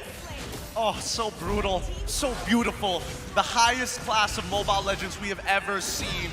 I cannot believe we get to witness this. We are just mere mortals watching gods battle it out here in Jakarta. Isn't every M series is making a brand new star, right? And this M series seems like Sanford is in the making right now, right? Of that, where every single strike he's taken, every single move he's building is a strike towards that FMVP. It truly is. But match point for Echo right now. For us here at the stand, we're going to be signing off. Casters, take it away. Away we shall take it. Welcome back. We're setting up for game 4. Echo have pushed the defending champions into match point. At your service, as always, my name is Leo, joined here by Mirko and Lafell. And it's fair to say that we can't stop singing the praises for Echo. Oh, yeah. But now we have to consider, what exactly does Blacklist International have to do to bounce back? Before I even say that, I just want to protect my good friend, Assassin Dave. When he said the F MVP, he meant the finals MVP. Yes. Context is important, ladies and gentlemen. Context. Context. All right, back to the topic, right? Blacklist, how do they come back from this? They got to start from the drafts, right? Because the drafts here, I believe, have been good. They have been responding. But with the Farsa in the first phase, I understand why it's Prio. But you got to understand that the Lapu of Sanford, or even just the Yuzong, the Benedetta, anything that can dive into the back line that Sanford still has to play with, you need to respect that, right? And I think right now, with the Diggy and the Estes banned out, they need to respect that more than ever. Forgive me for saying, but I kind of feel like it's not about the draft anymore. Because I think just the bans itself is already pretty great. But the thing is, looking at how Echo has been playing, it's not that they've been playing the exact same heroes over and over again. They change, but the way they execute it is roughly the same. Because even in game number 3, like I said, Yaoi getting level 4, and then where do they pressure? Oheb. Oheb, Haji. Oheb, Haji. Don't let these two play. And then you win the game because you don't have to change too much of how you approach the game. You just adapt to it. It's like, okay, whatever you guys pick, we'll still be able to do what we did in game number 1, 2, and 3. And if you're looking at game 3, you're talking about impact heroes and players. You're seeing Sanford clearly, right? Wow. Our MVP for game 3. But for Blacklist, it was wise. He was trying to do too much. He was trying to help set up ganks. He was looking at objectives, vision for his team, peeling, and again, where do you place yourself when you're getting pressured by one such Sanford? And even Sanju debuted the Gusha. That's a lot of burst. I don't know how to answer that question, right? There is no answer. There is no answer. It's You're rhetoric. right. It's so tough, man. I believe, again, we mentioned it in game, the execution, how they were playing. They did the best they could. It was literally the best case scenario for them in terms of how they were rotating, how they were looking for fights, how they were prioritizing targets too. They went into Benny, who was overextending, who was overcommitting, but they weren't able to find it. If I'm allowed to say so, this might sound like heresy, but the way Echo is playing now, so far in these 3 games, again, you mentioned it's not like they're trying out too crazy things or introducing too many elements into their draft. It's like they're the new Blacklist. They just need to change a few things and then approach it the same way, but instead of the whole calculated and slow-paced and very deliberate way of taking games, dominating, the difference is Echo is explosive. In my personal opinion or my personal view, is just that make the game simple. Trust your players' mechanics because that's what's been going on. Getting 2 turrets. Who do you catch? Oheb and Haji. Don't think about anyone else. Trust your instincts. Trust your mechanics because being on the world stage, you have so many things to think about. You're thinking about the hundreds of thousands of people watching you play. The crowd here roaring. The players are hearing it all. We casters are talking about their game. You have to be able to shut everything quietly, simplify it, and then just play your game. And we'll see if that will be enough for Blacklist International to dent Echo's record, because so far, Echo have been flawless. They have executed everything perfectly, including the draft. We're about to go into game number 4. Major decisions are about to be made here. It's Blacklist on the play. Echo answering back. There goes the Cho. There goes the Kaja. Echo bans out the 1-1 and the Estes. Man, last game, game number 3, in the draft, Blacklist International were able to secure 2nd pick. That was the most, well, that side is the most success they found in Over M4. 72% win rate on the red side as the 2nd pick. Echo just shattered that, and now they're taking back the 2nd pick away from Blacklist International. Were forced, again, to their 1st pick. It's not a bad win rate for them. It's still like 60%. But Echo, this is where they shine in the 1st pick, and in the 2nd pick here, we're gonna see Blacklist securing the Eve. Echo, what do they respond with? They respond with Glue and Fredrin. Deja vu. Yeah, right now, whatever Blacklist brings out, this has to be their absolute best draft because right now Echo is feeling pretty good, but for Blacklist, this is a best of 1. And Echo continues the trend, not allowing the Queen to use the Estes. They managed to get the Diggy, but if you see a Diggy, what do you have to do? You have to kill the Diggy over and over and over and over again. So now, I kind of feel like Echo, they completely expected this. So even though right now Blacklist, it seems like they're getting their heroes, I have this feeling in the back of my head, Echo is actually drafting for Blacklist. Yeah, I agree with you. Given how fast they're responding, given how in a split second, Fredrin, Glue. But this time around, it seems like they're more deliberate. They have to consider. But just as quickly, all right, here's the Hilda. Last time we saw the Hilda played by Echo wasn't so good. What might make the difference here, Mirko? Well, I think what makes the difference here, or what can make the difference here, is Echo betting on the gold laners, right? They've already gotten the 1-1 and the carry out. This is their opportunity. They have the 1st pick in the 2nd phase. This is the time to ban out the gold lane, but instead they are still going, respecting Edward. So I think right now, they're thinking, hey, we've gone rid of the 1-1 and the carry. These two pose the most threat towards our composition. Might as well set up for Benny, right? Give him more room to play by banning out the backline threat. People who can dive, like the Lapu, maybe even the Yuzong next. Yeah, looking at Lapu getting banned, this does show that Echo, perhaps they want to go for the Brody again because not a lot of mobility, so perhaps could be punished by, like you said, like a Lapu, like a Yuzong. And the fact that they're picking up the Hilda, the only thing that I can think about, because usually you pick the Hilda to fight against assassins, but you can also fight against a lane going up with the Diggy, because sure, usually people take supports, healing supports, kind of like a Rafaela just to top yourself off, but you're still giving free stats over to Diggy. With a Hilda, you could dive early, so you're kind of like countering the Diggy by just putting a lot of pressure. If you want to throw bombs, I'm going to drop my hammer, my axe onto you. Yeah. And I've never seen a bird liking an axe to the head. I've never seen anyone. Yeah, most living things don't like access to their head. Real quick, still doesn't have a hero here for himself in the draft. Let's talk about Benny Cutie. For me, the thing I changed the most is my mindset. It was like I was holding back. Maybe because I'm scared other people will blame me. But this M series, It's like I'm all out no matter what happens. That's it.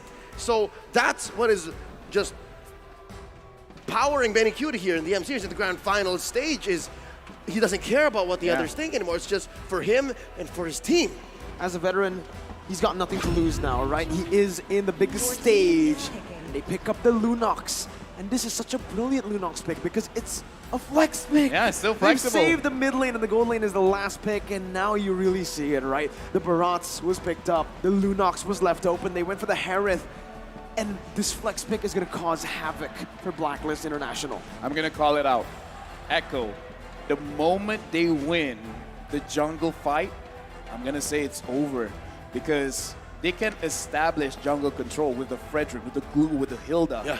And then the damage is there. They already have the Lunox. With this kind of draft, you can spiral out of control. You can build a hurricane, and it's a hurricane that's very difficult to stop. Yep, this is very similar to what they did already in this series alone. So the answer from Blacklist International seems to be the Beatrix and the Benedetta.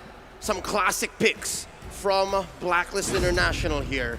The choice is And I was wondering, how are they going to solve the range difficulty and difference between the Eve and whatever mid laner is going to be here for Echo? And here's how they do it with Sanji's Savior. It's not enough that you have very tanky front lines. Now you got a Mystic Field to think about. Exactly. Blacklist, they want to clump up together. They're gonna get punished if they do. And like I said, this just further solidifies. If you're gonna fight around in the jungle is very tight spaces. There's not many places that you can maneuver around the Mystic Field.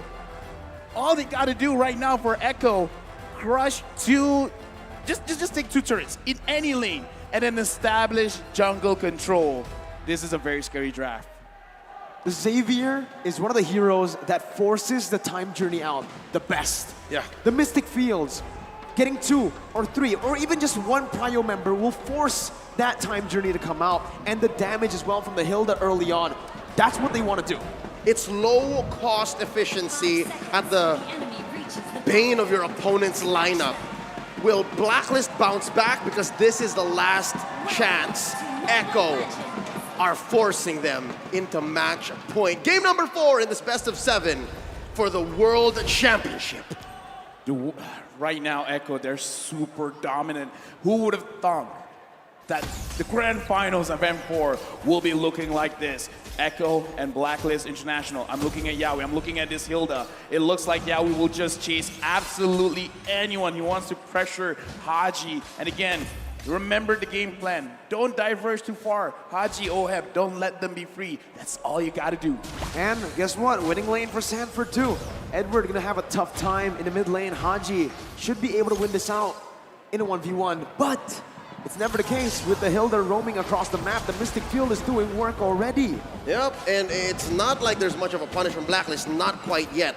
So we're waiting for them to hit that power spike, put items on Oheb, maybe have Edward win 1v1 or at least a pickoff before the last turtle spawns. And it's that weird timing that Blacklist have to play around as Echo makes their presence known up top before making for turtle 30 seconds from now.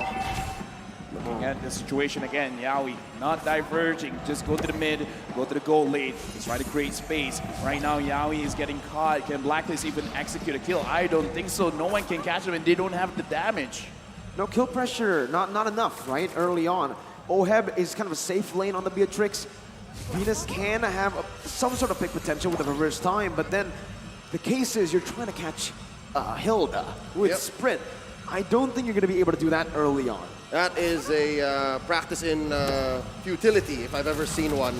Now Yawi pushing away Oheb. And the thing is, this was a 3v2 situation about a minute ago. And what this allows is for Echo to have a priority with the turtle. They're already pushing for it. Carl Teasy and Sanford. And that range advantage is already doing work right now. Carl Teasy on Lord. Edward trying to steal it, but with no retribution. Carl Teasy is just going to be able to poke Edward down, securing the first objective of the game with no trades on the board. And look at Sanford already oppressing. Oh no, this is a disaster for from Blacklist Internationals. Wise is going to be able to pop the death in his welcome, but now it's Sanford who's on the split. It's the first blood over to Echo. Haji looking for some compensation, but that's going to be Yawi who tries to help him out. The split's there for Sanford. He gets out. Venus trying to find that kill off. Reverse time, bringing it back, but Sanford's still alive. Has the slam, and the fast pass, and Haji gets picked off. Sanford is still alive, and Yawi is beating Oheb with a dotting line as well. Oheb forced the flicker out. The time journey comes in. 1,000 gold lead in 3 minutes, Yawi. Oh my goodness. Close call. Yeah, right now, again, look at the checkmate being set up. Echo, who are they pressuring? Haji, as well as Oheb, and now, just for addition, Wise as well. They're pushing around mid. They're pushing around the gold lane, and now it looks like they could have a possibility of controlling the jungle. We predicted it, and now Echo, they're slowly but surely making it happen. LaFell, up top. Benny Cutie has chipped away at almost a whole shield. 3 minutes in. 3 minutes in, and they're about 2K ahead. What do you have to say, LaFell? You know, that's a mage. You're thinking of probably like, hey, that's what Bruno does to a turret. That's what Brody does to a turret. Hey, Lunox is here too. It's a good snipe by Oheb, getting a trade back. Wise now looking for it, but that's the Lunox right there. The brilliance is always ready to get you out of these tough situations. Oh, look at Carl Tizzy, the angle. Spots out V, forces out a time's journey. Oh! That's it. That's a time journey baited out. Wise with death to his welcome. Onto Carl Tizzy, but the damage will not be enough just yet. Carl Tizzy can low, has the Appraiser's Wrath, gets back to full HP. The dotting line almost sniping Venus. But guess who's here? Sanford's looking for the dive. Now, not going to be able to find it just yet. Pops the split. Edward trying to poke him down as Echo will disengage. 4 minutes in, Echo's already cornered Black, forced them with an early Ube just to protect Oheb. Yeah, and again, look at what they're doing. They're sacrificing the EXP lane, going all the way to the goal lane, trying to win that lane. And now, because they're forced to be in the long lane. Oheb. Oh my goodness, Oheb's gonna be killed! Solo, no, has help from Benny a bit. Venus finds a trade, but it's a gold laner for a roamer. Dude, right now, Echo, they're really setting it up. There's no way for Blacklist to hide. Echo is not just forcing Blacklist to back away. They're forcing them to be in a position of getting attacked from all sides of the map. 5 minutes in, they're 1,000 gold ahead of the LaFell threshold. Is this the point wherein you say it's going to be difficult to come back? Because the early game clearly went over to Echo. They got one turret. What they got to do, grab another one, and Very Cutie even secures the gold grab. But after this, you got to control the jungle. After you do that, it's going to be crazy, because even looking at Haji right now, already completing the Clock of Destiny, he could have completed Enchanted Talisman first, but he's like, you know what? I'm just going to go for damage. The uncharacteristic miss, too, from Oheb signals something that's even worse than just losing. Getting tilted in the game, in the final game. That can be the final game, right? How is their mental looking? I'm hoping that that's not the case. Again, world champions are not built without pressure, without turmoil, without struggle, and this is a struggle of all struggles. How do you come back from a 6-minute game, 3K behind? Haji trying to space out so that Wise can come back. Oh, Dennis, welcome. But the Mystic Field now, Sanji with the Dawning Light as well. Now popping, that's the mobility. Carl Tizzy jumps in and the killing spree picked up by Sanji. Now in the top lane, Edward finding a trade onto the objective now as he goes in onto the mini waves. Benny is still there. Edward now going to be able to dash away. Benny flickering forward, eye for an eye by Edward. Getting out to safety as he finds a trade finally for Blacklist. Agent Zero gets away with his life. Close call from Sanji. Yeah, right now Sanji, 3-0 and 0. It's just going to get stronger, and now Oheb getting pressured. Again, Sanford flickering forward. Oheb forced to flicker out with the time journey as well. Oh! Sanford still going through with Yowie as well. Under the tier 2. Under the base turret. They find the kill onto Venus. Yowie gets traded back. Sanford as well. No, there's one split. There you go. You can't get out of that one. There's no way. So Blacklist found a little bit of redemption on the map. 2 kills. They're going to protect their mid lane here, but they concede the last hurdle over to Echo, still maintaining a 3K gold lead. Right now, Blacklist, They're finding ways. They're finding opportunities. Right now, Venus gets attacked, and he almost got chunked down. Anyway, there you go. That's the dawning light connecting. Edward gonna be taken low as Yaoi jumps in again. Onto Edward right now. As he's looking for the damage, he finds it with the power of wildness.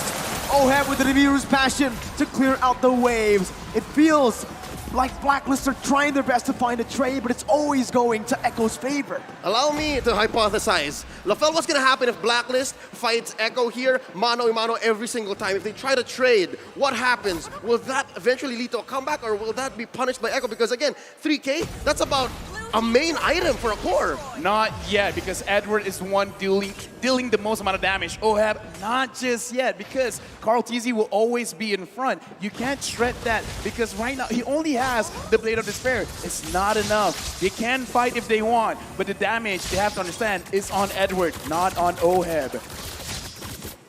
Just look at it again, right? I mean, when Sanford can do that, dive into the base turret, sure, he was taken down, but the fact that he still was able to find a trade, it shows how dominant this game has been for Echo. If Blacklist want to come back, they're going to have to wait for those power spikes to hit. And even then, in the late stage, remember, Echo has a Lunox. They have a Xavier. And it's a delicate dance that Echo have to go with here. Much like a Lord dance that goes for a minute and a half, Echo have to temper between aggression and discipline. They force out a flicker against Sanford down bottom. They push a main artery in mid. Blacklist here employing an Ube. They're letting Agent Zero force out something from Echo. For me, it's not doom and gloom for Blacklist, because now they're moving around the map. They're making sure they're not getting caught. They're making sure that they don't do mistakes, because they will eventually have enough damage. We've seen time and time again, this Beatrix will shred everyone down. Right now, Edward, he's trying to slow down the Lord, but I feel like they should let this go. It's just a Luminous. It's not that big of a deal.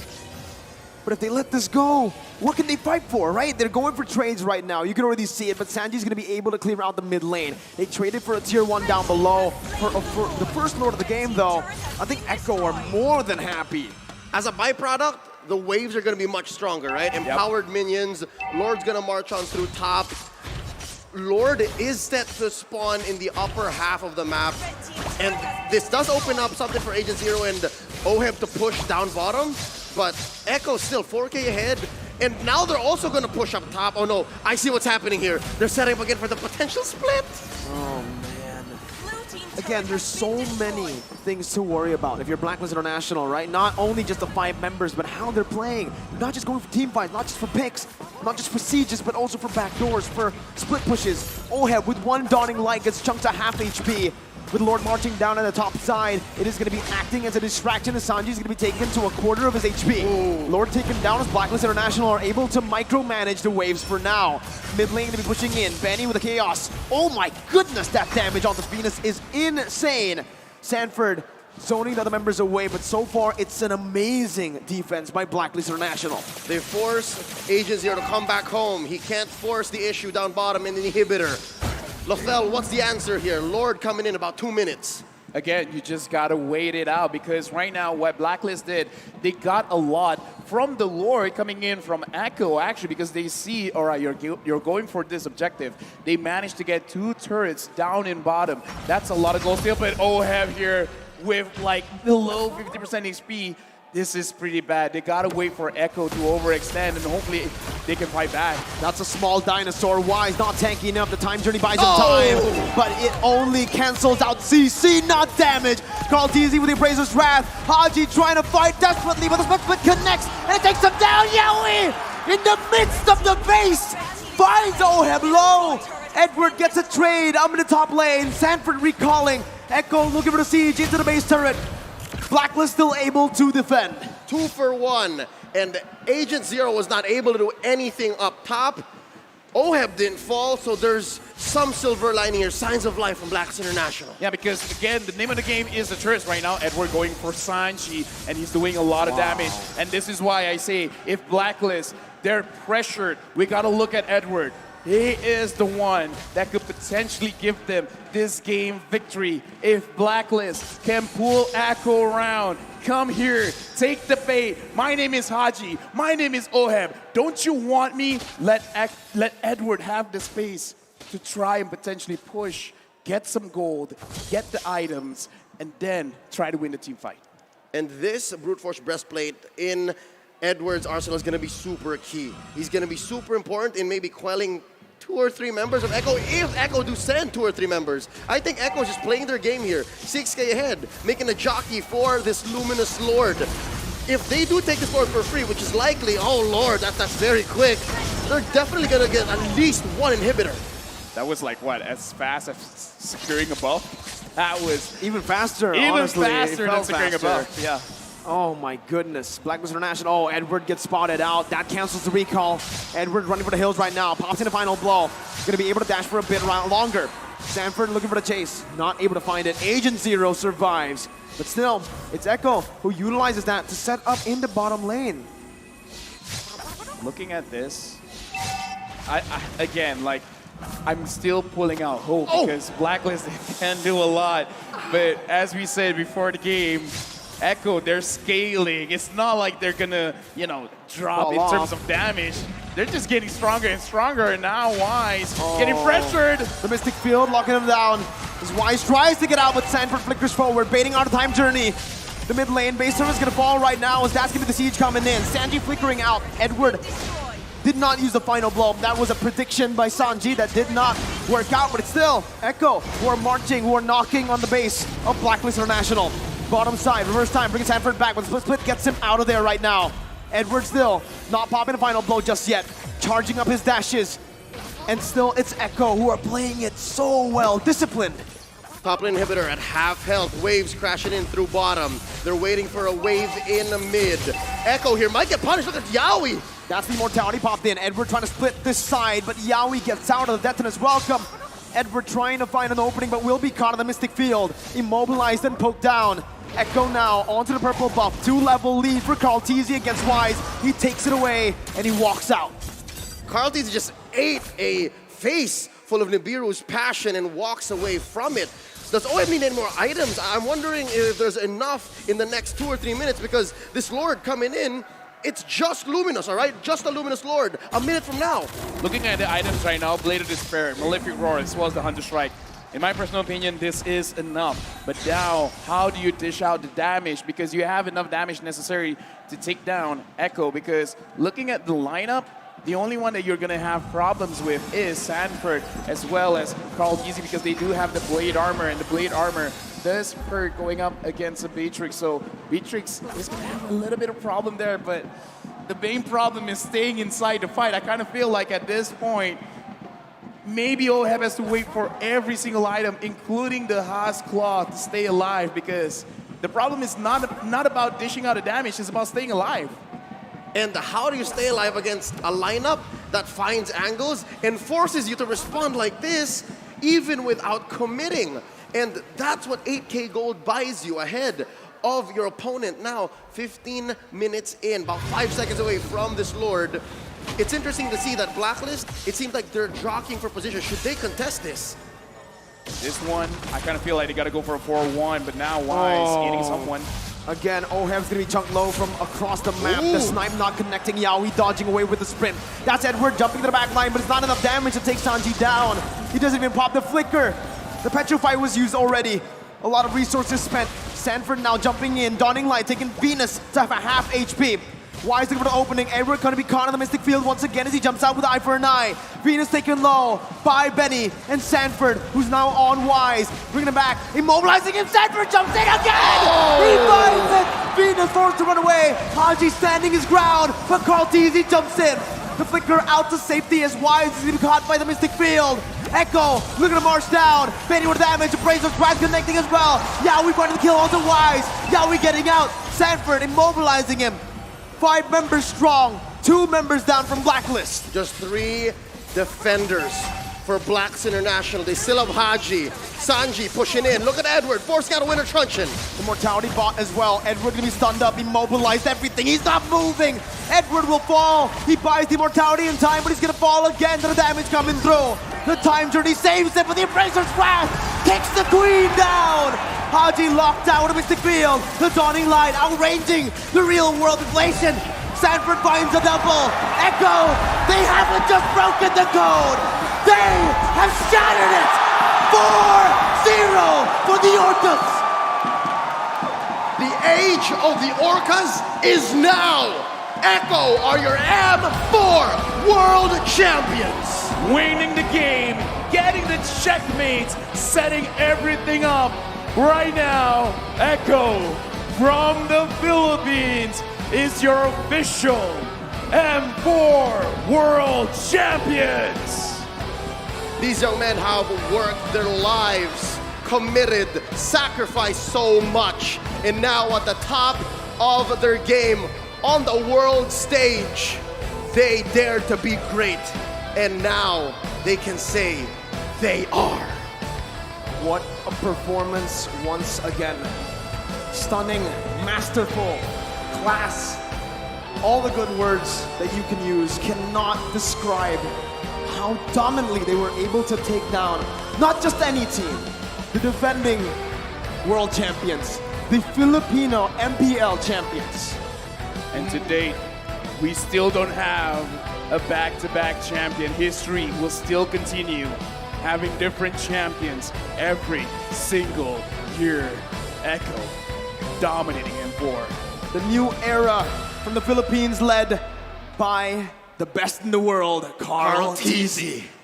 Ladies and gentlemen, it has been an honor to be at your service again and again and again. May we make history or break records. LaFell, any last words? The only words that I can say right now, this 5 men, including their coaches, are the best in the world. Mirko? Best in the world. Echo from the Philippines, once more your world champions. Ladies and gentlemen, let's hear from them on stage. Ladies and gentlemen, your M4 World Champion. Congratulations to Echo! Whoa! Echo Philippines, they are really loud and they're really proud. Now to award the champion, let's call the presenters of each award. To present the ring, we have Mr. Michael Yaya, UBS Gold Creative Director. To present the medal, we have Mr. Lucas Mao, Managing Director of Moonton Esports, and Mr. Bapak Frankie, Secretary General of Esports Federation of Indonesia. We would like to invite our VVIP to come to join us on the stage.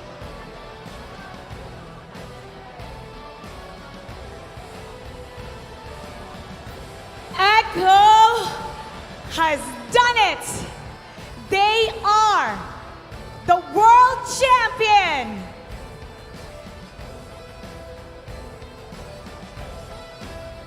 They are the new kings of all the regions, the greatest of them all, the super team from the Philippines.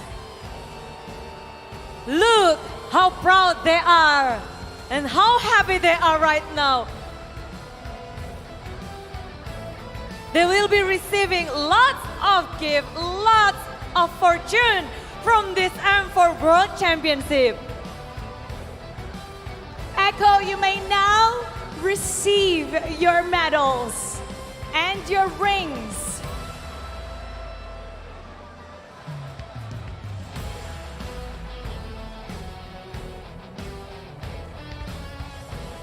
Oh, the first one is the ring from UBS Gold. Benny Cutie!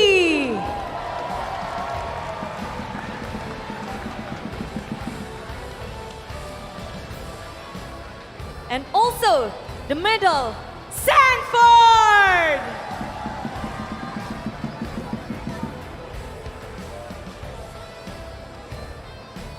Cartesi!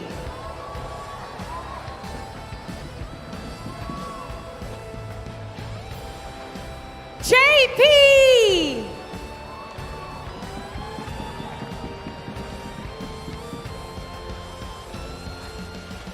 Sanji!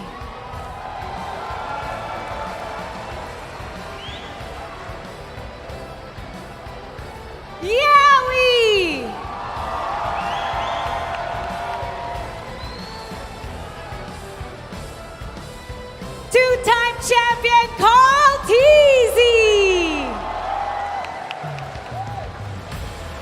Coach Trevor, and Coach Tic Tac.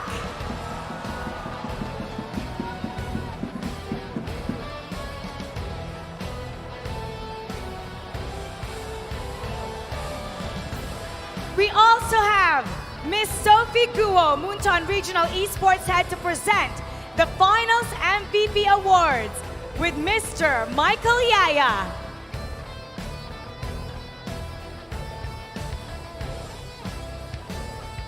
And of course, on this grand final, 10 of the best player, but we have 5 players who play really well with 4-0 scores.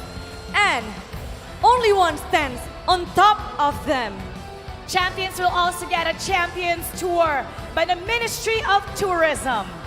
And of course, our champions will get to choose the skin of their choice.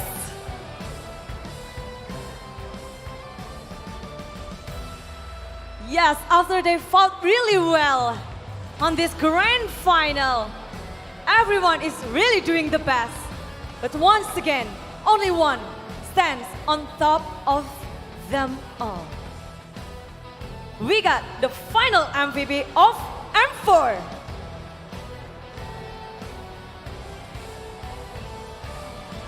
Now our partners in the media will take a photo with our champion.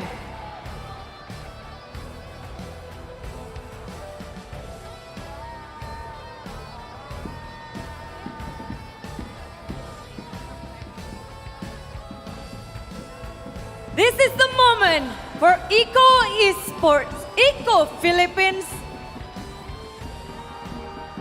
ECHO Philippines.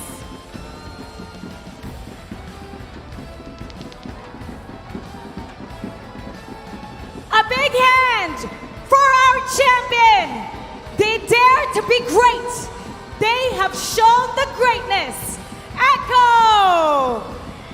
The representative from Philippines. And now, it is time to award the Finals MVP. Who gonna get the title of the final MVP? The Finals MVP goes to Benny Cutie! Hurricane Benny has come to the world stage and have taken us by storm. He has proven that he is legendary.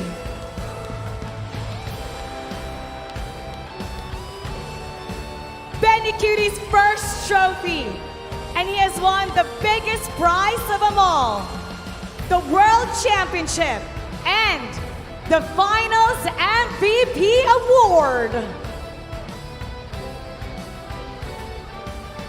Our friends from the media will now take the photo with our Finals MVP. And now, ECHO, this is your moment. They want it now. They want to touch it. They want to lift it up, Mara. At the count of 3, take what is yours. 1, 2, 3. Your M4 World Champions, ECHO!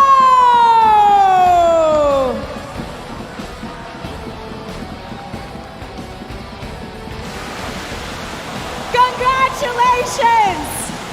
ECHO Philippines! The strongest of all the regions!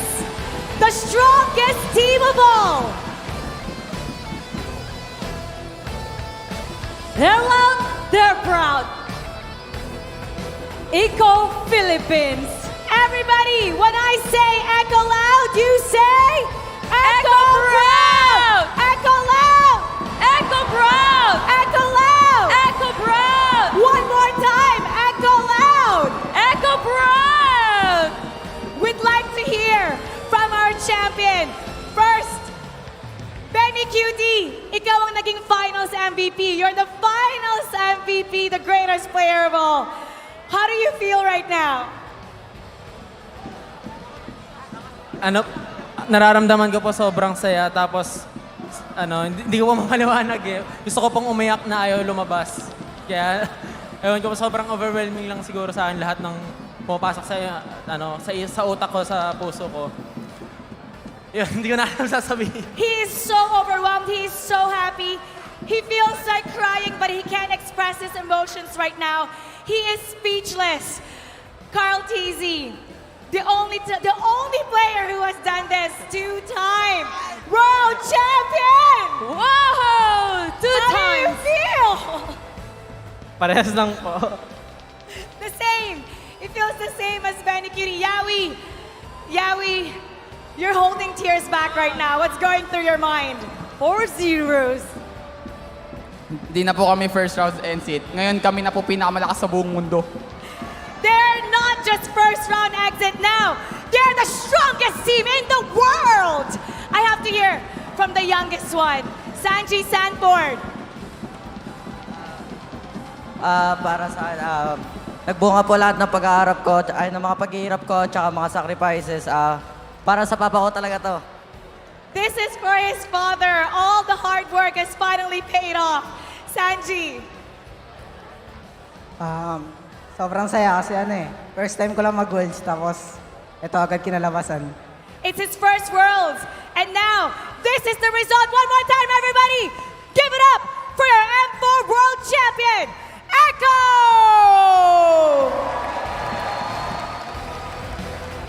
They're really doing a great job here.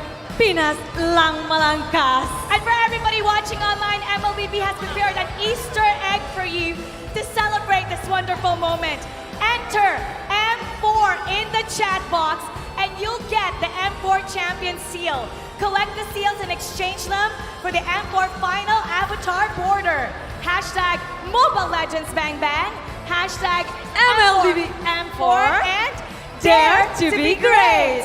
Now, we'd also like to thank our sponsors.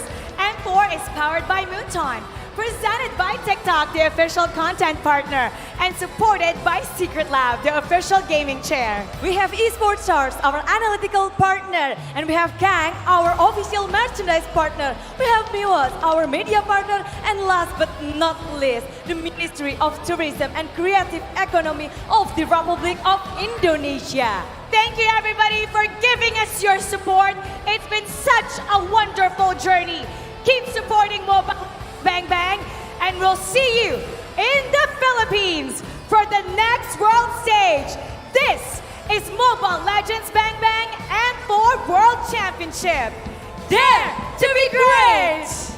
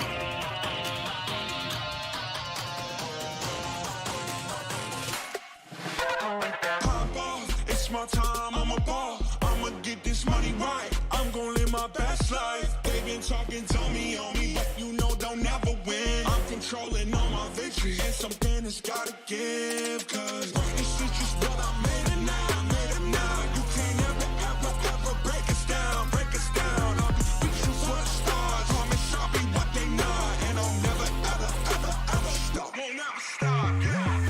Touch the sky, you're made of silver and gold. Touch the sky, you're the greatest option now. You and I, we can make it out of the ground. Hang tight, we gonna reach for the greatness. We will always rise, we will never fall. Fire in our eyes, we will be strong. Even though we know our backs against the wall. Can you take your aim? You know that this is. I've been down, been waiting so long. I'm here for the crown, I'm here to show off. Greatness time, just waiting to show y'all. This is your time to remember. So many times I lie in the basement waiting for greatness. No, I won't listen to anyone hating on me and telling me I wouldn't make it. Cause I did everything that they said I couldn't. Caught my footing and I kept the controls. I stand for something, I ain't running now. I'm the greatest now, I just wanna make it proud. Don't let me down, don't let it all fall. I've been on the road, accomplished all of my goals, and I ain't gonna let you down. Touch the sky, you're made of silver and gold. Touch the sky, you're the greatest option now. You and I, we can make it